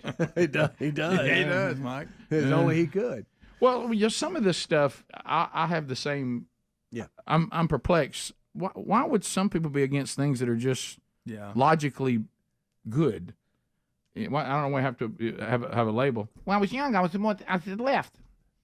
Got old, now I look at my kids and things and state of the world. So I'd become more conservative. It just makes sense. I'm a conservative marauder. It's a marauder. Sometimes I look at the way the state of the economy. I just want to punch it. Say that you were feeding your pigeons and started thinking about it. I feed my pigeons. I started thinking, how much food is it going to cost for the pigeons? At one point, he told someone that he wanted to eat their children. He did. And now he looks at his children. He's worried about them. So people change. You know? They do. People change. One time I wanted to eat children. Now I want to raise children. Who was it? And Lennox Lewis. Lennox Lewis. Yeah. I want to eat his children. Mike was getting fired up for the match. I'm sorry. Lennox, his children look tasty. I was upset. His children look tasty. And now I'm raising children, and I don't have to eat my pigeons. I have to go conservative. It's common sense. I'm uncontrollably moving my mouth. I know everybody's doing it. I see you all. So I think I think you're seeing more. Beautiful. I think you're Steve. seeing. Thank you. Yeah, man of 1,000 voices tried to weigh in. I mean, you look at the cost of groceries. I have to eat somebody else's ear. Come on. Yeah, I mean it's. I mean, don't some of you y'all don't really like paying high. I went into the grocery store the other day. Who would like that? Listen, I went to the grocery store, and you know how you just sit there and you just go, "Hey, wow." And I mean, it was just pretty much a normal grocery run. It wasn't anything abnormal, just things that we're out of. And you know, and when I get my assignment, I didn't realize this. Sherri told me this finally. She'll put things on the list, the grocery list, and there'll be certain ones that it's almost like a contest to see if I can find it. Like there was one item on there, and she said, "There's no way you can find this. There's no way." And when I brought it in, she could not believe it. And I said, "Yeah, I felt like I won like some kind of scavenger hunt." You or something. accidentally found it. It was some sort of skin product or something. And she was like, "Well, there's no way he finds this. There's no way he finds this."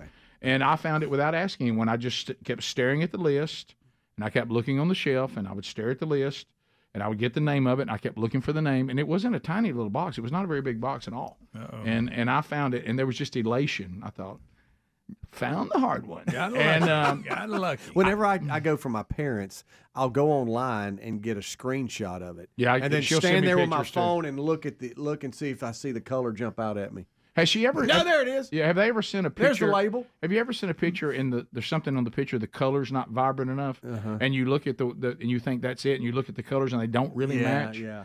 And you're like, is that the right Is one? that it? And you'll go as far as to read the label, then read the label up there. Yeah. But anyway, so I get up there to check out, $400.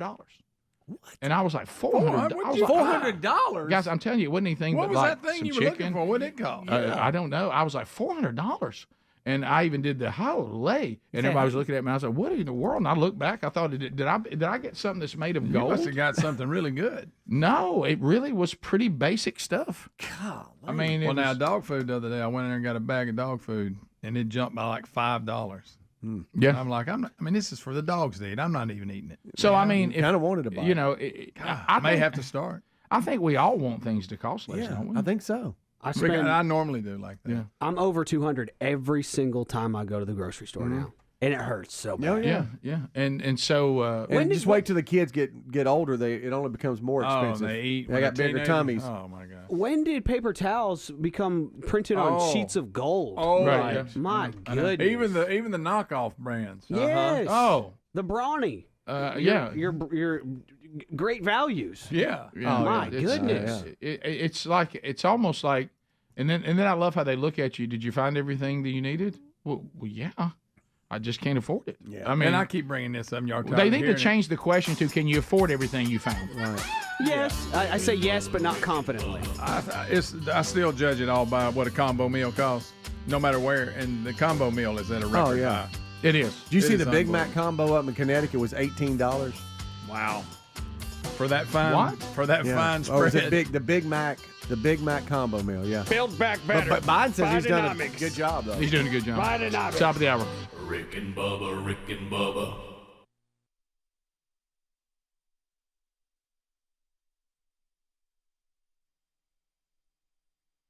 Chiefs on the bench and scoring, but second half they just could not get the running game going. Kind of went away from Derrick Henry a little bit, and when they did give it to him, they were waiting on him. Yeah.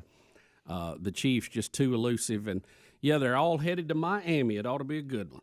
Yeah. Now we know that. But what a great season for the Titans. I mean, they. Oh yeah, no. Yeah. You're talking about a turnaround. Oh yeah, they had quite a run, didn't they? Yeah, he's it's really coach of been the year, good. no doubt. Yeah, he did a great job. Yeah. So, it's funny to have a head coach of a team that they have video of him catching passes from Tom Brady. Mhm. You know, that's kind of odd too. Let you know how long Brady's been around.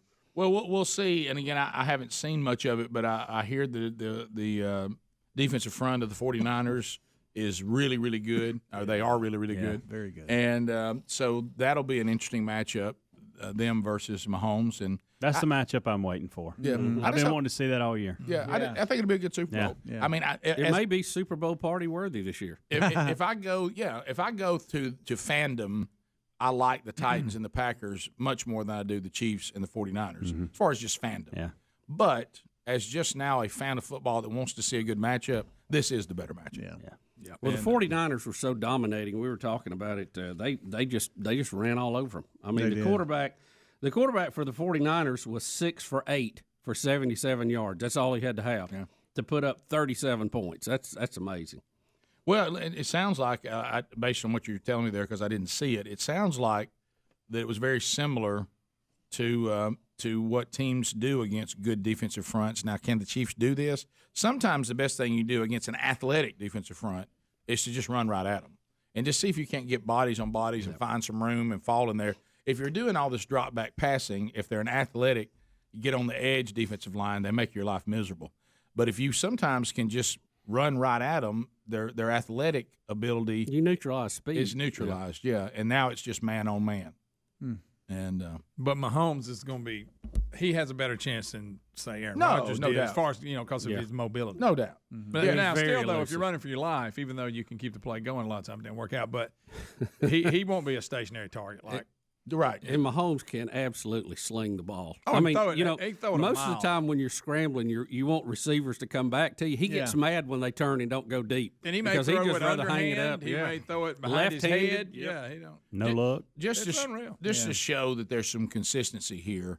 I think all sports seasons are way too long. All of them, basketball, baseball, football.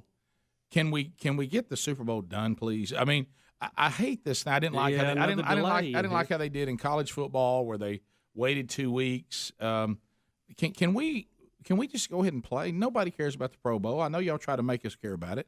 None of us care about Y'all that. tried every format. Why don't they have it after the season, like they used to? Yeah, and then everybody, Hawaii. and then even the people in the Super Bowl team can Yeah, be there. that's the way it used to be. It was well, and let's go back to this. I love American football. It is my favorite sport, but it is the worst All-Star game. Oh, it is. Yeah, It's just nobody wants to tackle nobody because nobody wants to get nobody hurt. wants to get hurt. You don't have time to get this team to gel together. Baseball has the best one. Basketball is the second best one. Football's All-Star game is just terrible. Maybe they should invite them all there and let them play like superstars competition and do Yeah. things that you normally wouldn't see them doing. Let's try you know, that. jumping rope, So it'll No, I'm serious. full tug pads. of war. That might be more fun. In full pads. That might be more fun. But it's just too dangerous. I mean, it's too easy to get hurt out there and end a career, and you don't want to do Well, that. plus football's so complicated, and you're throwing these people together from all these different schemes and all this different stuff, and you basically end up saying, "All right, let's do something basic that we all can do."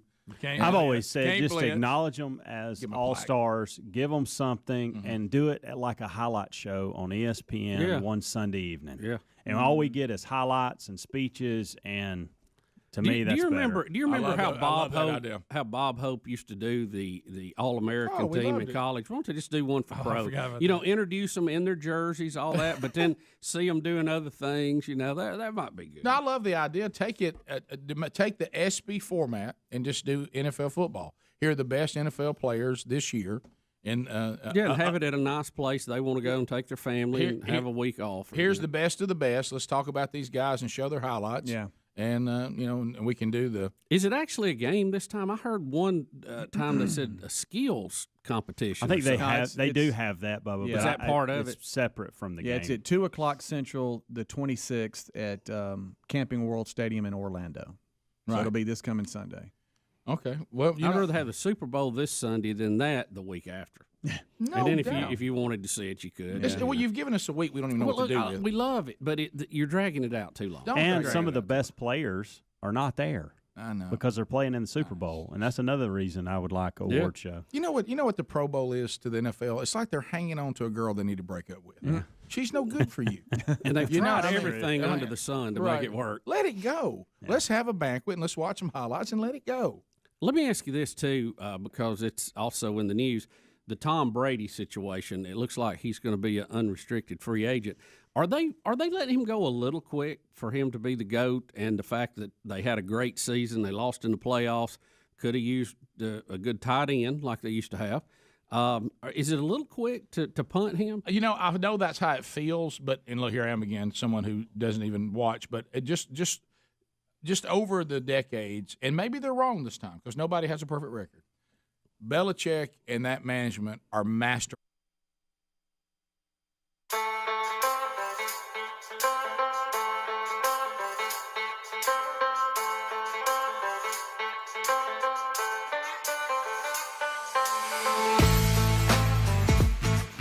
Six minutes now past the hour. Here we are from the Big Boy Studio and on the bleeding edge of technology. From a sweet home, Alabama, to the world. Starting the hour with a wonderful Wheel of Meat. There it is. Let's go, boys. Here we go. Come on, give it a try. It is the wonderful Wheel of Meat. And we have golden ticket seats. They are here with us today. They make their way to the wonderful wheel. We're going to spin it. Canned meat is on the wheel. Rick and Bubba prizes on the wheel. And, of course, you could win one of Garry the Bulldozer Man's I wonderful forgot about that. Wonderful calls. That also on the wheel today. And we have Rock and Roll City ready to go. Adler will be providing that. Greg is going to help. Booted me out. Oh, you got it there ready to go. So Helmsy's taking calls at 866 We Be Big. So let's, without further ado, Speedy's got the wireless mic. He is ready to go. Let's see. Christy's in Florence, Alabama. Spinning for her will be Ilya Zobanov.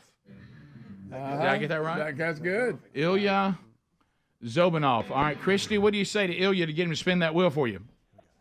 Wow, what a wheel. Let it rip, Ilya. Here we go. Okay, all right. Put a little English on it.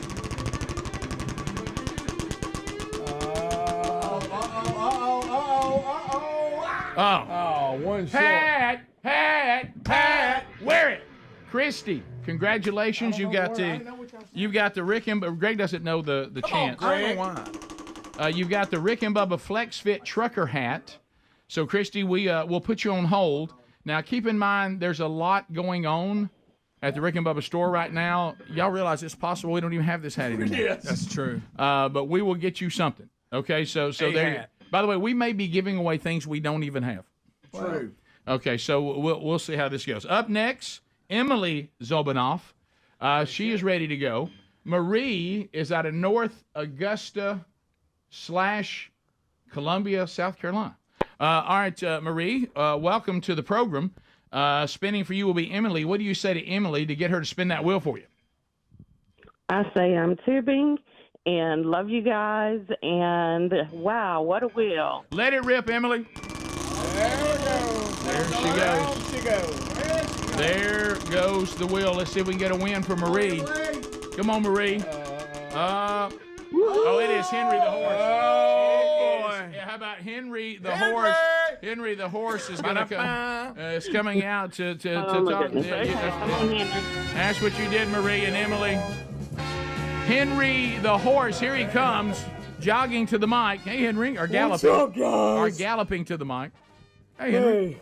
Hey, I'm a little down. What's wrong, buddy?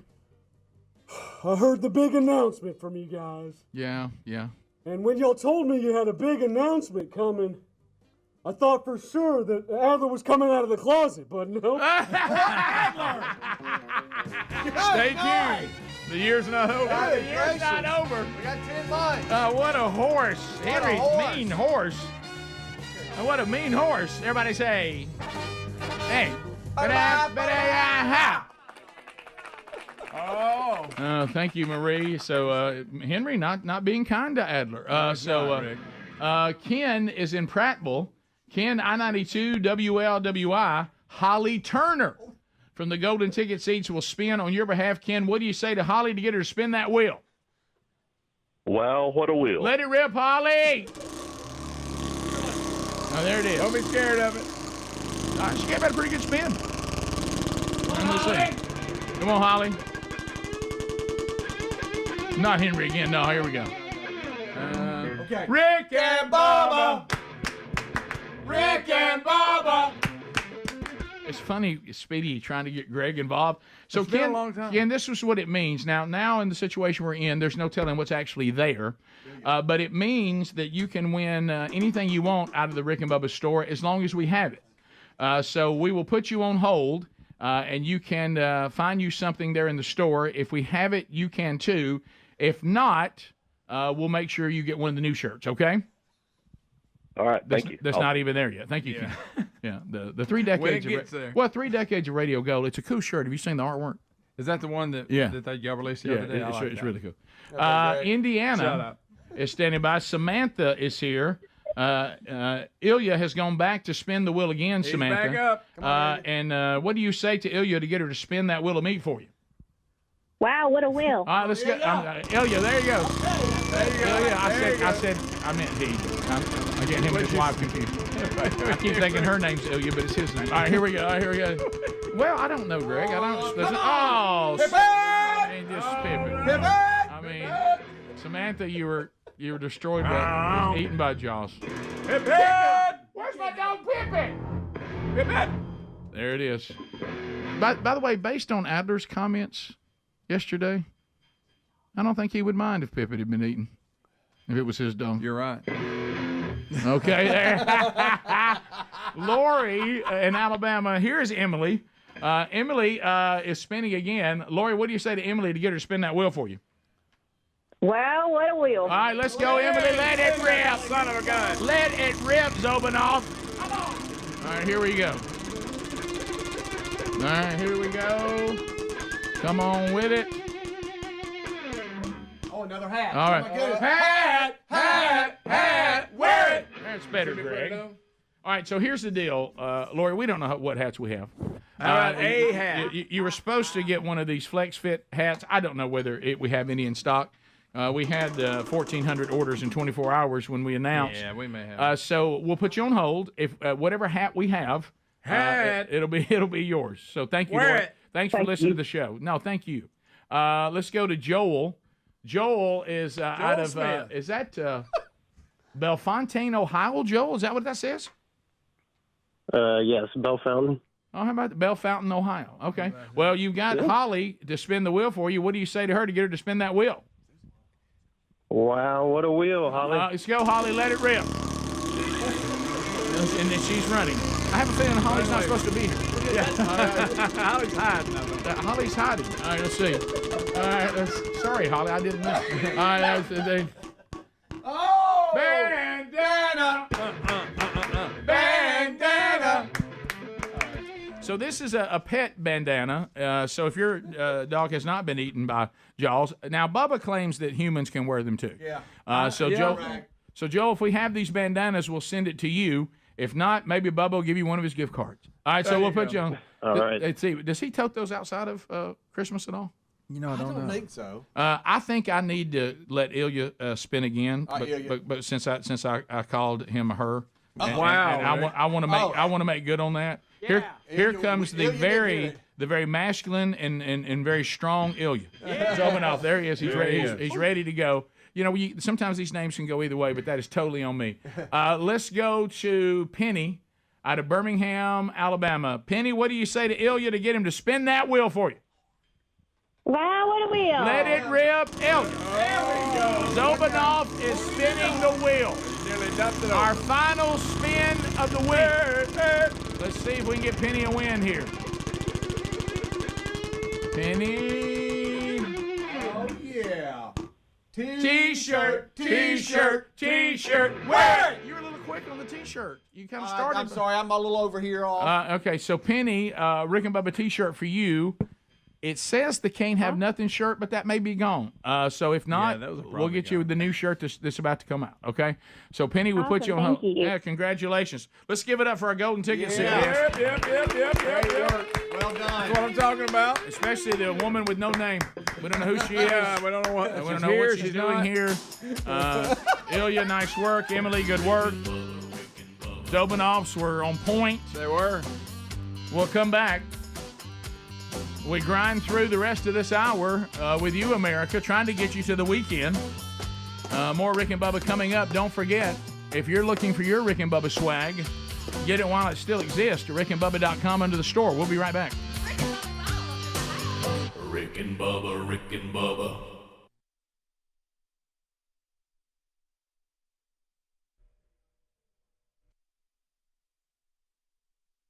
Check. Hey, wow, 1, 2, wow, checky. All right, guys, we'll try to loop it again. Y'all seem to like that last time around, and I think Greg's busy, so we'll try to do some looping here on the guitar. Thank y'all for watching Rick and Bubba on YouTube. We love y'all.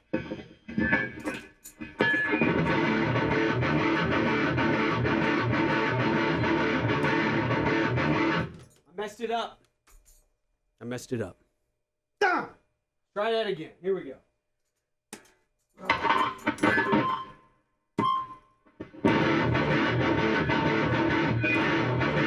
Nope.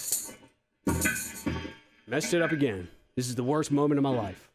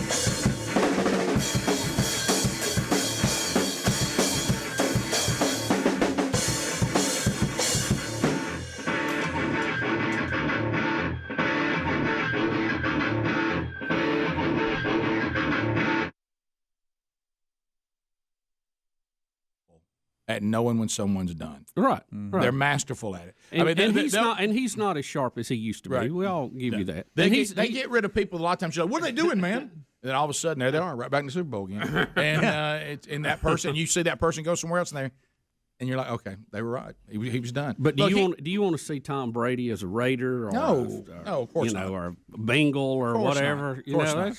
I didn't want to see Peyton Manning as a Bronco either, but wow, he really showed us one that magic he could still season, play. Absolutely. Have you noticed Brad most Favre gave us one magic season? Absolutely. Montana. Yeah. Montana. A lot of times when they do that, they still That's got one right. good season in them. So Scott Dawson has been on the show so many times, so many things, so many adventures, so many wonderful moments. And I can still remember the day that Scott Dawson told me that he had been in a cell phone conversation with Kanye West. I won't forget that day. It'll always stay with me. That's one of the last things I thought I would hear Scott Dawson say to me. Can Scott is with us. Hey, Scott, how you doing, buddy? I am doing well. I appreciate it. Rick, where do we start? Well, first of all, I love this is exactly what we wanted on Friday when we wanted Sleepy Voice Dawson. Hoarse and sleepy. On Martin Luther King Jr. Day, here wrapping up the conference.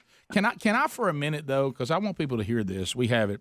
For just a moment, there's people were sending out moments from the conference, the part that Kanye and his entourage and choir and musicians were part of. And so here's one that just kind of gives you just a brief. It's not. I know it wasn't like being in the room, and Dawson, you can talk about that. But I just want everybody to hear this incredible choir and just this moment.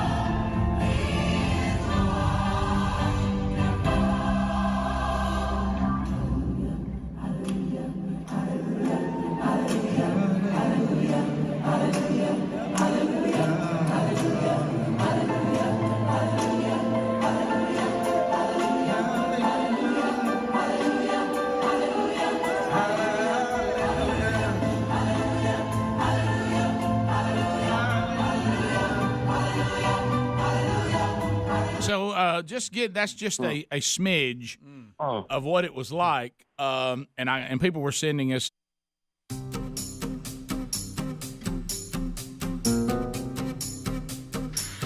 "21 minutes past the hour, Rick and Bubba's show as we work our way back. Thanks for being with us today. We have run through a lot today. It's been active. Bubba's scheduled to be back with us on Monday as his hamcation will come to an end. Hamfest. And he'll come back and be ready to go on Monday, Lord willing. All right, so I don't really know how to unpack this in a short segment, but Adler, you're going to have to help a little bit here. I don't really know where to go since some of these things are really long. Some of the golden ticket seats said they saw Tucker Carlson's interview with Vladimir Putin, and it can be lengthy, and it can be a bit of a almost like we were being lectured a little bit. So the first part, he gives us the history of Russia. Are we going to sit through all that? I mean, it's just 30 seconds, all right? No, yeah. So this was That might take a minute. This is how it began, and Tucker explains what happened when he started this interview, and it's very interesting. And Tucker will explain it right here. This is Tucker interviewing Putin, and he's kind of giving you what happened, and it's a quick summary of kind of what happened. This is how it starts off right here. Putin shot February 6, 2024 at about 7 p.m. in the building behind us, which is, of course, the Kremlin. The interview, as you will see if you watch it, is primarily about the war in progress, the war in Ukraine, how it started, what's happening, and most pressingly, how it might end. One note before you watch. At the beginning of the interview, we asked the most obvious question, which is, why did you do this? Did you feel a threat, an imminent physical threat, and that's your justification? And the answer we got shocked us. Putin went on for a very long time, probably half an hour, about the history of Russia going back to the 8th century. And honestly, we thought this was a filibustering technique and found it annoying and interrupted him several times. And he responded he was annoyed by the interruption. But we concluded in the end, for what it's worth, that it was not a filibustering technique. There was no time limit on the interview. We ended it after more than 2 hours. Instead, what you're about to see seemed to us sincere, whether you agree with it or not. Vladimir Putin believes that Russia has a historic claim to parts of Western Ukraine. So our opinion would be to view it in that light, as a sincere expression of what he thinks. And with that, here it is. Here's his first question. Mr. President, thank you. On February 22nd, 2022, you addressed your country in a nationwide address when the conflict in Ukraine started. And you said that you were acting because you had come to the conclusion that the United States, through NATO, might initiate a, quote, surprise attack on our country. And to American ears, that sounds paranoid. Tell us why you believe the United States might strike Russia out of the blue. How did you conclude that? It's not that America, the United States, was going to launch a surprise strike on Russia. I didn't say that. Are we having a talk show or a serious conversation? Wow. Here's the quote. Thank you. It's a formidable series. Because your basic education is in history, as far as I understand. Yes. So if you don't mind, I will take only 30 seconds or 1 minute to give you a short reference to history for giving you a little historical background. Please. So that went on for 30 minutes. And like Tucker said, he thought he was just scamming and filibustering him. The interview goes on for 2 whole hours. It's so crazy to see the contrast between how Putin comes in with a plan and dominates the interview with Tucker, which is fine. He's the president of Russia. Of course he's going to do that. Versus how our president got manhandled by the press just yesterday as well. And it's that, to me, was the most shocking thing out of all of this. And wow, Putin knows a lot of history. Right. So don't debate him on history. I see that you said he mocks Tucker at one point because Tucker applied for the CIA and was rejected? Yes, Putin's even throwing in talking trash. Is he talking trash to him? He's even throwing in little zingers. Right. Of course, he did his history. You know, he did his research on Tucker. Here's that moment. With the backing of CIA, of course. The organization you wanted to join back in the day, as I understand. We should thank God they didn't let you in. Although, It is a serious organization. I understand. Oh, wow. Shot at Tucker. Tucker did laugh at it, though, at one point. Right. So what did you think yesterday? I don't know if there's anything in here that would give us any kind of indication on this, but did you find it interesting yesterday when we were interviewing Senator Tommy Tuberville? He made the statement that Russia could defeat Ukraine. They're just on purpose letting it drag out. Did y'all catch that yesterday? I did. Yeah, he said they could end it if they wanted to. But is this going all out victory? That's what he said. Does this go into the theory that they're just milking us dry financially by letting this drag on, knowing we'll continue to send money to Ukraine, but they could actually win it if they really wanted to? I mean, that was said yesterday. That's what he said. By a sitting senator on the show. That's right. So, I mean, I don't know that. I'm just either. saying that's what he said. I mean, I'm not trying to bring you attention to myself. Right, That's just what happened. So, where are you on that, Alt Adler? There's a lot of money going to Ukraine, and there's zero accountability. There's hundreds of billions of dollars going to Ukraine, and we really don't know where it's going. The border bill is a joke. There's more money for Ukraine in the border bill than there is for the actual border. It was like, I think, 13 million compared to like 60, or 13 billion compared to 60 billion for the border, for Ukraine, and more of it's going to Ukraine. So that is a joke. You can always guarantee that whatever they name the bill, that's not what it does. Like the Inflation Reduction Act. Oh yeah, it's not that. It's not what it did. No. The border bill is not about the border. The Patriot Act. Ooh. Yeah. Ooh, watch it. I'm sorry. When you're talking, all I can hear is your character of Putin coming in with no shirt on. I forgot about that. He used to do that. Hey. So hadn't done that in years. He's a little more serious now, I think. Yeah, I guess so. Yeah. Still ain't got a what was accomplished by this interview? Is there any clip? What did it do? It made Putin look much more capable than Biden. I'll tell you that. Well, buddy, I got news for you. That ain't hard. That's not hard to do. Right, at all. Look, no offense, but Garry the Bulldozer Man looked more capable than Biden. Early not even close. Right, everybody on this show looks more capable than Biden. Oh, here we go. He talked about the insane tactics being used by the government and weakening the dollar. Okay. He just talked about, I'm right. What I'm doing is justified in Ukraine and the United States. They are starting wars around the planet. The CIA attacked Nord Stream, the Nord Stream pipeline. He 100% pegged that on the United States. Tucker asked for what evidence do you have of that? Putin, I don't think, produced any 100% real evidence, but we didn't come out looking good in this. Yeah, the White House was quick. I mean, very quick on saying don't believe anything you hear.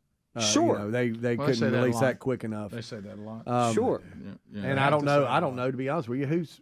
By the way, he could be sitting there lying in the interview. Probably is, and a lot of things. Much of it. Well, if Bubba was here right now, he would say, and he's right, that the Chinese and the Russians. I mean, any kind of chaos and discontent they can create in the American society, they want to. Yep. So there's no doubt about that. Yet I don't feel like Putin's lying to us any more than our own government does. Well, now that's a legitimate point. We'll talk Super Bowl when we come back.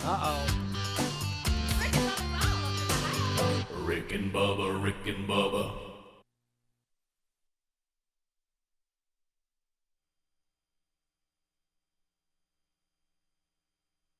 And stuff. So Scott Dawson, I mean, I guess we have to start back and when it was all happening, and the doors close and then doors open. Yeah.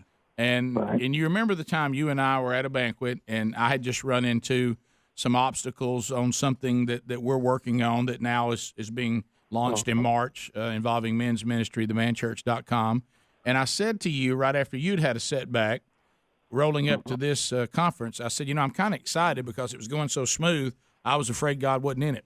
And now that we have some obstacles to overcome, it's probably going to turn out to be even better. And I mean, how many days passed before this started? It wasn't many after that. No, it was literally November 3rd was when I got word we were going to have to remove our headliner.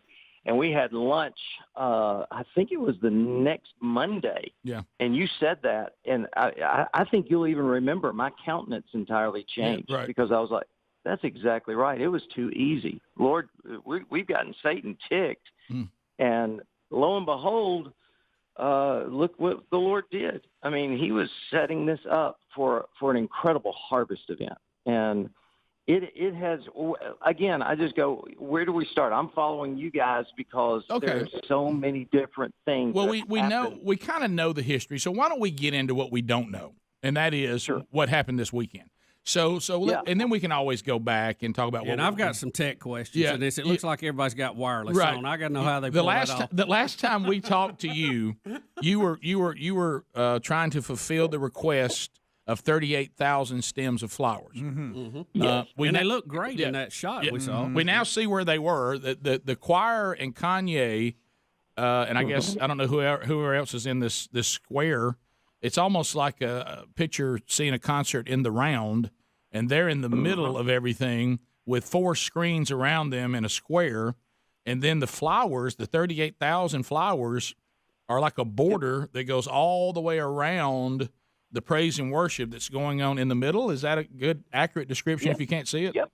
We had 38,000 flowers we had to get together for the stage, and at 2 o'clock on Sunday morning, they realized they needed some more, and so they needed greenery, and florists are closed.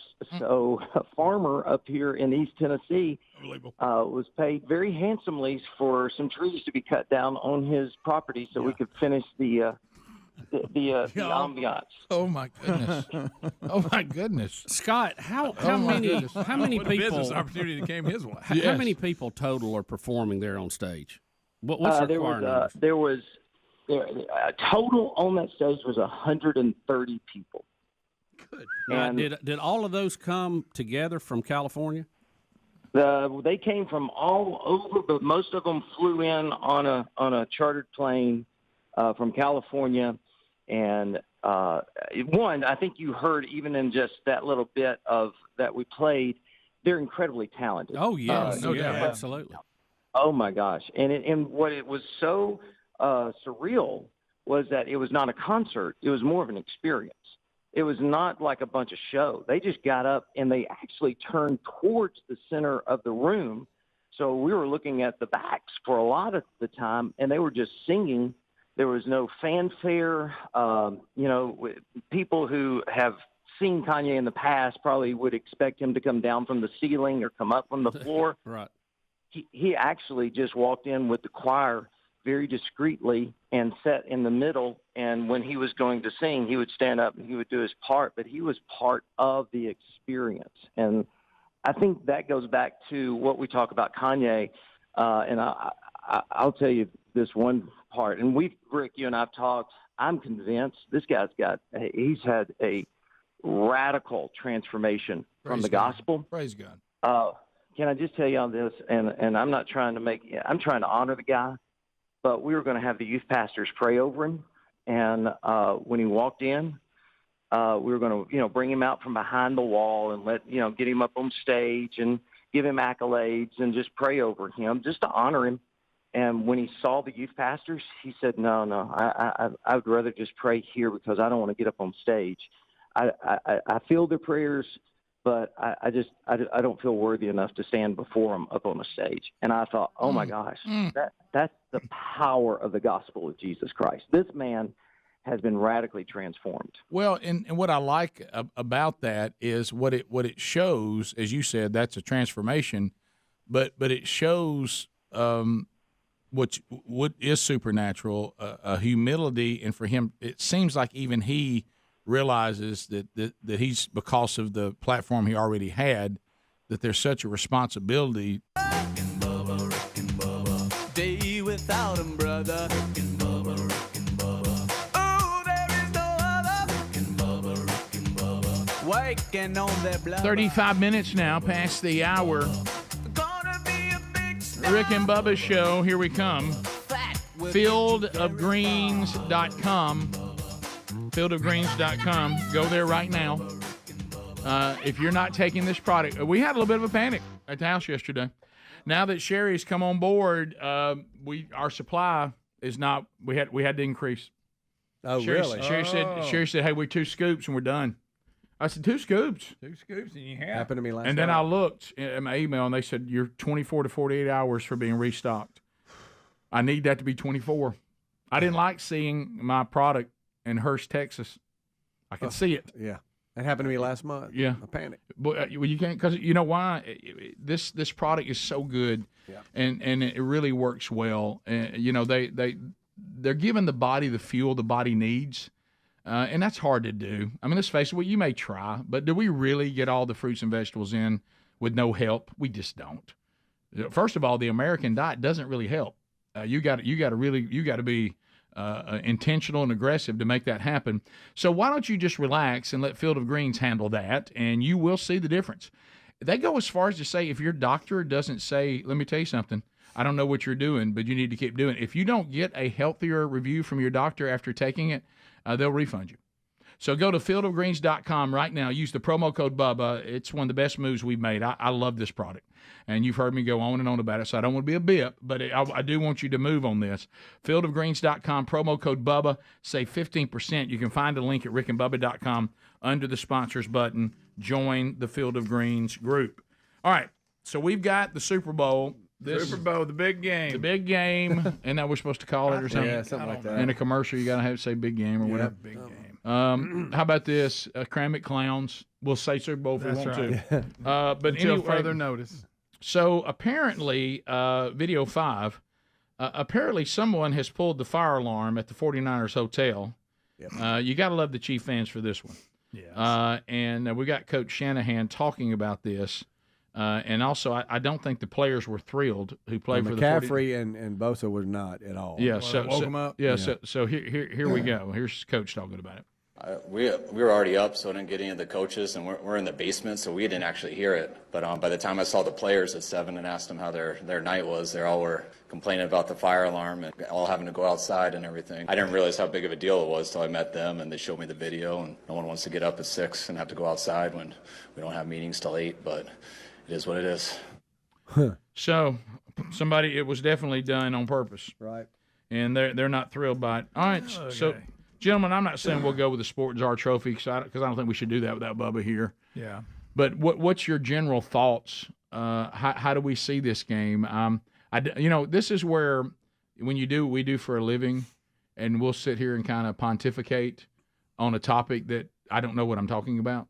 I mean, because I rarely ever watch NFL football. So I know nothing about these teams other than the playoff games I saw. Right. So I do wait to the playoffs. Sometimes I'm getting now where I'll wait to the AFC and NFC championship. Yeah. I'm that late to the game. And so that's the only time I've seen these two teams. Mm-hmm. So that's all I'm basing this on. Yeah. And but there's something about the modern day Chiefs that if you let them get in these kind of games, they just know how to manage them. And I'm not. And the 49ers are very good. Don't misunderstand me there. Sure are. But and also anytime you've got a little Cinderella story going, like Mr. Irrelevant, who's the last pick in the draft. Yeah. Now he's just a manager. He makes less money than college quarterbacks. Look what he's done. And he was key in the NFC Championship. Yeah. Can he keep delivering?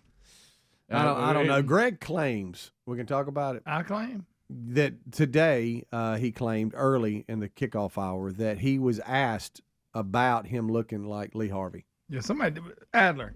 Did they ask him in the somebody asked the him press about conference? Yeah, he claims whether he looked like Lee Harvey Oswald. Yeah, they did ask him.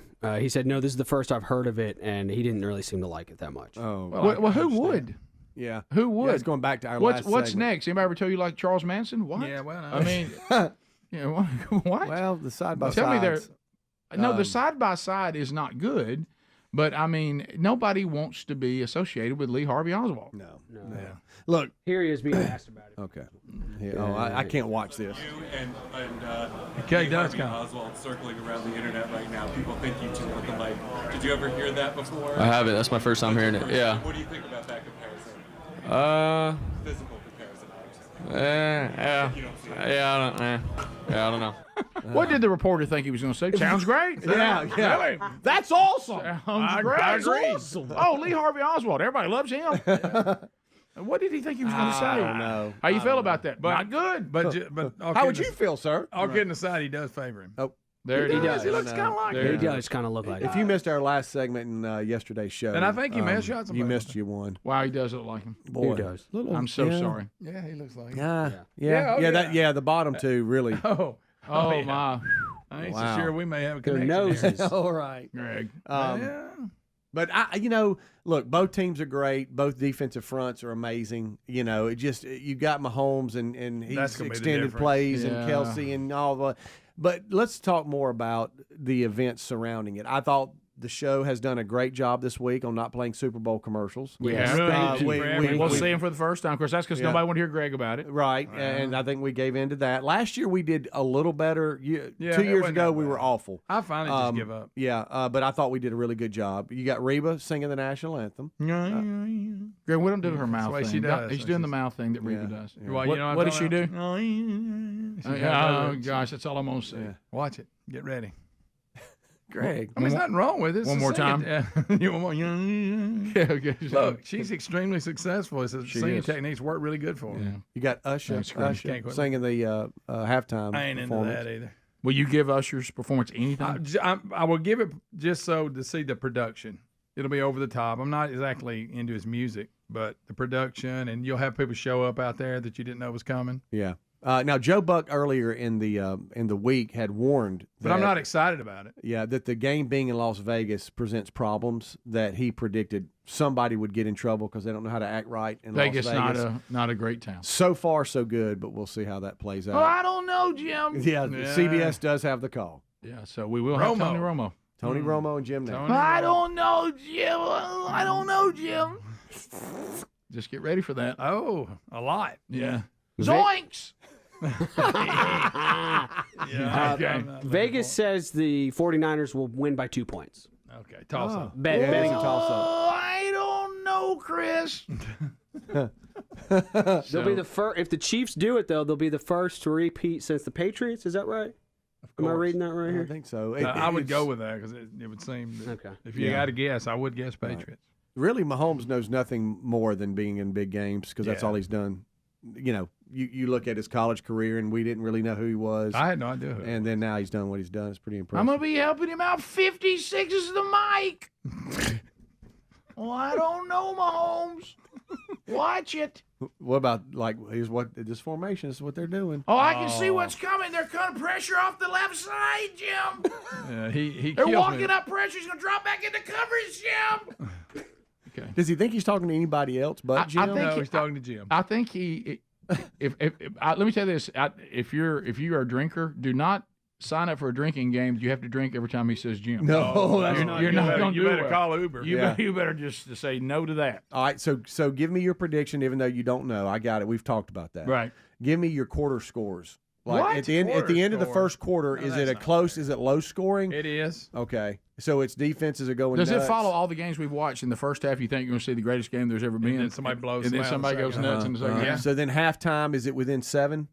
We got a pretty. We tight feel good half- at within halftime. We 10. all feel great. It's within at halftime. 10. Okay. Yeah, we feel great. At And then halftime. third quarter, at the end of the third quarter, you're going, oh wow, this is going to be a fourth quarter game. Do you think Chiefs that, are or you think already somebody's stretching pulling? Do y'all agree that the 49ers against this team cannot do what they did against the Lions and expect to come back and win? Not the way they No, were not playing against this defense team, first no. half. Does They got a really good one of the quarterbacks get knocked out of the game? I'd rather not say. Oh, okay. Well, I don't know, Speedy. I hope they don't, but You're that's a trying big to factor. mojo Well, them no, a that's bit. a big factor. If you Yeah. lose your starting quarterback, Keep it your changes eye everything. on Bosa, Speedy. Oh. I think Brock Purdy. It's going to look like he got hit from behind, but he actually got hit from the front. His head's going to. Oh, you're terrible. You're you're really bad. Hey, that's buddy, awful. You need to pray about that. Anybody ever told you Purdy looks like Lee Harvey Oswald, Jim? You think there was more than one shooter, Jim? I don't know, Scoob. Who throws more interceptions, Purdy or Mahomes? Purdy. Purdy throws a costly interception. Oh, does That's he? the difference in the game. And he's not going to run like he did last week because they're going to make sure of that. And he's not that hard to contain. They were just completely ignoring him. Right. So there's no way they're going to let him run loose. Phone calls wrap up the hour. 866 We Be Big. Rick and Bubba, Rick and Bubba. this that he seems like he's trying to be extremely cautious about even portraying anything that might be misinterpreted. Yeah, and there were 2 shows, and combined in our conference, we did reach. I know the exact number, 18,122, because the fire marshal was making sure we kept track. Anyway, it was an incredible experience. It was not about him. It was about the experience of Jesus. And in the second show, he actually did share his testimony, and it was strong. All I can say is it was strong. He was gut honest with the people, talking about how he was strung out and he needed Jesus, and he's not going to back down off that, because if he died for me, I'm going to stand up for him. And it was just, I think everyone who left going, wow. We were on level 4 security. The only higher level would be as if the president came in, they told us. So a lot of security. So people stood out in the cold a lot. And like Bubba said, everybody had a wireless mic. So yeah, I've never seen so many wireless mics in one place. All right, let's come back and unpack that a little bit. And, I was thinking, because obviously there's a lot of intrigue about this, because everybody's wondering, what's going to happen. But when I realized, and I just heard some of the eulogy that he did for his mother, Lois Evans, you didn't exactly start on work your way up. You got Jonathan Evans coming off, his mother passing.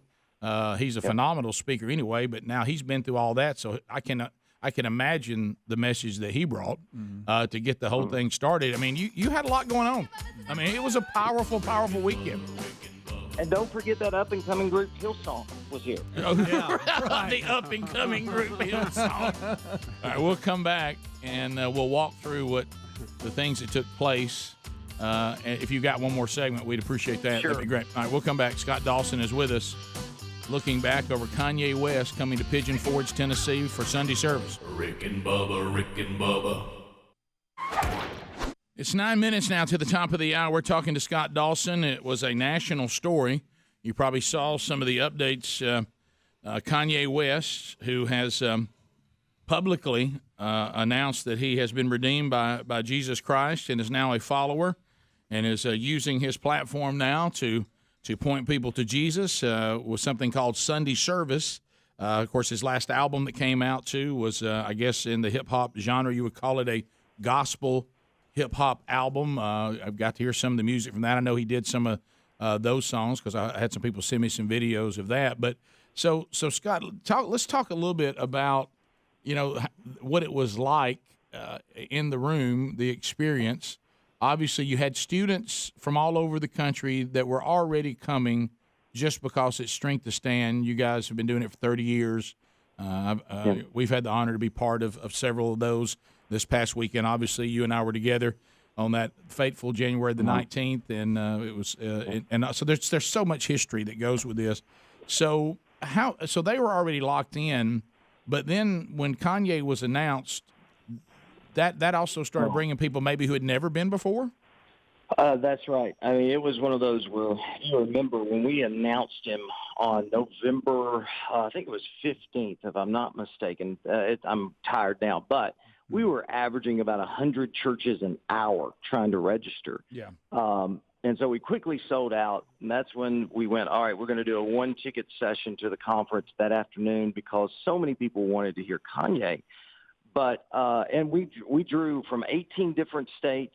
I think we had 16 different denominations. My wife said she didn't even know there were 16 different denominations out there. Right. And I was like, we have all kinds of groups here. And I'll never forget Saturday night, even before Kanye. He was Sunday morning. Saturday night's when we kicked off. Jonathan Evans was speaking at one event center. I was speaking at the other event center. We had Hillsong Young and Free. And my son, Hunter, walked up to me and he said, Dad, we've walked through so much spiritual warfare in this. It's about to be off the charts what God's going to do. And I went back to our meeting, and I went, you know what? That's exactly right. We have battled everything on this. and it's been the largest harvest I think we've ever seen at a conference. Right now, I don't know what's going to happen this morning. We still have a session going on right now with these thousands of students. We've had 1,483 students make a life-changing decision for Christ. Pass the gravy, please. Ooh, it brings me to my knees. All righty, 9 minutes to the top of the hour, 866 We Be Big. You can join us now if you want to. We do want to say hello again to our friends in the golden ticket seats. Ilya Zobanoff is here. So's Emily Zobanoff. Holly, I'm sorry, everybody knows you're here. Holly Turner's here. We actually had a lot of folks that did not come today that had seats because they weren't feeling well. We're glad they did that. That was actually kind. But if you're on your way to see us, hopefully we'll see you soon. Greg, give me a number between 1 and 3. 1 and 3. 1 and 3. How about 3? How about 3? Congratulations to Ilya Zobanoff. Oh, you did it. Winner. $50 American Express gift card. It's yours, sir. There you go. Enjoy that. Thank you guys for being here, and thank you for bringing all the goodies. That was That'll awful help with nice a little of you. gas on the way back. Yeah, that's right. We'll save some of those for Bubba Monday since he missed them, and if they don't leave with everybody going home this weekend.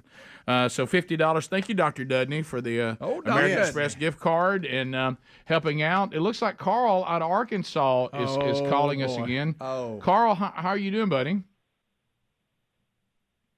Carl? This is Carl Childers. Yeah, I thought it was you, Carl. I was just gonna.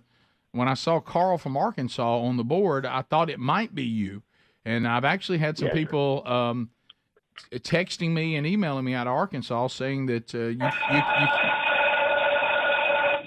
you okay, Carl? Yes, sir. Okay. That's just a dinner bell here at the funny house. Okay, I got you. That that we haven't responded to your request, invitation to come see you. Yes, sir.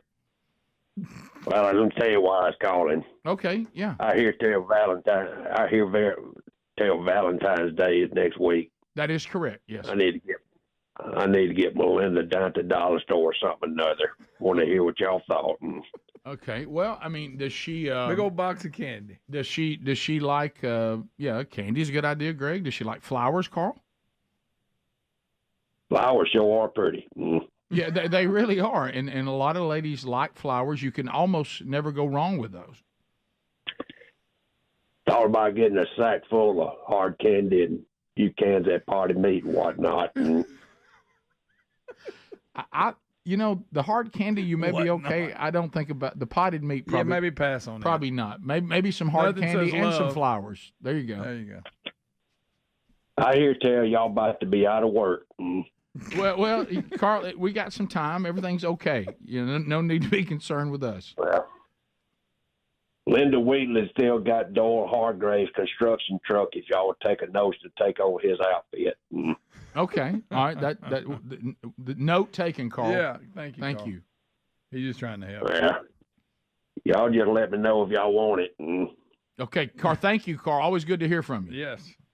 All right then. That is the best. That's the best one. Carl Childers ever. Ever. Yeah. And he's got all the phrases. He's got it all. He knows all the characters' names. He's got it down. Because we've had a lot of people call trying to be Carl. Right. Nobody can touch this guy. No, this, and have you noticed, which I respect, the other Carl attempts have all gone away? They have. They're intimidated. Because they realize it's kind of like when the dominant butt walks out, your attempt to date the ladies is over. Leaving. I'm out. Yep. Kyle out of Sweet Home, Alabama, if you want to join us, 866 We Be Big, Speedy on the phones. Kyle, go ahead. Hey guys, I was just wondering if is it over or under 17 times Romo says Jim. I'm going to go over. I think we'll get 4 quarters. That's a long game. I don't know, Jim. I mean, there's going to be he's going to have a Jim out. I really believe. I think we're going to get help. I think plus 17. Do you agree? I agree. Yeah. I'm going 20. Oh, yeah, wow. Yeah, I think so.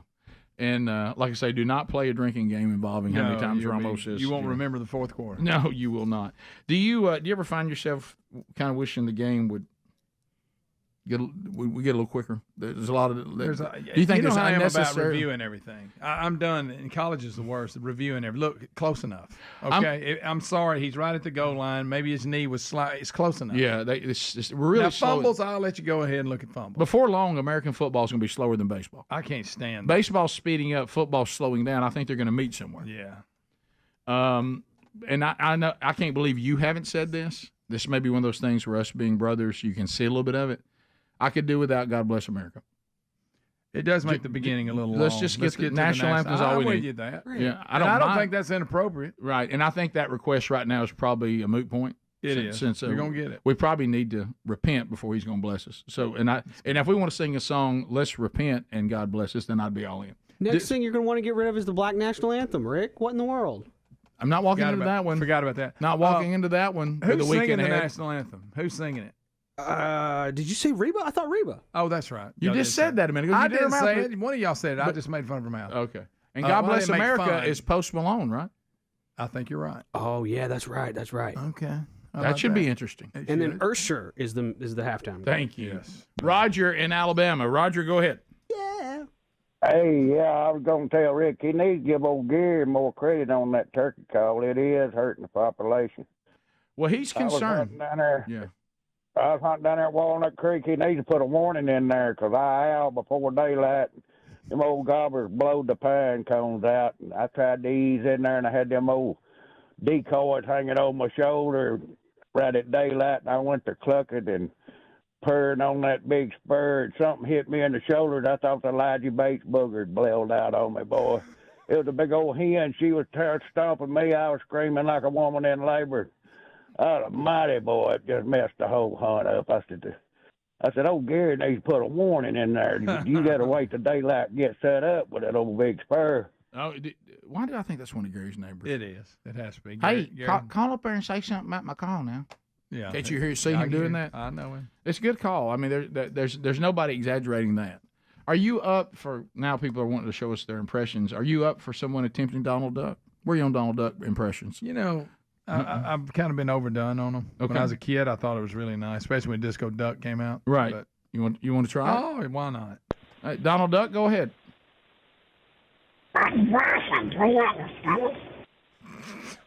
I don't think I can.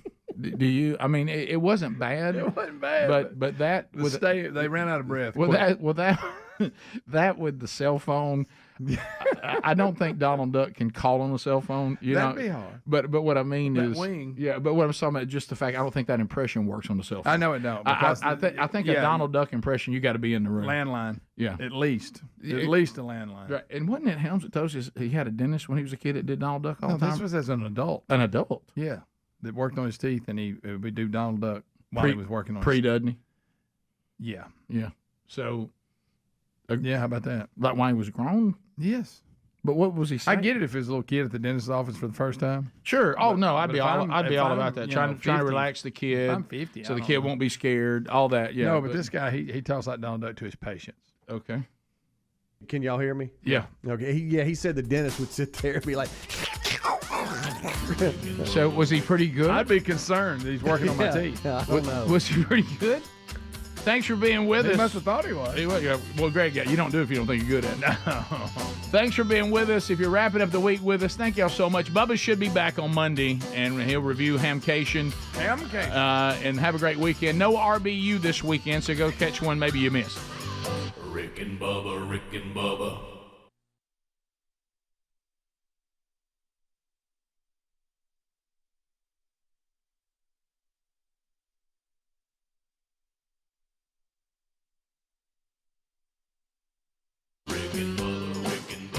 This is the Rick and Bubba Show. Watch more at blazetv.com/Rick and Bubba.